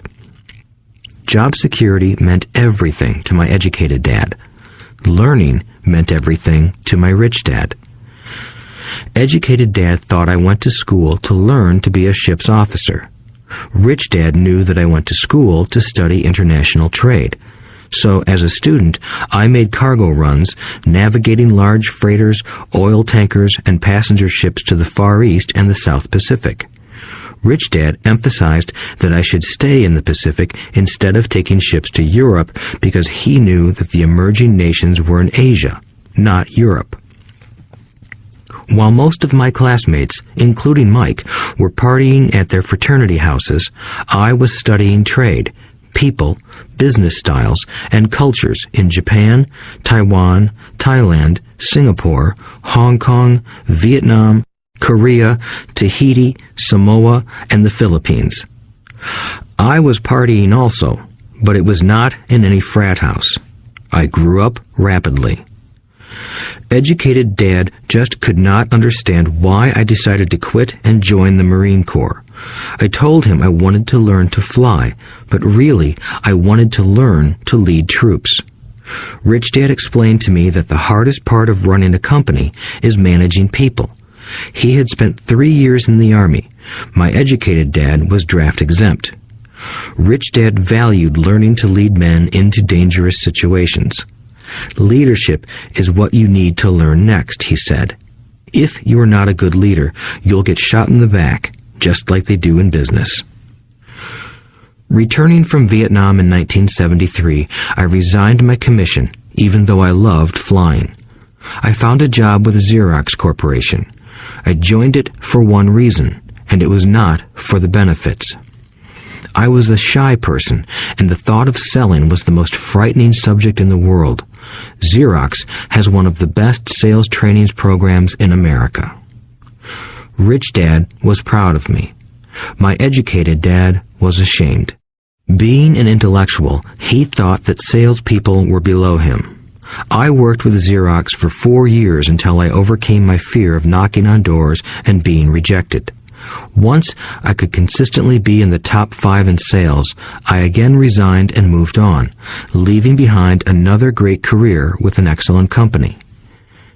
In 1977, I formed my first company. Rich Dad had groomed Mike and me to take over companies, so I now had to learn to form them and put them together. My first product, the nylon and Velcro wallet, was manufactured in the Far East and shipped to a warehouse in New York, near where I had gone to school. My formal education was complete, and it was time to test my wings. If I failed, I would go broke. Rich Dad thought it best to go broke before 30. You still have time to recover, was his advice. On the eve of my 30th birthday, my first shipment left Korea for New York. Today, I still do business internationally, and as my rich dad encouraged me to do, I keep seeking the emerging nations. Today, my investment company invests in South American countries and Asian countries, as well as in Norway and Russia. There is an old cliche that goes, "Job is an acronym for just over broke." Unfortunately, I would say that applies to millions of people. Because school does not think financial intelligence is an intelligence, most workers live within their means. They work and they pay bills. There is another horrible management theory that goes, workers work hard enough to not be fired, and owners pay just enough so that workers won't quit. And if you look at the pay scales of most companies, again, I would say there is a degree of truth to that statement. The net result is that most workers never get ahead. They do what they've been taught to do, get a secure job. Most workers focus on working for pay and benefits that reward them in the short term, but are often disastrous in the long run. Instead, I recommend to young people to seek work for what they will learn more than what they will earn. Look down the road at what skills they want to acquire before choosing a specific profession and before getting trapped in the rat race. Once people are trapped in the lifelong process of bill paying, they become like those little hamsters running around in those metal wheels. Their little furry legs are spinning furiously, the wheel is turning furiously, but come tomorrow morning, they'll still be in the same cage. Great job. In the movie Jerry Maguire, starring Tom Cruise, there are many great one-liners. Probably the most memorable is, "Show me the money." But there is one line I thought most truthful. It comes from the scene where Tom Cruise is leaving the firm. He has just been fired, and he is asking the entire company, "Who wants to come with me?" And the whole place is silent and frozen. Only one woman speaks up and says, "I'd like to, but I'm due for a promotion in 3 months." That statement is probably the most truthful statement in the whole movie. It is the type of statement that people use to keep themselves busy, working away to pay bills. I know my educated dad looked forward to his pay raise every year, and every year he was disappointed. So he would go back to school to earn more qualifications so he could get another raise. Then, once again, there would be another disappointment. The question I often ask people is, where is this daily activity taking you? Just like the little hamster, I wonder if people look at where their hard work is taking them. What does the future hold? In his book, The Retirement Myth, Craig S. Carpel writes, "I visited the headquarters of a major national pension consulting firm and met with a managing director who specializes in designing lush retirement plans for top management. When I asked her what people who don't have corner offices will be able to expect in the way of pension income, she said with a confident smile, 'The silver bullet.'" "What," I asked, "is the silver bullet?" She shrugged and said, "If baby boomers discover they don't have enough money to live on when they're older, they can always blow their brains out." Carpel goes on to explain the difference between the old defined benefit retirement plans and the new 401k plans that are riskier. It is not a pretty picture for most people working today, and that is just for retirement. Add medical fees and long-term nursing home care, and the picture is frightening. Already, many hospitals in countries with socialized medicine need to make tough decisions, such as who will live and who will die. They make those decisions purely on how much money they have and how old the patients are. If the patient is old, they often will give the medical care to someone younger. The older, poor patient gets put to the back of the line. Just as the rich can afford better education, the rich will be able to keep themselves alive, while those who have little wealth will die. So I wonder, are workers looking into the future or just until their next paycheck, never questioning where they are headed? When I speak to adults who want to earn more money, I always recommend the same thing. I suggest taking a long view of their life. Instead of simply working for the money and security, which I admit are important, I suggest they take a second job that will teach them a second skill. Often I recommend joining a network marketing company, also called multi-level marketing, if they want to learn sales skills. Some of these companies have excellent training programs that help people get over their fear of failure and rejection, which are the main reasons people are unsuccessful. Education is more valuable than money in the long run. When I offer this suggestion, I often hear in response, "Oh, that is too much hassle," or "I only want to do what I am interested in." If they say it's too much of a hassle, I ask, so you would rather work all your life giving 50% of what you earn to the government? If they tell me, I only do what I am interested in, I say, I'm not interested in going to the gym, but I go because I want to feel better and live longer. Unfortunately, there is some truth to the old statement, you can't teach an old dog new tricks. Unless a person is used to changing, it's hard to change. But for those of you who might be on the fence when it comes to the idea of working to learn something new, I offer this word of encouragement. Life is much like going to the gym. The most painful part is deciding to go. Once you get past that, it's easy. There have been many days I have dreaded going to the gym, but once I am there and in motion, it is a pleasure. After the workout is over, I am always glad I talked myself into going. If you are unwilling to work to learn something new and instead insist on becoming highly specialized within your field, make sure the company you work for is unionized. Labor unions are designed to protect specialists. My educated dad, after falling from grace with the governor, became the head of the teachers' union in Hawaii. He told me that it was the hardest job he ever held. My rich dad, on the other hand, spent his life doing his best to keep his companies from becoming unionized. He was successful. Although the unions came close, Rich Dad was always able to fight them off. Personally, I take no sides because I can see the need for and the benefits of both sides. If you do as school recommends, become highly specialized, then seek union protection. For example, had I continued with my flying career, I would have sought a company that had a strong pilots' union. Why? Because my life would be dedicated to learning a skill that was valuable in only one industry. If I were pushed out of that industry, my life's skills would not be as valuable to another industry.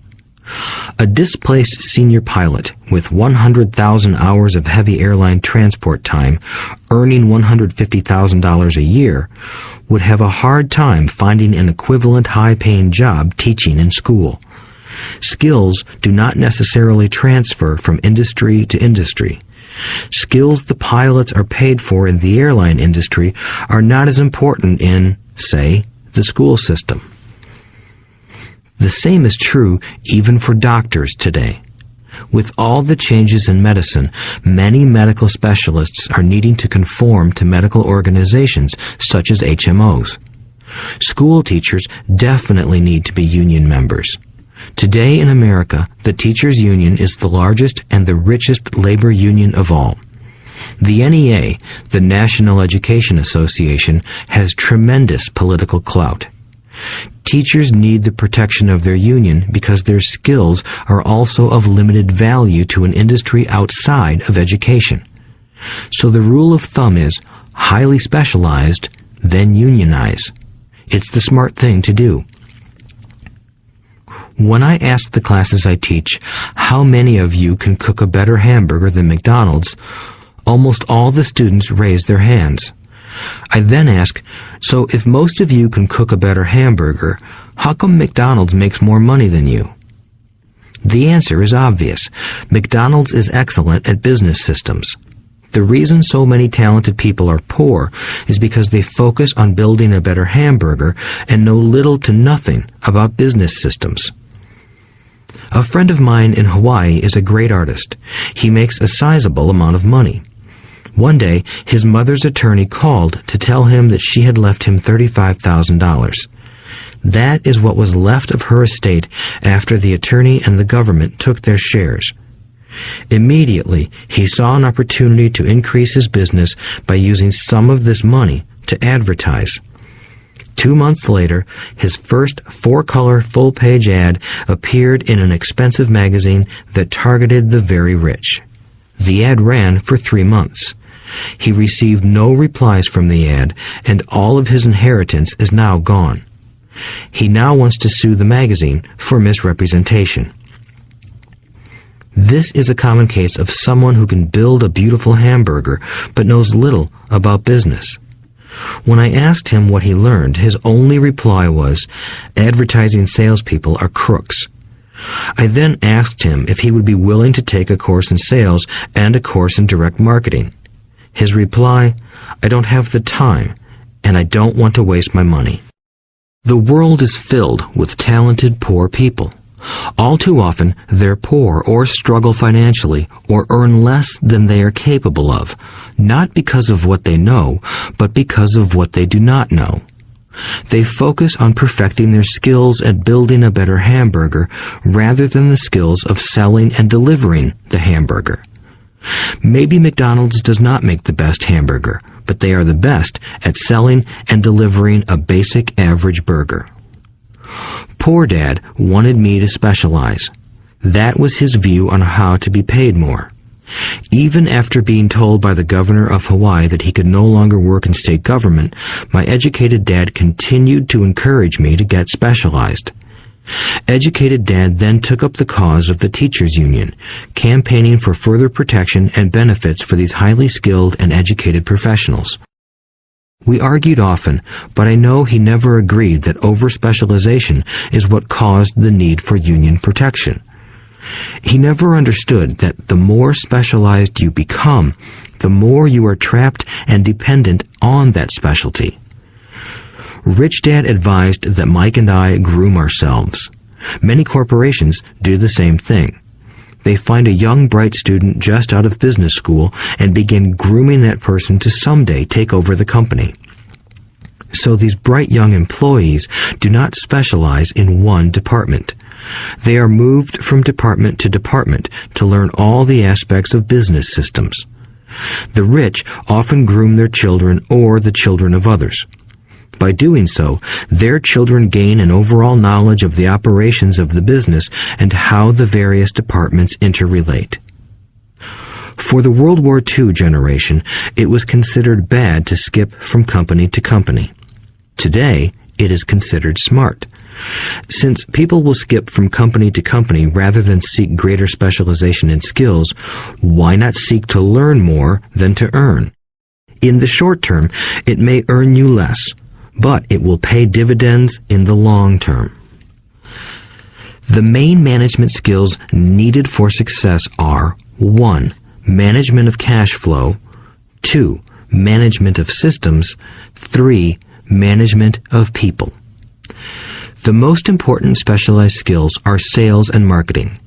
The ability to sell, to communicate to another human being, be it a customer, employee, boss, spouse, or child, is the base skill of personal success. Communication skills such as writing, speaking, and negotiating are crucial to a life of success. These are skills I work on constantly, attending courses or buying educational resources to expand my knowledge. As I have mentioned, my educated dad worked harder and harder the more competent he became. He also became more trapped the more specialized he got. Although his salary went up, his choices diminished. Soon after he was locked out of government work, he found out how vulnerable he really was professionally. It is like professional athletes who suddenly are injured or are too old to play. Their once high-paying position is gone, and they have limited skills to fall back on. I think that is why my educated dad sided so much with the unions after that. He realized how much a union would have benefited him. Rich Dad encouraged Mike and me to know a little about a lot. He encouraged us to work with people smarter than we were and to bring smart people together to work as a team. Today, it would be called a synergy of professional specialties. Today, I meet ex-school teachers earning hundreds of thousands of dollars a year. They earn that much because they have specialized skills in their field as well as other skills. They can teach as well as sell and market. I know of no other skills to be more important than selling and marketing. The skills of selling and marketing are difficult for most people, primarily due to their fear of rejection. The better you are at communicating, negotiating, and handling your fear of rejection, the easier life is. Just as I advise that newspaper writer who wanted to become a best-selling author, I advise anyone else today. Being technically specialized has its strengths as well as its weaknesses. I have friends who are geniuses, but they cannot communicate effectively with other human beings, and, as a result, their earnings are pitiful. I advise them to just spend a year learning to sell. Even if they earn nothing, their communication skills will improve, and that is priceless. In addition to being good learners, sellers, and marketers, we need to be good teachers as well as good students. To be truly rich, we need to be able to give as well as to receive. In cases of financial or professional struggle, there is often a lack of giving and receiving. I know many people who are poor because they are neither good students nor good teachers. Both of my dads were generous men. Both made it a practice to give first. Teaching was one of their ways of giving. The more they gave, the more they received. One glaring difference was in the giving of money. My rich dad gave lots of money away. He gave to his church, to charities, and to his foundation. He knew that to receive money, you had to give money. Giving money is the secret to most great wealthy families. That is why there are organizations like the Rockefeller Foundation and the Ford Foundation. These are organizations designed to take their wealth and increase it, as well as give it away in perpetuity. My educated dad always said, "When I have some extra money, I'll give it." The problem was that there was never any extra. So he worked harder to draw more money in rather than focus on the most important law of money. Give and you shall receive. Instead, he believed in receive and then you give. In conclusion, I became both dads. One part of me is a hardcore capitalist who loves the game of money making money. The other part is a socially responsible teacher who is deeply concerned with this ever-widening gap between the haves and have-nots. I personally hold the archaic educational system primarily responsible for this growing gap. Chapter 7. Overcoming Obstacles. The primary difference between a rich person and a poor person is how they manage fear. Once people have studied and become financially literate, they may still face roadblocks to becoming financially independent. There are 5 main reasons why financially literate people may still not develop abundant asset columns that could produce a large cash flow. The 5 reasons are: 1. Fear. 2. Cynicism. 3. Laziness. 4. Bad habits. 5. Arrogance. Overcoming fear. I have never met anyone who really likes losing money. And in all my years, I have never met a rich person who has never lost money. But I have met a lot of poor people who have never lost a dime. Investing, that is. The fear of losing money is real. Everyone has it, even the rich. But it's not having fear that is the problem. It's how you handle fear. It's how you handle losing. It's how you handle failure that makes the difference in one's life. The primary difference between a rich person and a poor person is how they manage that fear. It's okay to be fearful. It's okay to be a coward when it comes to money. You can still be rich. We're all heroes at something and cowards at something else. My friend's wife is an emergency room nurse. When she sees blood, she flies into action. When I mention investing, she runs away. When I see blood, I don't run. I pass out. My rich dad understood phobias about money. Some people are terrified of snakes. Some people are terrified about losing money.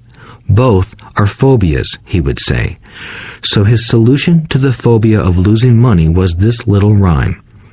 If you hate risk and worry, start early. If you start young, it's easier to be rich. I won't go into it here, but there is a staggering difference between a person who starts investing at age 20 versus age 30. The purchase of Manhattan Island is said to be one of the greatest bargains of all time. New York was purchased for $24 in trinkets and beads. Yet if that $24 had been invested at 8% annually, that $24 would have been worth more than $28 trillion by 1995. Manhattan could be repurchased with money left over to buy much of Los Angeles. But what if you don't have much time left or would like to retire early? How do you handle the fear of losing money? My poor dad did nothing. He simply avoided the issue, refusing to discuss the subject. My rich dad, on the other hand, recommended that I think like a Texan. I like Texas and Texans, he used to say. In Texas, everything is bigger. When Texans win, they win big.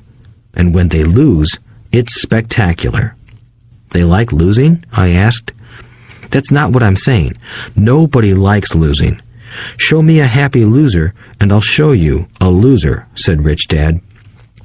It's a Texan's attitude toward risk, reward, and failure I'm talking about. It's how they handle life. They live it big. Not like most of the people around here, living like roaches when it comes to money, terrified that someone will shine a light on them, and whimpering when the grocery clerk shortchanges them a quarter. Rich Dad went on, "What I like best is the Texas attitude. They're proud when they win, and they brag when they lose. Texans have a saying, if you're going to go broke, go big.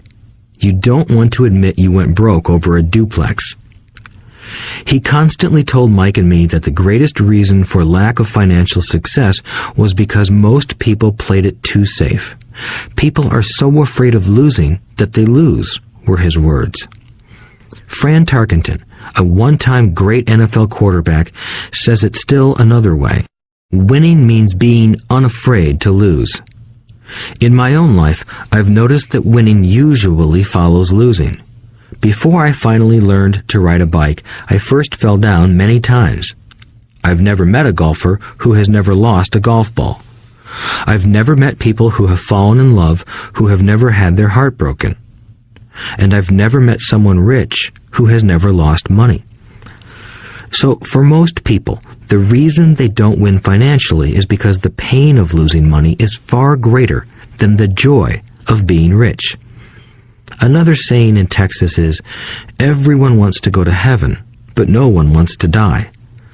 Most people dream of being rich, but are terrified of losing money, so they never get to heaven. Rich Dad used to tell Mike and me stories about his trips to Texas. If you really want to learn the attitude of how to handle risk, losing, and failure, go to San Antonio and visit the Alamo. The Alamo is a great story of brave people who chose to fight, knowing there was no hope of success. They chose to die instead of surrendering. It's an inspiring story, worthy of study. Nonetheless, it's still a tragic military defeat. They got their butts kicked. So, how do Texans handle failure? They still shout, "Remember the Alamo." Mike and I heard this story a lot. He always told us this story when he was about to go into a big deal and he was nervous. After he had done all his due diligence and it was time to put up or shut up, he told us this story.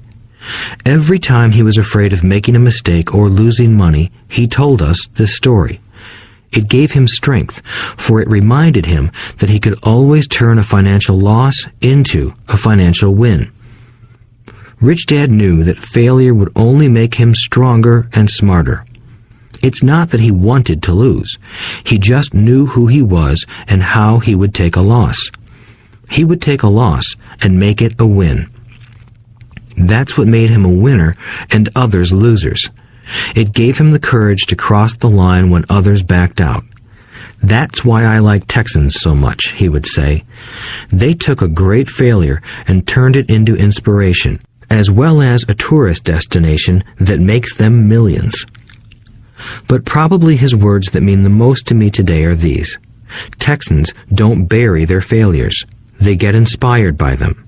They take their failures and turn them into rallying cries. Failure inspires Texans to become winners. But that formula is not just the formula for Texans. It is the formula for all winners. I've said that falling off my bike was part of learning to ride. I remember falling off only made me more determined to learn to ride, not less. I also said that I have never met a golfer who has never lost a ball. For top professional golfers, losing a ball or a tournament provides the inspiration to be better, to practice harder, to study more. That's what makes them better. For winners, losing inspires them. For losers, losing defeats them. I like to quote John D. Rockefeller, who said, "I always tried to turn every disaster into an opportunity." And being Japanese American, I can say this. Many people say that Pearl Harbor was an American mistake. I say it was a Japanese mistake. From the movie Tora, Tora, Tora, a somber Japanese admiral says to his cheering subordinates, "I am afraid we have awakened a sleeping giant." Remember Pearl Harbor became a rallying cry. It turned one of America's greatest losses into the reason to win. This great defeat gave America strength, and America soon emerged as a world power. Failure inspires winners, and failure defeats losers. It is the biggest secret of winners. It's the secret that losers do not know. The greatest secret of winners is that failure inspires winning. Thus, they're not afraid of losing. Repeating Fran Tarkenton's quote, "Winning means being unafraid to lose." People like Fran Tarkenton are not afraid of losing because they know who they are. They hate losing, so they know that losing will only inspire them to become better. There is a big difference between hating losing and being afraid to lose. Most people are so afraid of losing money that they lose. They go broke over a duplex. Financially, they play life too safe and too small. They buy big houses and big cars, but not big investments. The main reason that over 90% of the American public struggles financially is because they play not to lose. They don't play to win. They go to their financial planners or accountants or stockbrokers and buy a balanced portfolio. Most have lots of cash in CDs, low-yield bonds, mutual funds that can be traded within a mutual fund family, and a few individual stocks. It is a safe and sensible portfolio, but it is not a winning portfolio. It is a portfolio of someone playing not to lose. Don't get me wrong, it's probably a better portfolio than more than 70% of the population has, and that's frightening. It's a great portfolio for someone who loves safety. But playing it safe and balanced on your investment portfolio is not the way successful investors play the game. If you have little money and you want to be rich, you must first be focused, not balanced. If you look at any successful person, at the start, they were not balanced. Balanced people go nowhere. They stay in one spot. To make progress, you must first go unbalanced. Just look at how you make progress walking. Thomas Edison was not balanced. He was focused. Bill Gates was not balanced. He was focused. Donald Trump is focused. George Soros is focused. George Patton did not take his tanks wide. He focused them and blew through the weak spots in the German line. The French went wide with the Maginot Line, and you know what happened to them. If you have any desire to be rich, you must focus. Do not do what poor and middle-class people do, put their few eggs in many baskets. Put a lot of your eggs in a few baskets and focus. Follow one course until successful. If you hate losing, play it safe. If losing makes you weak, play it safe. Go with balanced investments. If you're over 25 years old and are terrified of taking risks, don't change. Play it safe, but start early. Start accumulating your nest egg early because it will take time. But if you have dreams of freedom, of getting out of the rat race, the first question to ask yourself is, how do I respond to failure? If failure inspires you to win, maybe you should go for it, but only maybe. If failure makes you weak or causes you to throw temper tantrums, like spoiled brats who call attorneys to file lawsuits every time something doesn't go their way, then play it safe. Keep your daytime job, or buy bonds or mutual funds. But remember, there is risk in those financial instruments also, even though they may appear safe. I say all this, mentioning Texas and Fran Tarkenton, because stacking the asset column is easy. It's really a low-aptitude game. It doesn't take much education. 5th grade math will do. But building your asset column is a game in which attitude plays a major role. It takes guts, patience, and a great attitude toward failure. Losers avoid failing, and failure turns losers into winners. Just remember the Alamo. Overcoming cynicism. The sky is falling. The sky is falling. Most of us know the story of Chicken Little, who ran around warning the barnyard of impending doom. We all know people who are that way. There's a Chicken Little inside each of us. As I stated earlier, the cynic is really a little chicken. We all get a little chicken when fear and doubt cloud our thoughts. All of us have doubts. I'm not smart. I'm not good enough. So-and-so is better than me. Our doubts often paralyze us. We play the what-if game. What if the economy crashes right after I invest? What if I lose control and I can't pay the money back? What if things don't go as I planned? Or we have friends or loved ones who will remind us of our shortcomings. They often say, "What makes you think you can do that? If it's such a good idea, how come someone else hasn't done it? That will never work. You don't know what you're talking about." These words of doubt often get so loud that we fail to act. A horrible feeling builds in our stomach. Sometimes we can't sleep. We fail to move forward. So we stay with what is safe, and opportunities pass us by. We watch life passing by as we sit immobilized with a cold knot in our body. We have all felt this at one time in our lives, some more than others. Peter Lynch of Fidelity Magellan Mutual Fund fame refers to warnings about the sky falling as noise, and we all hear it. Noise is either created inside our heads or comes from outside, often from friends, family, co-workers, and the media. Lynch recalls the time during the 1950s when the threat of nuclear war was so prevalent in the news that people began building fallout shelters and storing food and water. If they had invested that money wisely in the market, instead of building a fallout shelter, they'd probably be financially independent today. When violence breaks out in a city, gun sales go up all over the country. A person dies from rare hamburger meat in the state of Washington, and the Arizona Health Department orders restaurants to have all beef cooked well done. A drug company runs a TV commercial in February showing people catching the flu. Colds go up as well as sales of cold medicine. Most people are poor because when it comes to investing, the world is filled with Chicken Littles running around yelling, "The sky is falling! The sky is falling!" And Chicken Littles are effective because every one of us is a little chicken.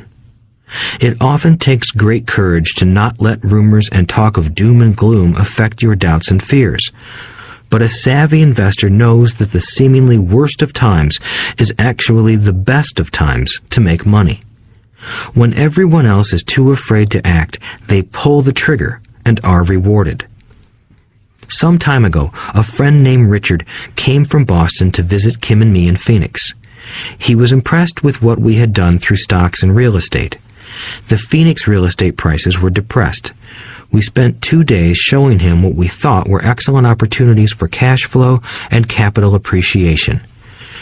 Kim and I are not real estate agents. We are strictly investors. After identifying a unit in a resort community, we called an agent who sold it to him that afternoon. The price was a mere $42,000 for a 2-bedroom townhome. Similar units were going for $65,000. He had found a bargain. Excited, he bought it and returned to Boston. 2 weeks later, the agent called to say that our friend had backed out. I called immediately to find out why. All he said was that he talked to his neighbor, and his neighbor told him it was a bad deal. He was paying too much. I asked Richard if his neighbor was an investor. Richard said he was not. When I asked why he listened to him, Richard got defensive and simply said he wanted to keep looking. The real estate market in Phoenix turned, and a few years later, that little unit was renting for $1,000 a month, $2,500 in the peak winter months. The unit was worth $95,000. All Richard had to put down was $5,000, and he would have had a start at getting out of the rat race. Today, he still has done nothing.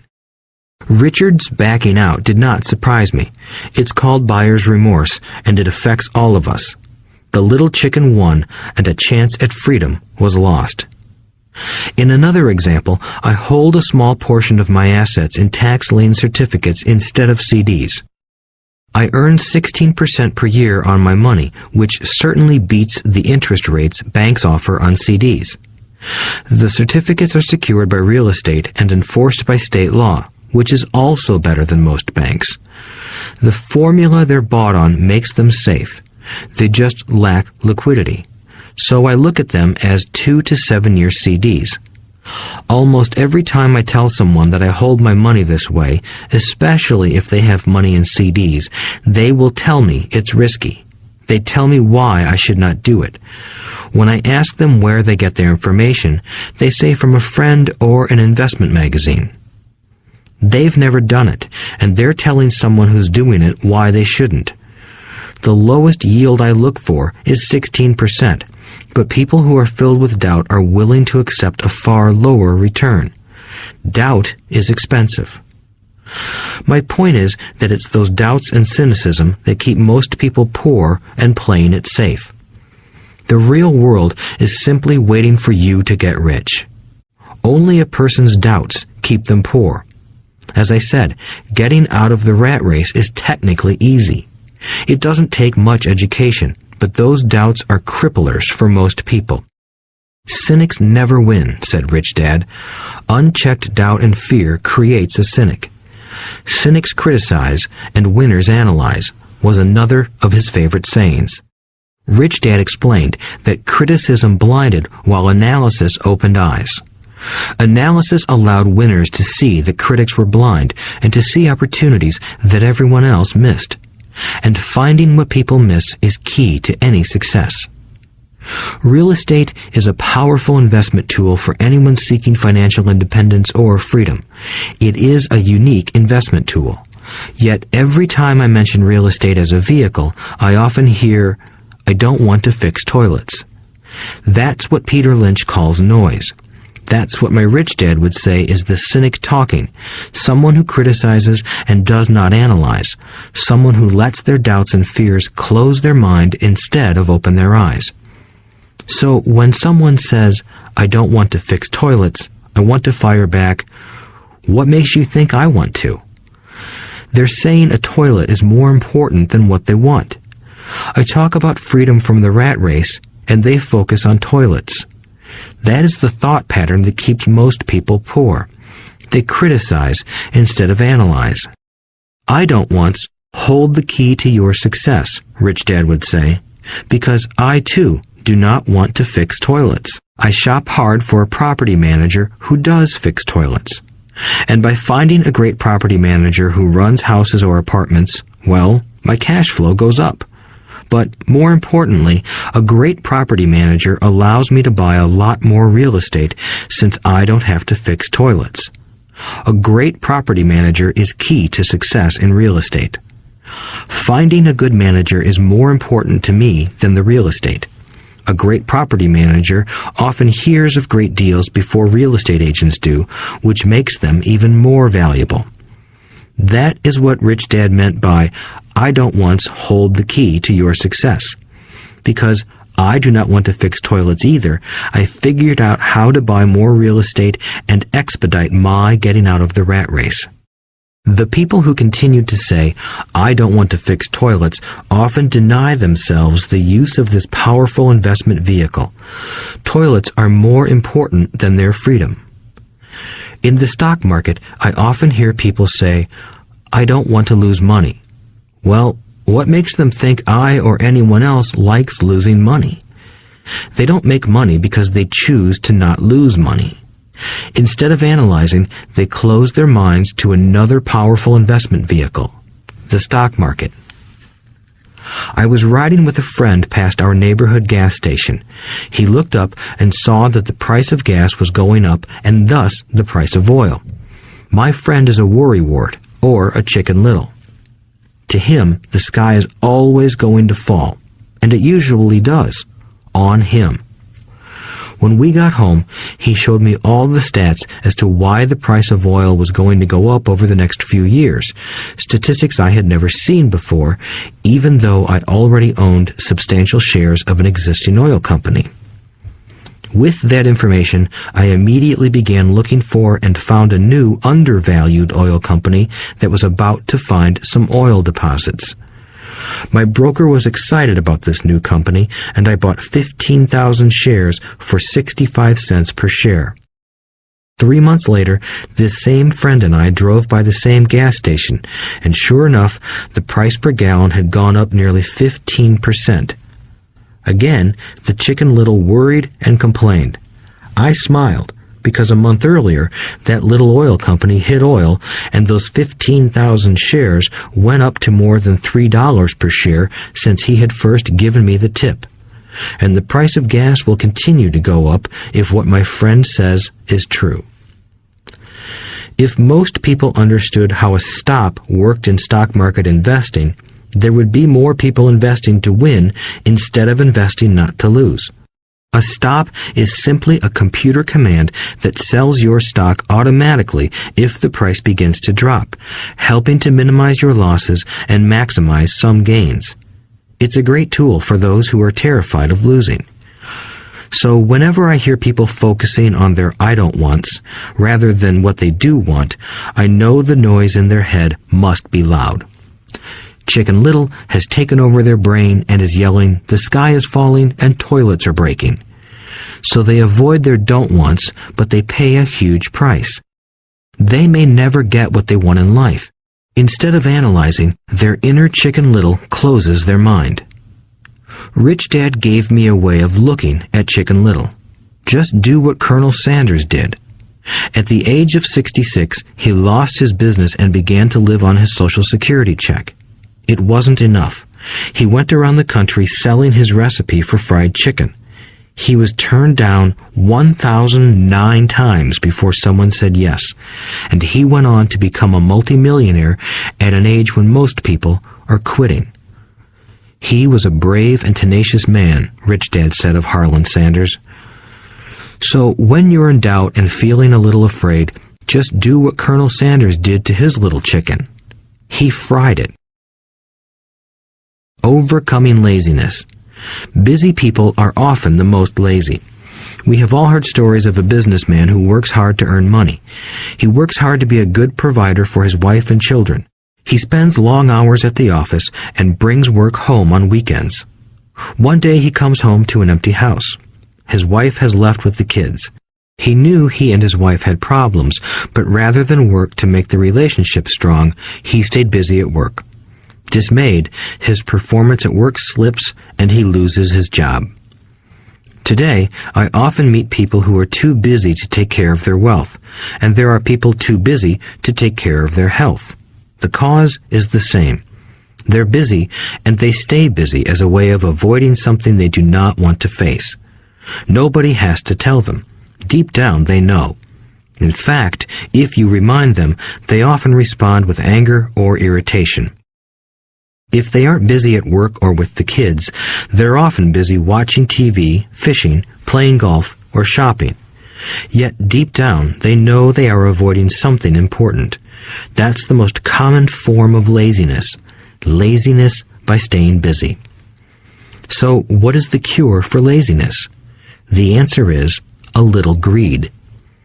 For many of us, we were raised thinking of greed or desire as bad. Greedy people are bad people, my mom used to say, yet we all have inside of us this yearning to have nice, new, or exciting things. So, to keep that emotion of desire under control, often parents find ways of suppressing that desire with guilt. You only think about yourself. Don't you know you have brothers and sisters? Was one of my mom's favorites. You want me to buy you what? Was a favorite of my dad. Do you think we're made of money? Do you think money grows on trees? We're not rich people, you know. It wasn't so much the words, but the angry guilt trip that went with the words that got to me.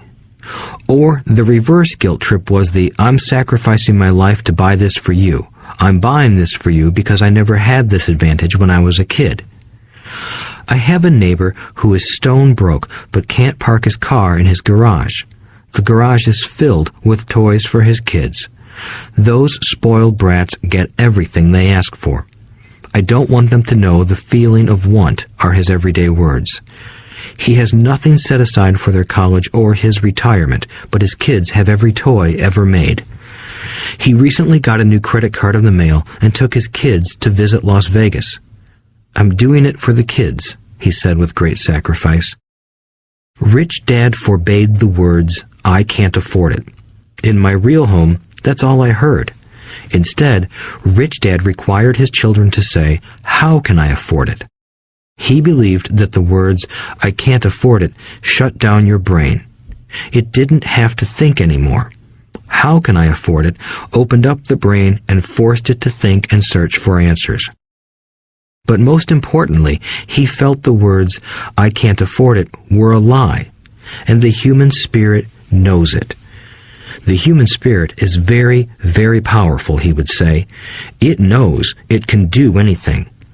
By having a lazy mind that says, I can't afford it, a war breaks out inside you. Your spirit is angry, and your lazy mind must defend its lie. The spirit is screaming, come on, let's go to the gym and work out. And the lazy mind says, but I'm tired, I worked really hard today. Or the human spirit says, I'm sick and tired of being poor, let's get out there and get rich. To which the lazy mind says, rich people are greedy. Besides, it's too much bother. It's not safe. I might lose money. I'm working hard enough as it is. I've got too much to do at work anyway. Look at what I have to do tonight. My boss wants it finished by morning. I can't afford it also causes sadness, a helplessness that leads to despondency and often depression. How can I afford it opens up possibilities, excitement, and dreams. So Rich Dad was not so concerned about what we wanted to buy as long as we understood that how can I afford it creates a stronger mind and a dynamic spirit. Thus, he rarely gave Mike or me anything. He would instead ask, how can you afford it? And that included college, which we paid for ourselves. It was not the goal, but the process of attaining the goal that he wanted us to learn. The problem I see today is that there are millions of people who feel guilty about their desire or their greed. It's old conditioning from their childhood. While they desire to have the finer things that life offers, most have been conditioned subconsciously to say, I can't have that, or I'll never be able to afford that. When I decided to exit the rat race, it was simply a question of how can I afford to never work again? And my mind began to kick out answers and solutions. The hardest part was fighting my real parents' dogma. We can't afford that. Stop thinking only about yourself. Why don't you think about others? And other similar sentiments designed to instill guilt to suppress my greed. So, how do you beat laziness? Once again, the answer is a little greed. It's that radio station WIIFM, which stands for What's in it for me? A person needs to sit down and ask, what would my life be like if I never had to work again? What would I do if I had all the money I needed? Without that little greed, the desire to have something better, progress is not made. Our world progresses because we all desire a better life. New inventions are made because we desire something better. We go to school and study hard because we want something better.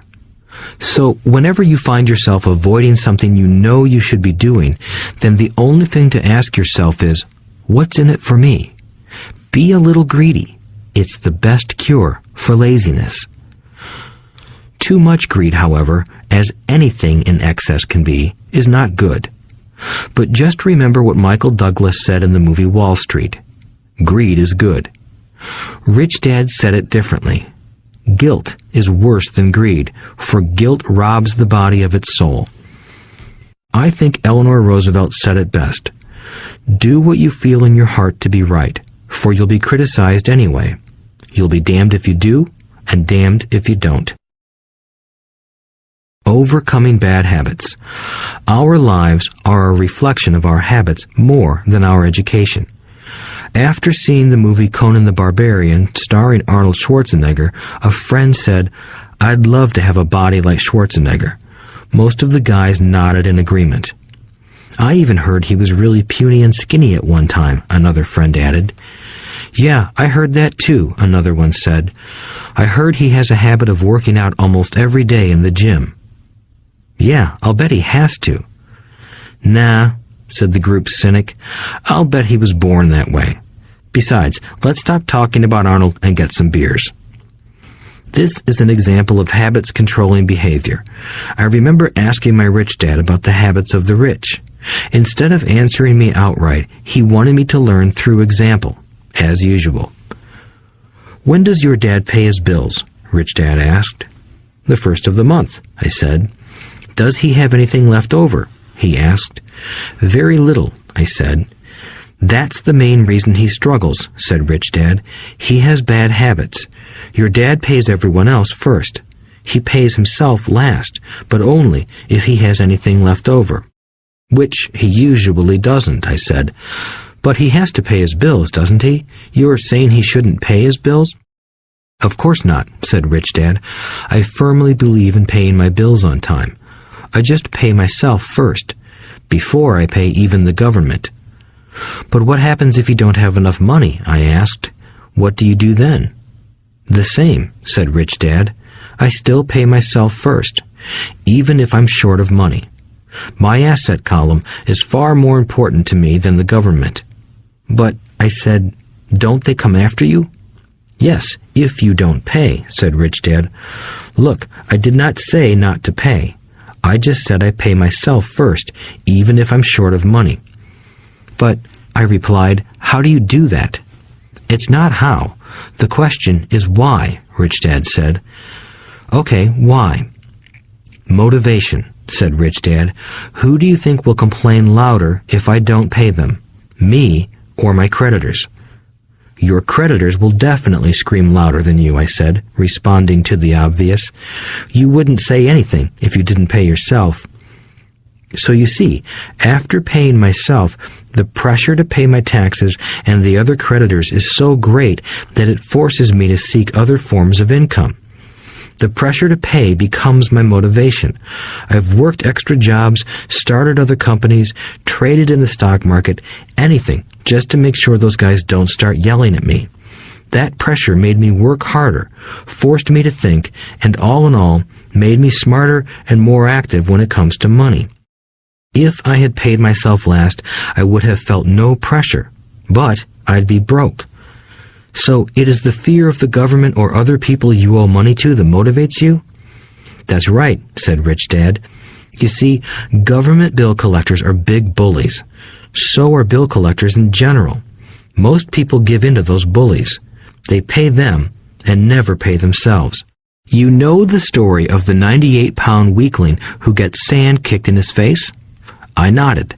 I see that ad for weightlifting and bodybuilding lessons in the comic books all the time. Well, most people let the bullies kick sand in their faces. I decided to use the fear of the bully to make me stronger. Others got weaker. Forcing myself to think about how to make extra money is like going to the gym and working out with weights. The more I work my mental money muscles out, the stronger I get. Now, I'm not afraid of those bullies. I liked what Rich Dad was saying, so if I pay myself first, I get financially stronger mentally and fiscally. Rich Dad nodded. And if I pay myself last, or not at all, I get weaker. So, people like bosses, managers, tax collectors, bill collectors, and landlords push me around all my life, just because I don't have good money habits. Rich Dad nodded, just like the 98-pound weakling. Overcoming arrogance. What I know makes me money. What I don't know loses me money. Every time I have been arrogant, I have lost money. Because when I'm arrogant, I truly believe that what I don't know is not important, Rich Dad would often tell me. I have found that many people use arrogance to try to hide their own ignorance. It often happens when I am discussing financial statements with accountants or even other investors. They try to bluster their way through the discussion. It is clear to me that they don't know what they're talking about. They're not lying, but they are not telling the truth. There are many people in the world of money, finances, and investments who have absolutely no idea what they're talking about. Most people in the money industry are just spouting off sales pitches like used car salesmen. When you know you are ignorant in a subject, start educating yourself by finding an expert in the field or a book on the subject. Chapter 8. Getting Started. There is gold everywhere. Most people are not trained to see it. I wish I could say acquiring wealth was easy for me, but it wasn't. So in response to the question, how do I start, I offer the thought process I go through on a day-to-day basis. It really is easy to find great deals. I promise you that. It's just like riding a bike. After a little wobbling, it's a piece of cake. But when it comes to money, it takes determination to get through the wobbling. That's a personal thing. To find million-dollar deals of a lifetime requires us to call on our financial genius. I believe that each of us has a financial genius within us. The problem is that our financial genius lies asleep, waiting to be called upon.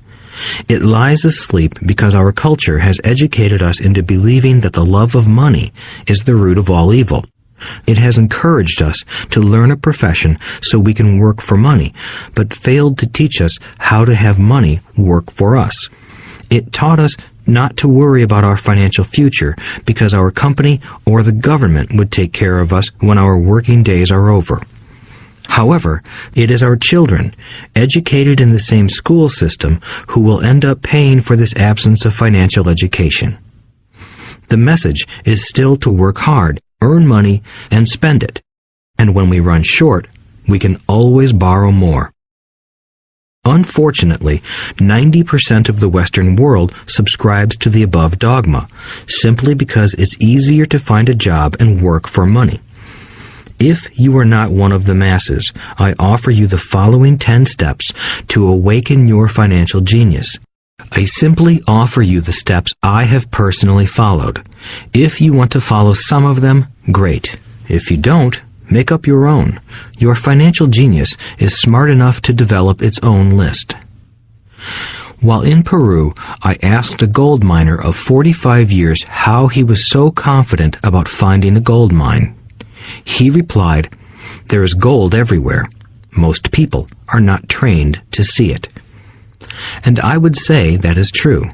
In real estate, I can go out and in a day come up with 4 or 5 great potential deals, while the average person will go out and find nothing, even looking in the same neighborhood. The reason is that they have not taken the time to develop their financial genius. I offer you the following 10 steps as a process to develop your God-given powers, powers over which only you have control. 1.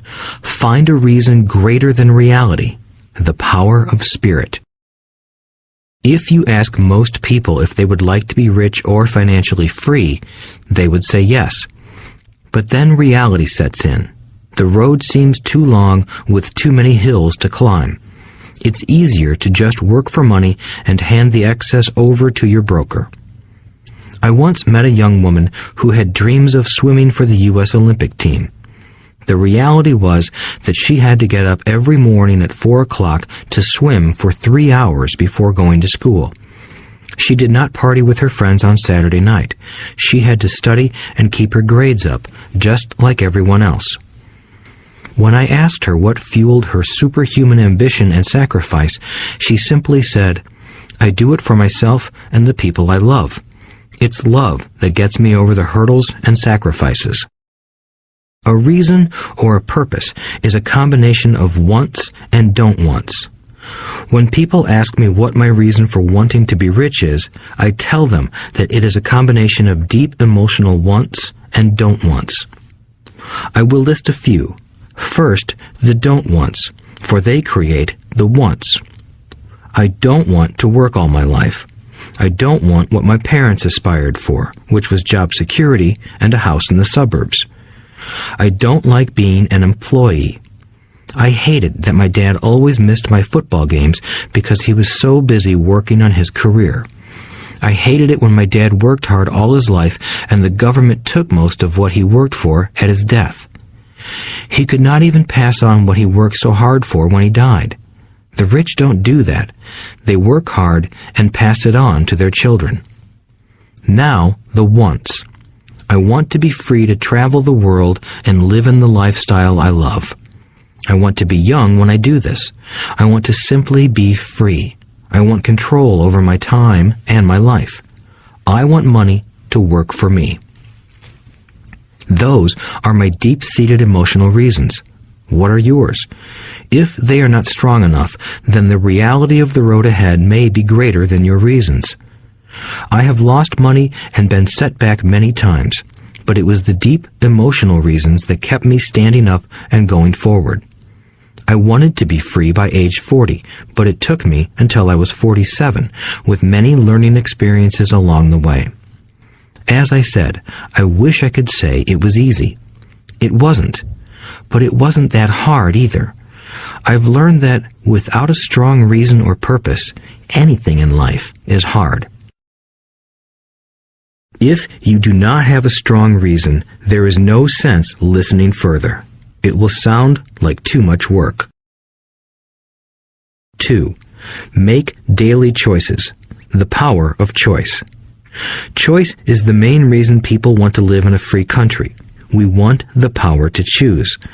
Financially, with every dollar we get in our hands, we hold the power to choose our future, to be rich, poor, or middle class. Our spending habits reflect who we are. Poor people simply have poor spending habits. The benefit I had as a boy was that I loved playing Monopoly constantly. Nobody told me Monopoly was only for kids, so I just kept playing the game as an adult. I also had a rich dad who pointed out to me the difference between an asset and a liability. So a long time ago, as a little boy, I chose to be rich, and I knew that all I had to do was learn to acquire assets, real assets. My best friend, Mike, had an asset column handed to him, but he still had to choose to learn to keep it. Many rich families lose their assets in the next generation simply because there was no one trained to be a good steward over their assets. Most people choose not to be rich. For 90% of the population, being rich is too much of a hassle. So they invent sayings that go, "I'm not interested in money. I'll never be rich. I don't have to worry. I'm still young.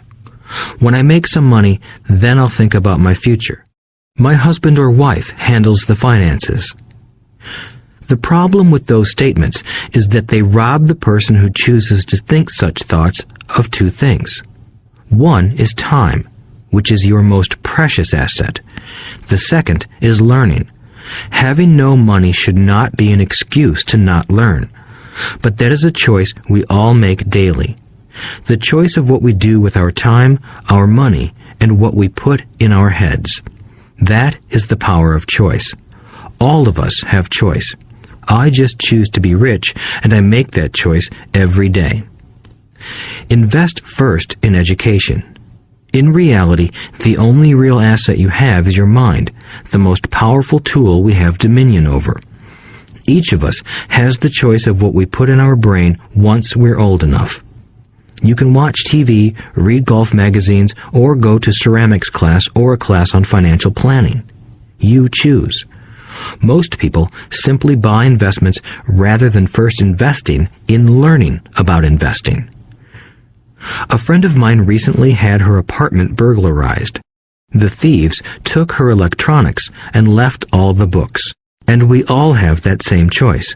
90% of the population buys TV sets, and only about 10% buy business books. So what do? I go to seminars. I like it when they are at least 2 days long because I like to immerse myself in a subject. In 1973, I was watching this guy on TV who was advertising a 3-day seminar on how to buy real estate for nothing down. I spent $385, and that course has made me at least $2 million, if not more. But more importantly, it bought me life. I don't have to work for the rest of my life because of that one course. I go to at least 2 such courses every year. I love CDs and audiobooks. The reason? I can easily review what I just heard. I was listening to an investor say something I completely disagreed with. Instead of becoming arrogant and critical, I simply listened to that 5-minute stretch at least 20 times, maybe more. But suddenly, by keeping my mind open, I understood why he said what he said. It was like magic. I felt like I had a window into the mind of one of the greatest investors of our time. I gained tremendous insight into the vast resources of his education and experience. The net result? I still have the old way I used to think, and I now have a new way of looking at the same problem or situation. I have 2 ways to analyze a problem or trend, and that is priceless. Today, I often say, how would Donald Trump do this, or Warren Buffett, or George Soros?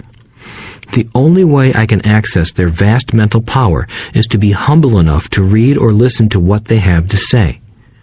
Arrogant or critical people are often people with low self-esteem who are afraid of taking risks. That's because if you learn something new, you are then required to make mistakes in order to fully understand what you have learned.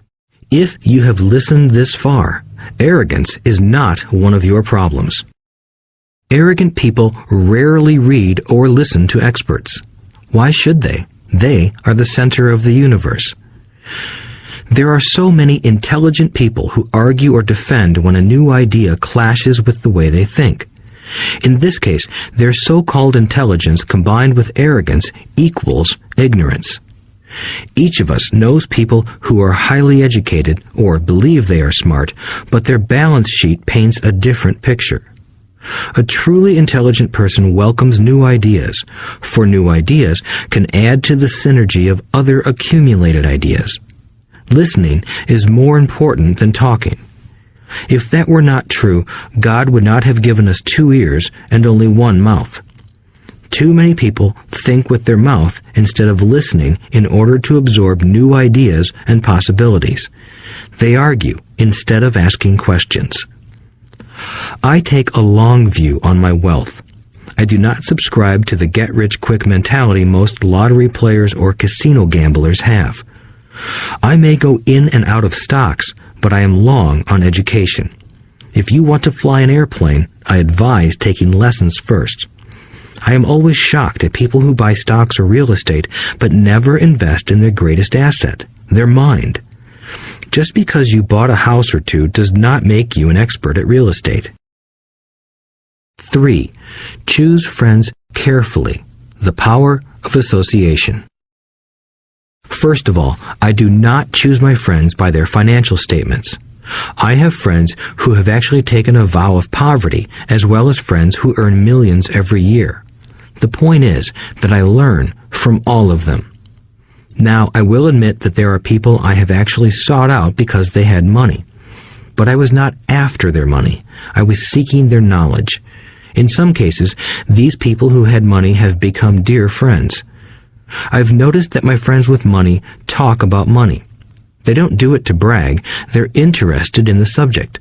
So I learn from them, and they learn from me. My friends who are in dire financial straits do not like talking about money, business, or investing. They often think it rude or unintellectual. So I also learn from my friends who struggle financially. I find out what not to do. I have several friends who have generated over $1 billion in their short lifetimes. The 3 of them report the same phenomenon.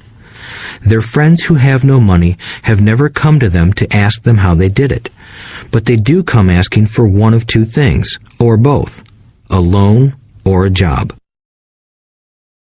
Warning: don't listen to poor or frightened people. I have such friends, and while I love them dearly, they are the Chicken Littles of life.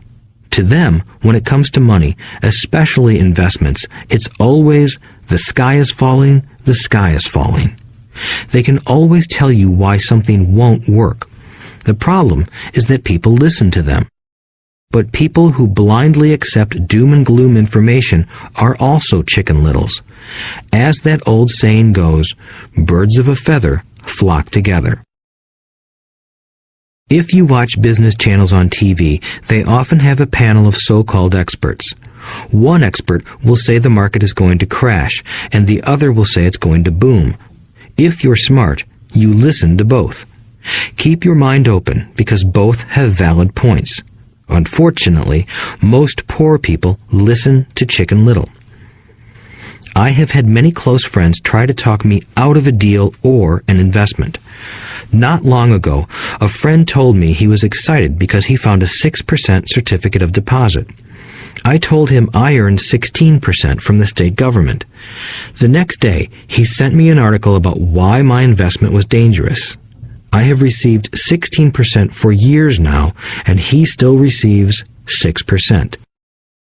I would say that one of the hardest things about wealth building is to be true to yourself and to be willing to not go along with the crowd. This is because, in the market, it is usually the crowd that shows up late that is slaughtered. If a great deal is on the front page, it's too late in most instances. Look for a new deal. As we used to say as surfers, there is always another wave. People who hurry and catch a wave late usually are the ones who wipe out. Smart investors don't time the markets. If they miss a wave, they search for the next one and get themselves in position. This is hard for most investors because buying what is not popular is frightening. Timid investors are like sheep going along with the crowd. Or their greed gets them in when wise investors have already taken their profits and moved on. Wise investors buy an investment when it's not popular. They know their profits are made when they buy, not when they sell. They wait patiently. As I said, they do not time the market. Just like a surfer, they get in position for the next big swell. It's all insider trading. There are forms of insider trading that are illegal, and there are forms of insider trading that are legal. But either way, it's insider trading. The only distinction is, how far away from the inside are you? The reason you want to have rich friends is because that is where the money is made. It's made on information. You want to hear about the next boom, get in and get out before the next bust. I'm not saying do it illegally, but the sooner you know, the better your chances are for profits with minimal risk. That is what friends are for, and that is financial intelligence. 4. Master a formula and then learn a new one. The power of learning quickly. In order to make bread, every baker follows a recipe, even if it's only held in their head. The same is true for making money.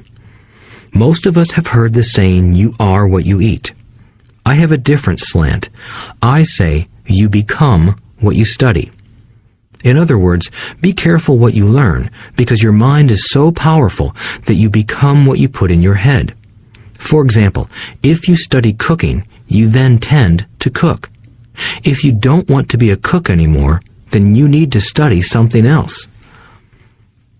When it comes to money, the masses generally have one basic formula they learned in school, and it's this: work for money.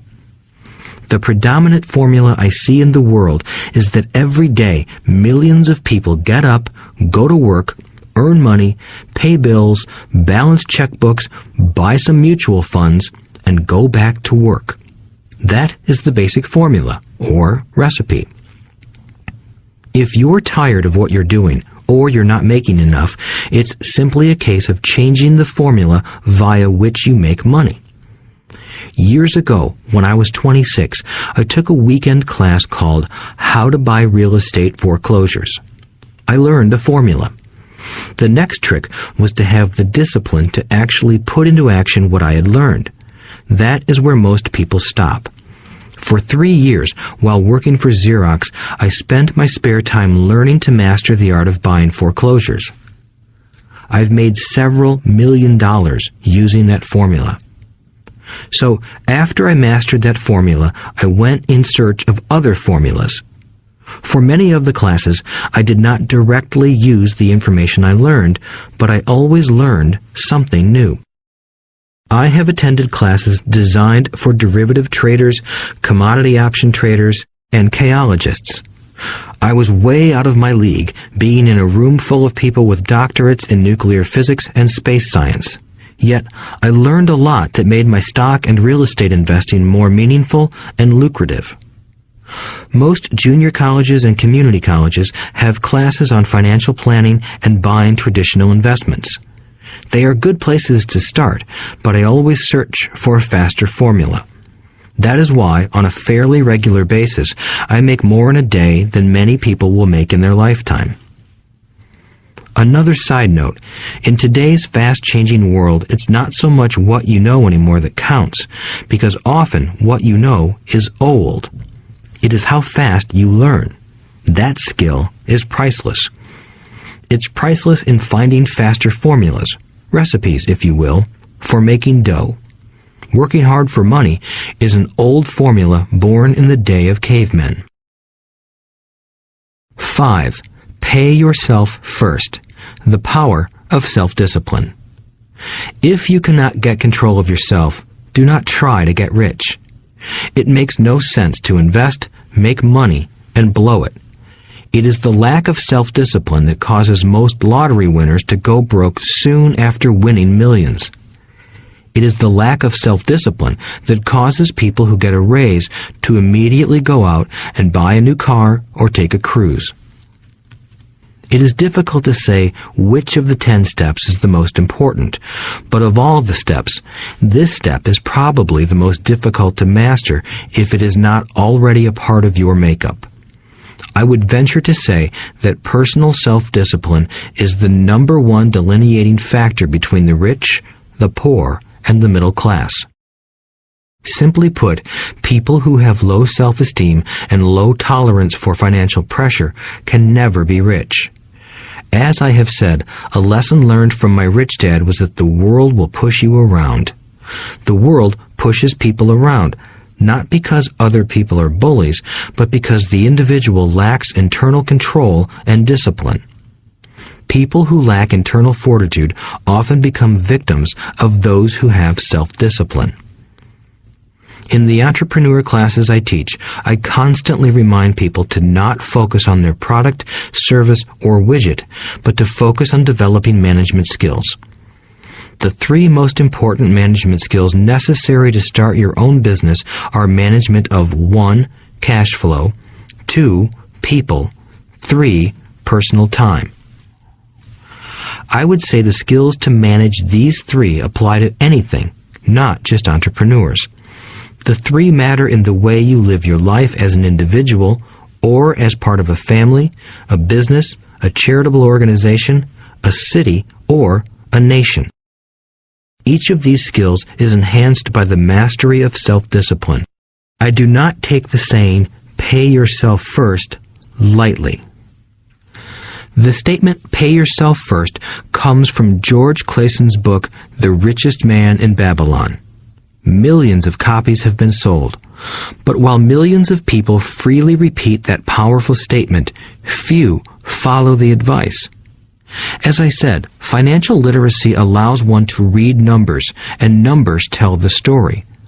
By looking at a person's income statement and balance sheet, I can readily see if people who spout the words, "pay yourself first," actually practice what they preach. In reality, each month, many allocate money to their asset column before they pay their monthly expenses. Although millions of people have read Clayson's book and understand the words, "pay yourself first," in reality, they pay themselves last. Now, I can hear the howls from those of you who sincerely believe in paying your bills first, and I can hear all the responsible people who pay their bills on time. I am not saying be irresponsible and not pay your bills. All I am saying is do what the book says, which is pay yourself first. If you can truly begin to understand the power of cash flow, you will soon realize why 90% of people work hard all their lives and need government support like Social Security when they are no longer able to work. Kim and I have had many bookkeepers, accountants, and bankers who have had a major problem with this way of looking at pay yourself first. The reason is that these financial professionals actually do what the masses do. They pay themselves last. There have been times in my life when, for whatever reason, cash flow was far less than my bills. I still paid myself first. My accountant and bookkeeper screamed in panic. "They're going to come after you. The IRS is going to put you in jail. You're going to ruin your credit rating. They'll cut off the electricity." I still paid myself first. Why, you ask? Because that's what the story, The Richest Man in Babylon, was all about. The power of self-discipline and the power of internal fortitude.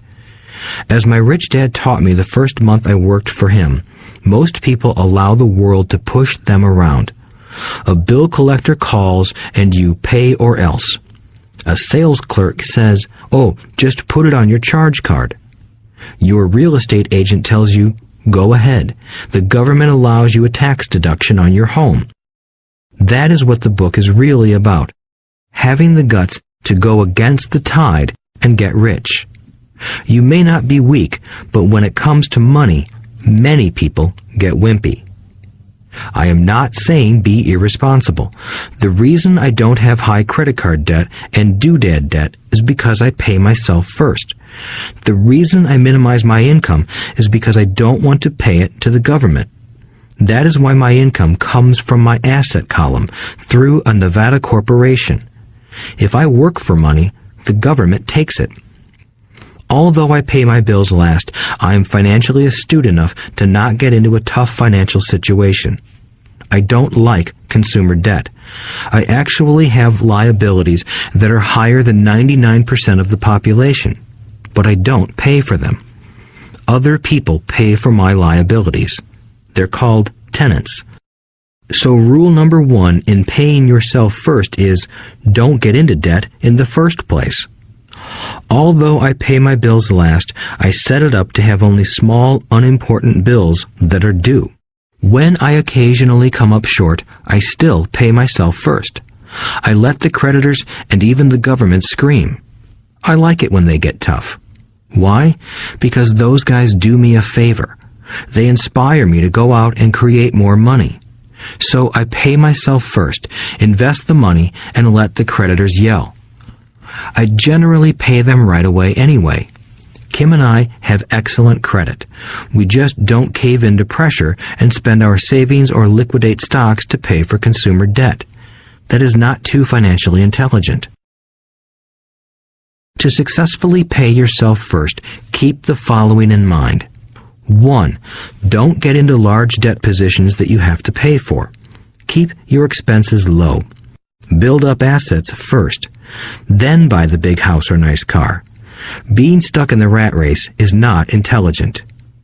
2. When you come up short, let the pressure build and don't dip into your savings or investments. Use the pressure to inspire your financial genius to come up with new ways of making more money and then pay your bills. You will have increased your ability to make more money as well as your financial intelligence. So many times I have gotten into financial hot water and used my brain to create more income while staunchly defending the assets in my asset column.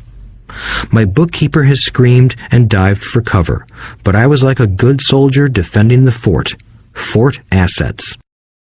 Poor people have poor habits. A common bad habit is innocently called dipping into savings. The rich know that savings are only used to create more money, not to pay bills. I know that sounds tough, but as I said, if you're not tough inside, the world will always push you around anyway. If you do not like financial pressure, then find a formula that works for you. A good one is to cut expenses, put your money in the bank, pay more than your fair share of income tax, buy safe mutual funds, and take the vow of the average. But this violates the pay yourself first rule. This rule does not encourage self-sacrifice or financial abstinence. It doesn't mean pay yourself first and starve. Life was meant to be enjoyed. If you call on your financial genius, you can have all the goodies of life, get rich, and pay bills. And that is financial intelligence. 6. Pay your brokers well. The power of good advice. Sometimes I see people posting a sign in front of their house that says, "For sale by owner." Or I see people on TV claiming to be discount brokers. My rich dad taught me to take the opposite approach. He believed in paying professionals well, and I have adopted that policy also. Today, I have expensive attorneys, accountants, real estate brokers, and stockbrokers. Why? Because if, and I do mean if, the people are professionals, their services should make you money. And the more money they make, the more money I make. We live in the information age. Information is priceless. A good broker should provide you with information as well as take the time to educate you. I have several brokers who do that for me. Some taught me when I had little or no money, and I am still with them today. What I pay a broker is tiny in comparison with what kind of money I can make because of the information they provide. I love it when my real estate broker or stockbroker makes a lot of money because that usually means I made a lot of money. A good broker saves me time in addition to making me money. Like when I bought the vacant land for $9,000 and sold it immediately for over $25,000 so I could buy my Porsche quicker. A broker is my eyes and ears in the market. They're there every day, so I do not have to be. I'd rather play golf. People who sell their house on their own must not value their time much. Why would I want to save a few bucks when I could use that time to make more money or spend it with those I love? What I find funny is that so many poor and middle-class people insist on tipping restaurant help 15 to 20%, even for bad service, but complain about paying a broker 3 to 7%. They enjoy tipping people in the expense column and stiffing people in the asset column. That is not financially intelligent. Keep in mind that not all brokers are created equal. Unfortunately, most brokers are only salespeople. They sell, but they themselves own little or no real estate. There is a tremendous difference between a broker who sells houses and a broker who sells investments. The same is true for stock, bond, mutual fund, and insurance, brokers who call themselves financial planners. When I interview any paid professional, I first find out how much property or stocks they personally own and what percentage they pay in taxes. And that applies to my tax attorney as well as my accountant. I have an accountant who minds his own business. His profession is accounting, but his business is real estate. I used to have an accountant who was a small business accountant, but he had no real estate. I switched because we did not love the same business. Find a broker who has your best interests at heart. Many brokers will spend the time educating you, and they could be the best asset you find. Just be fair, and most of them will be fair to you. If all you can think about is cutting their commissions, then why should they want to help you? It's just simple logic. As I said earlier, one of the management skills is the management of people. Many people only manage people they feel smarter than and they have power over. Many middle managers remain middle managers, failing to get promoted because they know how to work with people below them, but not with people above them. The real skill is to manage and reward the people who are smarter than you in some technical area. That is why companies have a board of directors. You should have one too. That is financial intelligence. 7. Be an Indian giver. The power of getting something for nothing. When the first European settlers came to America, they were taken aback by a cultural practice some American Indians had. For example, if a settler was cold, the Indian would give the person a blanket. Mistaking it for a gift, the settler was often offended when the Indian asked for it back. The Indians also got upset when they realized that settlers did not want to give it back. That is where the term Indian giver came from, a simple cultural misunderstanding. In the world of the asset column, being an Indian giver is vital to wealth. The sophisticated investor's first question is, how fast do I get my money back? They also want to know what they get for free, also called a piece of the action. That is why the ROI, or return on investment, is so important. For example, I found a small condominium that was in foreclosure a few blocks from where I lived. The bank wanted $60,000 and I submitted a bid for $50,000, which they took simply because, along with my bid, was a cashier's check for $50,000. They realized I was serious. Most investors would say, "Aren't you tying up a lot of cash? Would it not be better to get a loan on it?" The answer is, not in this case. My investment company uses this condominium as a vacation rental in the winter months when the snowbirds come to Arizona. It rents for $2,500 a month for 4 months out of the year. For rental during the off-season, it rents for only $1,000 a month. I had my money back in about 3 years. Now I own this asset, which pumps money out for me, month in and month out. The same is done with stocks. Frequently, my broker calls and recommends I move a sizable amount of money into the stock of a company that he feels is just about to make a move that will add value to the stock, like announcing a new product. I will move my money in for a week to a month while the stock moves up. Then I pull my initial dollar amount out and stop worrying about the fluctuations of the market because my initial money is back and ready to work on another asset. So my money goes in, and then it comes out, and I own an asset that was technically free. True, I have lost money on many occasions, but I only play with money I can afford to lose. I would say, on an average 10 investments, I hit home runs on 2 or 3, while 5 or 6 do nothing, and I lose on 2 or 3. But I limit my losses to only the money I have in at that time. People who hate risk put their money in the bank. In the long run, safe savings are better than no savings. But it takes a long time to get your money back, and, in most instances, you don't get anything for free with it. On every one of my investments, there must be an upside, something for free, like a condominium, a mini storage, a piece of free land, a house, stock shares, or an office building. and there must be limited risk or a low-risk idea. There are books devoted entirely to this subject, so I will not talk about it here.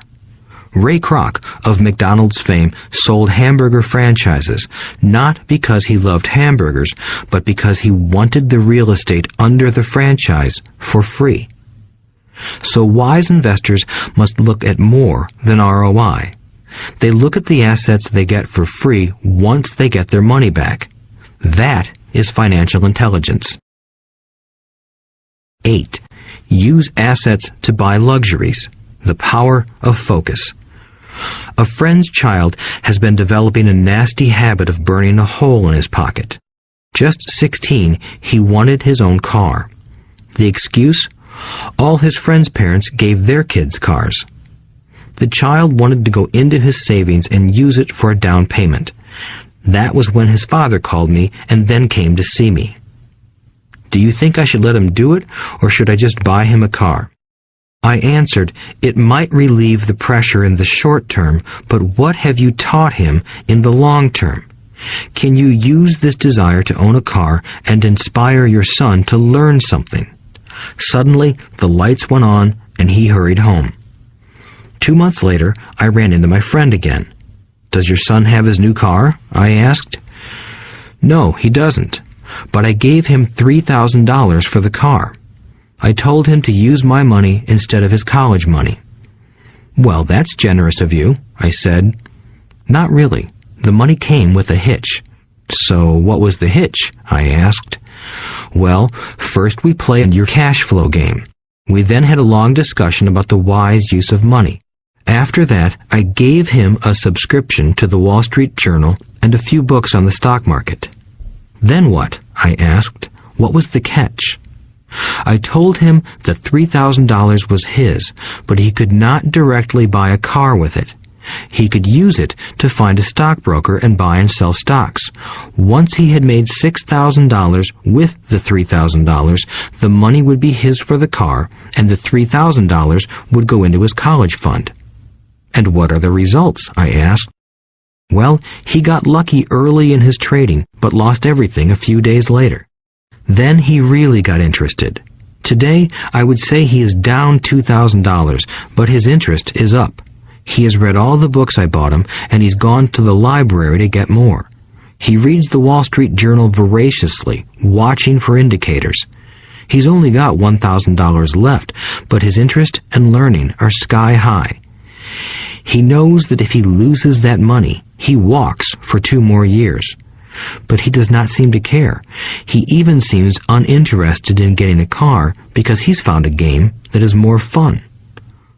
What happens if he loses all the money? I asked. We'll cross that bridge when we get to it. I'd rather have him lose everything now than wait till he's our age to risk losing everything. And besides, that is the best $3,000 I've ever spent on his education. What he is learning will serve him for life, and he seems to have gained a new respect for the power of money. As I said earlier, if a person cannot master the power of self-discipline, it is best not to try to get rich. I say this because although the process of developing cash flow from an asset column is easy in theory, what's hard is the mental fortitude to direct money to the correct use.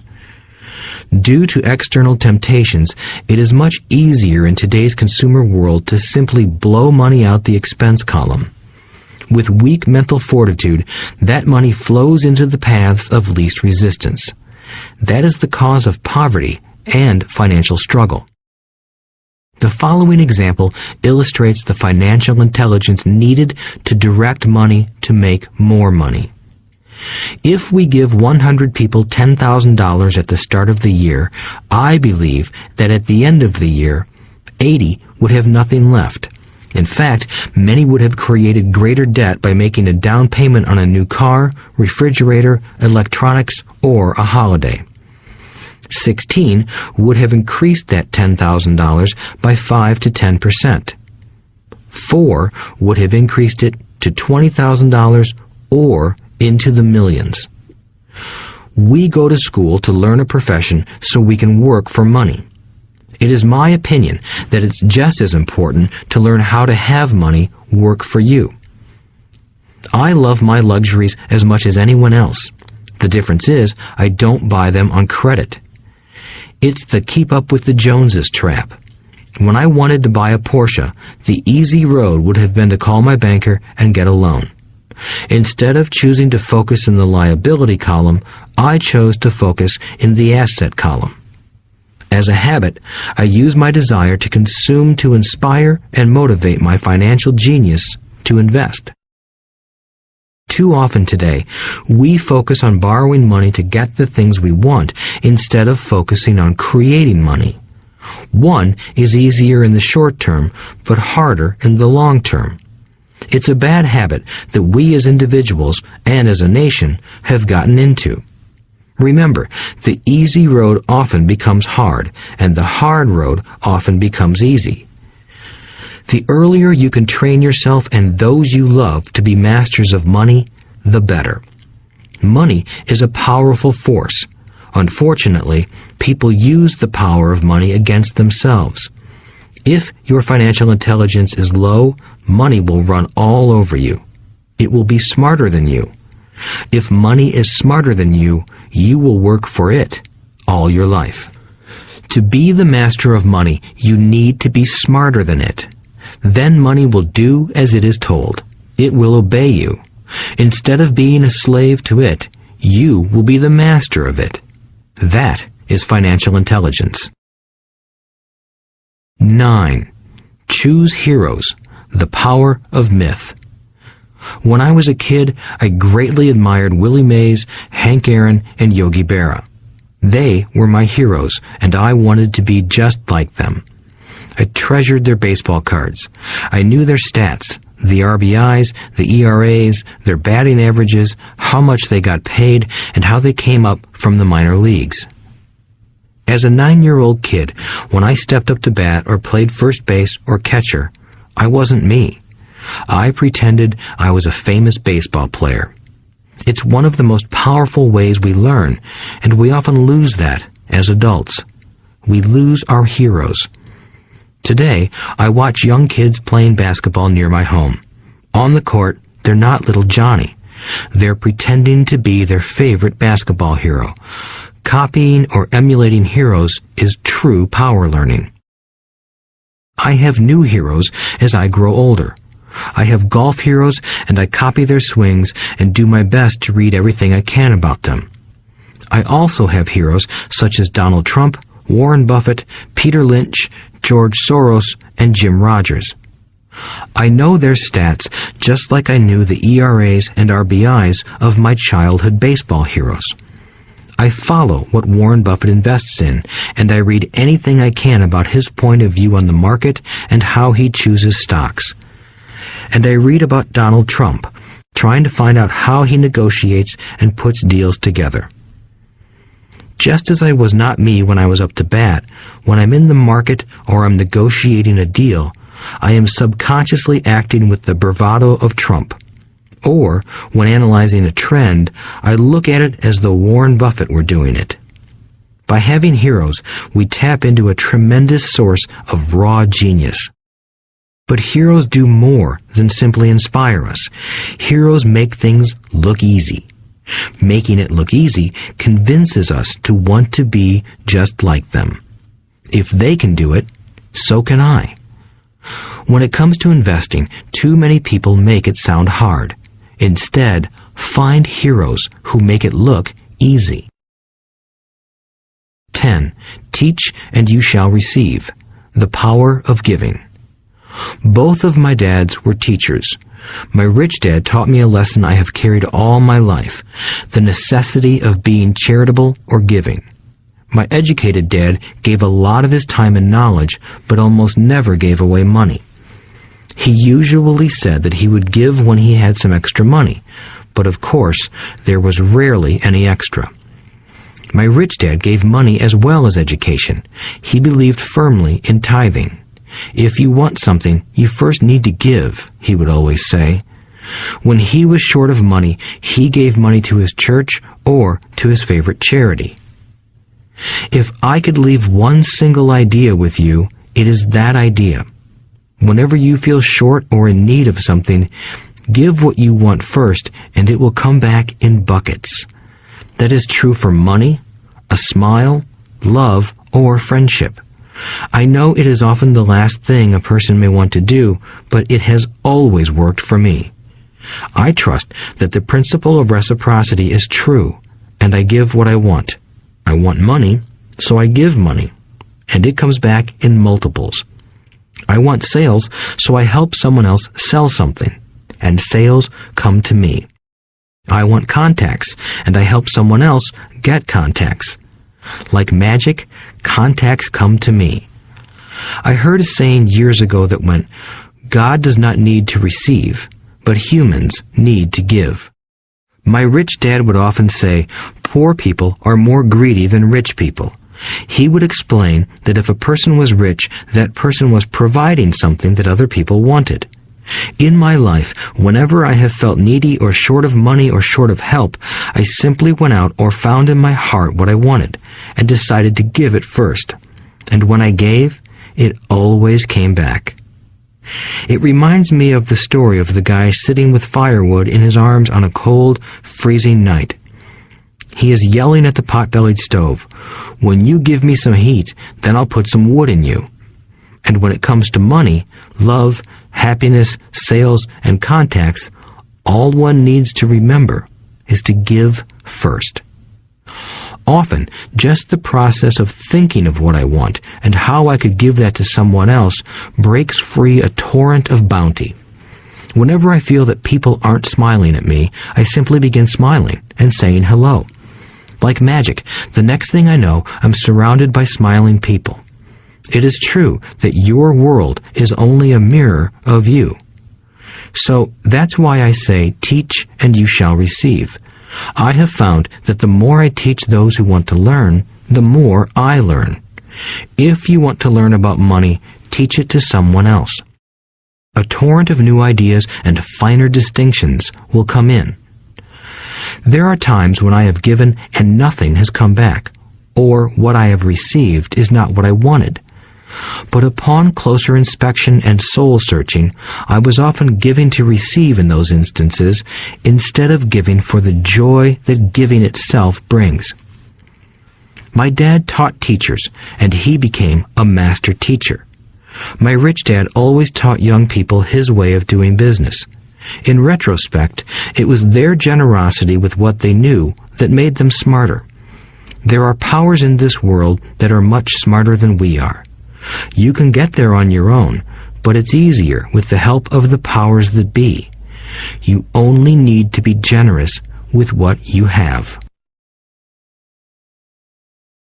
Chapter 9. Still want more? Here are some to-dos. Many people may not be satisfied with my 10 steps. They see them more as philosophies than actions. I think understanding the philosophy is just as important as the action. There are many people who want to do instead of think, and then there are people who think but do not do. I would say that I am both. I love new ideas, and I love action. So for those who want a to-do list on how to get started, I will share with you some of the things I do in abbreviated form. Stop doing what you're doing. In other words, take a break and assess what is working and what is not working. The definition of insanity is doing the same thing over and over and expecting a different result. Stop doing what is not working and look for something new. Look for new ideas. For new investing ideas, I go to bookstores and search for books on different and unique subjects. I call them formulas. I buy how-to books on formulas I know nothing about. For example, in the bookstore I found the book The 16% Solution by Joel Moskowitz. I bought the book and read it, and the next Thursday I did exactly as the book said. Most people do not take action, or they let someone talk them out of whatever new formula they are studying. My neighbor told me why 16% would not work. I did not listen to him because he's never done it. Find someone who has done what you want to do. take them to lunch, and ask them for tips and tricks of the trade. As for 16% tax lien certificates, I went to the county tax office and found the government employee who worked in that office. I found out that she, too, invested in the tax liens. Immediately, I invited her to lunch. She was thrilled to tell me everything she knew and how to do it. After lunch, she spent all afternoon showing me everything. By the next day, I found 2 great properties with her help that have been accruing interest at 16% ever since. It took a day to read the book, a day to take action, an hour for lunch, and a day to acquire 2 great deals. Take classes, read, and attend seminars. I search newspapers and the Internet for new and interesting classes, many of which are free or inexpensive. I also attend and pay for expensive seminars on what I want to learn. I am wealthy and free from needing a job simply because of the courses I took. I have friends who did not take those classes who told me I was wasting my money, and yet they're still at the same job. Make lots of offers. When I want a piece of real estate, I look at many properties and generally write an offer. If you don't know what the right offer is, neither do I. That is the job of the real estate agent. They make the offers. I do as little work as possible. A friend wanted me to show her how to buy apartment houses. So one Saturday, she, her agent, and I went and looked at 6 apartment houses. 4 were dogs, but 2 were good. I said to write offers on all 6, offering half of what the owners asked for. She and the agent nearly had heart attacks. They thought it was rude and would offend the sellers, but I really don't think the agent wanted to work that hard. So they did nothing and went on looking for a better deal. No offers were ever made, and that person is still looking for the right deal at the right price. Well, you don't know what the right price is until you have a second party who wants to deal. Most sellers ask too much. It is rare that a seller asks a price that is less than something is worth. Moral of the story: make offers. People who are not investors have no idea what it feels like to try to sell something. I have had a piece of real estate that I wanted to sell for months. I would have welcomed any offer. They could have offered me 10 pigs and I would have been happy. Not at the offer, but just because someone was interested. I would have countered, maybe for a pig farm in exchange. But that's how the game works. The game of buying and selling is fun. Keep that in mind. It's fun and only a game. Make offers. Someone might say yes. I always make offers with escape clauses. In real estate, I make an offer with language that details subject to contingencies, such as the approval of a business partner. Never specify who the business partner is. Most people don't know that my partner is my cat. If they accept the offer, and I don't want the deal, I call home and speak to my cat. I make this ridiculous statement to illustrate how absurdly easy and simple the game is. So many people make things too difficult and take it too seriously. Finding a good deal, the right business, the right people, the right investors, or whatever is just like dating. You must go to the market and talk to a lot of people, make a lot of offers, counter-offers, negotiate, reject, and accept. I know single people who sit at home and wait for the phone to ring, but it's better to go to the market, even if it's only the supermarket. Search, offer, reject, negotiate, and accept are all parts of the process of almost everything in life. Jog, walk, or drive a certain area once a month for 10 minutes. I have found some of my best real estate investments doing this. I will jog a certain neighborhood for a year and look for change. For there to be profit in a deal, there must be 2 elements, a bargain and change. There are lots of bargains, but it's change that turns a bargain into a profitable opportunity. So when I jog a neighborhood I might like to invest in. It is the repetition that causes me to notice slight differences. I notice real estate signs that are up for a long time. That means the seller might be more agreeable to deal. I watch for moving trucks going in or out. I stop and talk to the drivers. I talk to the postal carriers. It's amazing how much information they acquire about an area. I find a bad area, especially an area that the news has scared everyone away from. I drive it for sometimes a year, waiting for signs of something changing for the better. I talk to retailers, especially new ones, and find out why they're moving in. It takes only a few minutes a month, and I do it while doing something else, like exercising or going to and from the store. Shop for bargains in all markets. Consumers will always be poor. When the supermarket has a sale, say on toilet paper, the consumer runs in and stocks up. But when the housing or stock market has a sale, most often called a crash or correction, the same consumer often runs away from it. When the supermarket raises its prices, the consumer shops somewhere else. But when housing or the stock market raises their prices, the same consumer often rushes in and starts buying. Always remember, profits are made in the buying, not in the selling. Look in the right places. A neighbor bought a condominium for $100,000. I bought the identical condo next door for $50,000. He told me he's waiting for the price to go up. I told him that profit is made when you buy, not when you sell. He shopped with a real estate broker who owns no property of her own. I shopped at the foreclosure auction. I paid $500 for a class on how to do this. My neighbor thought that the $500 for a real estate investment class was too expensive. He said he could not afford the money or the time. So he waits for the prices to go up. Look for people who want to buy first, then look for someone who wants to sell. A friend was looking for a certain piece of land. He had the money, but did not have the time. I found a large piece of land, larger than what my friend wanted to buy, tied it up with an option, called my friend, and he said he wanted a piece of it. So I sold the piece to him and then bought the land. I kept the remaining land as mine for free. Moral of the story: buy the pie and cut it in pieces. Most people look for what they can afford, so they look too small. They buy only a piece of the pie, so they end up paying more for less. Small thinkers don't get the big breaks. If you want to get richer, think big. Think big. Retailers love giving volume discounts simply because most business people love big spenders. So even if you're small, you can always think big.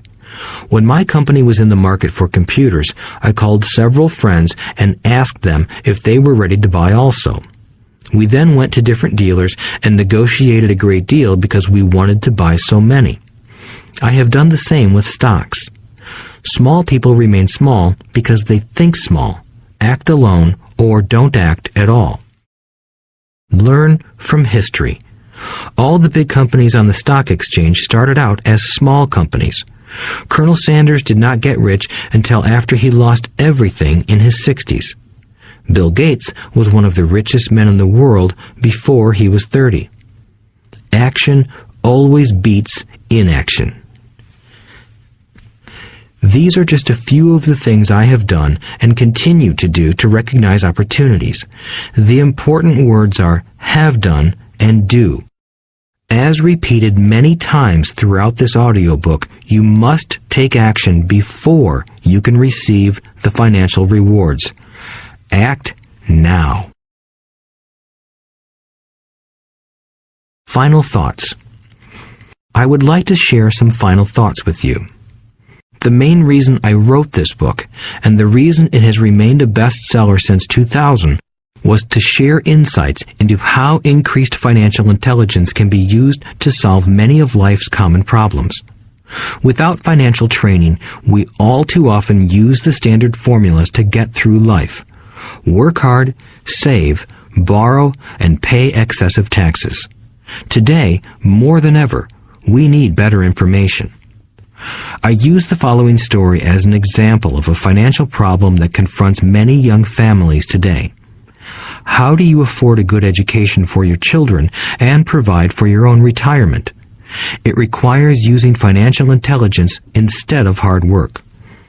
A friend of mine was griping one day about how hard it was to save money for his 4 children's college educations. He was putting $300 away in a college fund each month and had so far accumulated only about $12,000. He had about 12 more years to save for college since his oldest child was then 6 years old. At the time, the real estate market in Phoenix was terrible. People were giving houses away. I suggested to my friend that he buy a house with some of the money in his college fund. The idea intrigued him, and we began to discuss the possibility. His primary concern was that he did not have credit with the bank to buy another house since he was so overextended. I assured him that there were other ways to finance a property rather than through the bank. We looked for a house for 2 weeks, a house that would fit all our criteria. There were plenty to choose from, so shopping was fun. Finally, we found a 3-bedroom, 2-bath home in a prime neighborhood.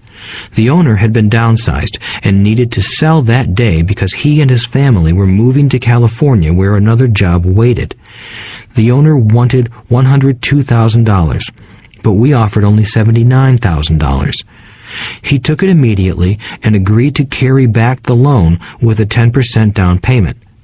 All my friend had to come up with was $7,900. As soon as the owner moved, my friend put the house up for rent. After all expenses were paid, including the mortgage, he put $125 in his pocket each month. His plan was to keep the house for 12 years and let the mortgage get paid down faster by applying the extra $125 to the principal each month. We figured that in 12 years, a large portion of the mortgage would be paid off and he could possibly be clearing $800 a month by the time his first child went to college. He could also sell the house if it had appreciated in value. 3 years later, the real estate market greatly improved in Phoenix, and he was offered $156,000 for the same house by the tenant who lived in it. Again, he asked me what I thought. I advised that he sell it, using a 1031 tax-deferred exchange. Suddenly, he had nearly $80,000 to operate with. I called another friend in Austin, Texas, who then moved this tax-deferred capital gain into a mini storage facility. Within 3 months, he began receiving checks for a little less than $1,000 a month, which he then poured back into the college fund. A couple of years later, the mini warehouse sold, and he received a check for nearly $330,000 as proceeds from the sale. He rolled those funds into a new project that would now generate over $3,000 a month in income, again going into the college fund. He is now very confident that his goal will be met easily. It only took $7,900 to start and a little financial intelligence. His children will be able to afford the education they want, and he will then use the underlying asset, wrapped in his legal entity, to pay for his retirement. As a result of this successful investment strategy, he will be able to retire early. Thank you for listening to this audiobook. I hope it has provided some insights into utilizing the power of money to work for you. Today, we need greater financial intelligence to simply survive. The idea that it takes money to make money is the thinking of financially unsophisticated people. It does not mean that they're not intelligent. They have simply not learned the science of making money. Money is only an idea. If you want more money, simply change your thinking. Every self-made person started small with an idea and then turned it into something big. The same applies to investing. It takes only a few dollars to start and grow it into something big. I meet so many people who spend their lives chasing the big deal or trying to amass a lot of money to get into a big deal. But to me, that is foolish. Too often, I have seen unsophisticated investors put their large nest egg into one deal and lose most of it rapidly. They may have been good workers, but they were not good investors. Education and wisdom about money are important. Start early. Buy a book. Go to a seminar. Practice. Start small. I turned $5,000 cash into a $1 million asset, producing $5,000 a month cash flow in less than 6 years. But I started learning as a kid. I encourage you to learn, because it's not that hard. In fact, it's pretty easy once you get the hang of it. I think I have made my message clear. It's what is in your head that determines what is in your hands. Money is only an idea. There is a great book called Think and Grow Rich. The title is not Work Hard and Grow Rich. Learn to have money work hard for you, and your life will be easier and happier. Today, don't play it safe. Play it smart. The 3 incomes. In the world of accounting, there are 3 different types of income. 1. Ordinary earned. 2. Portfolio. 3. Passive. When my poor dad said to me, "Go to school, get good grades, and find a safe, secure job," he was recommending I work for earned income. When my rich dad said, "The rich don't work for money, they have their money work for them," he was talking about passive income and portfolio income. Passive income, in most cases, is income derived from real estate investments. Portfolio income is income derived from paper assets such as stocks and bonds. Portfolio income is the income that makes Bill Gates the richest man in the world, not earned income. Rich Dad used to say, the key to becoming wealthy is the ability to convert earned income into passive income or portfolio income as quickly as possible. He would say, taxes are highest on earned income. The least taxed income is passive income. That is another reason why you want your money working hard for you. The government taxes the income you work hard for more than the income your money works hard for. In my second book, Rich Dad's Cash Flow Quadrant, I explain the 4 different types of people who make up the world of business. They are E, employee, S, self-employed, B, business owner, and I, investor. Most people go to school to learn to be an E or an S. The cash flow quadrant is written about the core differences of these 4 types and how people can change their quadrant. In fact, most of our products are created for people in the B and I quadrants. In Rich Dad's Guide to Investing, book number 3 in the Rich Dad series, I go into more detail on the importance of converting earned income into passive and portfolio income. Rich Dad used to say, all a real investor does is convert earned income into passive and portfolio income. If you know what you're doing, investing is not risky. It's just common sense. The key to financial freedom. The key to financial freedom and great wealth is a person's ability to convert earned income into passive and/or portfolio income. My rich dad spent a lot of time teaching Mike and me this skill. Having this ability is the reason my wife Kim and I are financially free, never needing to work again.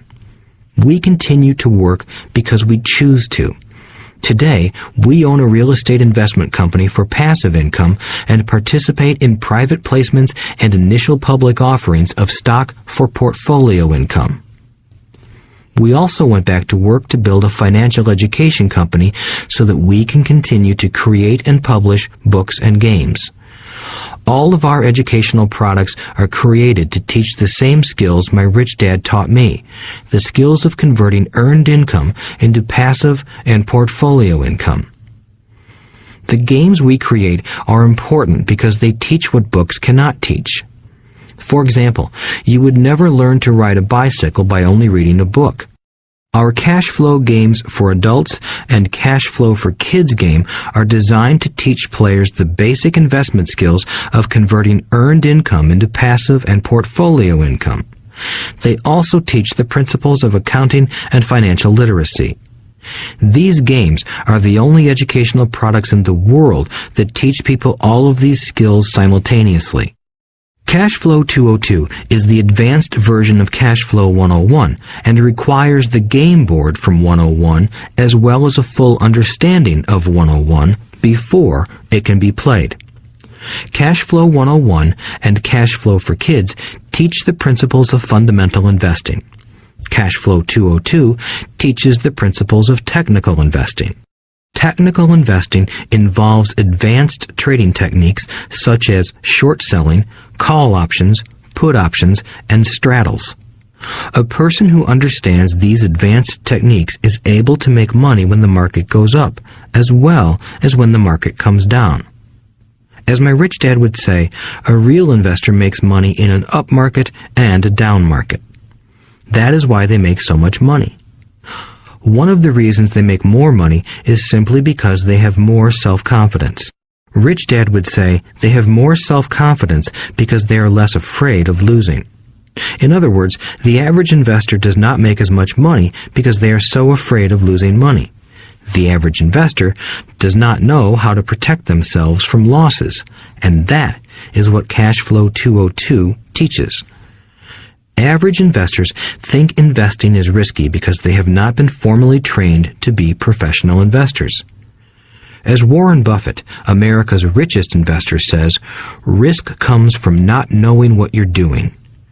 My board games teach the simple basics of fundamental investing and technical investing while people are having fun.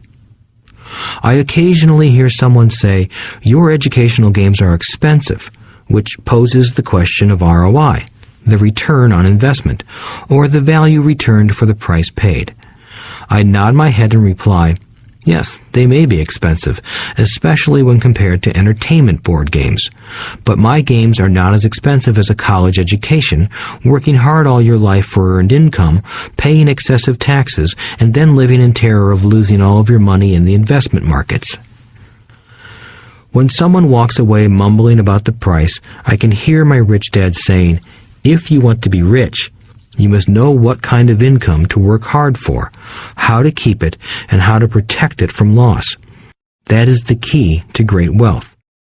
Rich Dad would also say, if you do not understand the differences in those three incomes and do not learn the skills on how to acquire and protect those incomes, you will probably spend your life earning less than you could and working harder than you should. My poor dad thought a good education, a good job, and years of hard work were all you needed to be successful. My rich dad also thought a good education was important. But to him, it was also important that Mike and I know the differences in the three incomes and what kind of income to work hard for. To him, that was basic financial education. Knowing the differences in the three incomes and learning the investment skills of how to acquire the different incomes is basic education for anyone who strives to acquire great wealth and achieve financial freedom, a special kind of freedom that only a few will ever know. As Rich Dad states in lesson number 1, the rich do not work for money. They know how to have money work hard for them. Rich Dad said, earned income is money you work for, and passive and portfolio income is money working for you. Knowing that little difference has been significant in my life. Or, as Robert Frost ends his poem, and that has made all the difference. Take action. All of you were given two great gifts, your mind and your time. It is up to you to do what you please with both. With each dollar bill that enters your hand, you and only you have the power to determine your destiny. Spend it foolishly, and you choose to be poor. Spend it on liabilities, and you join the middle class.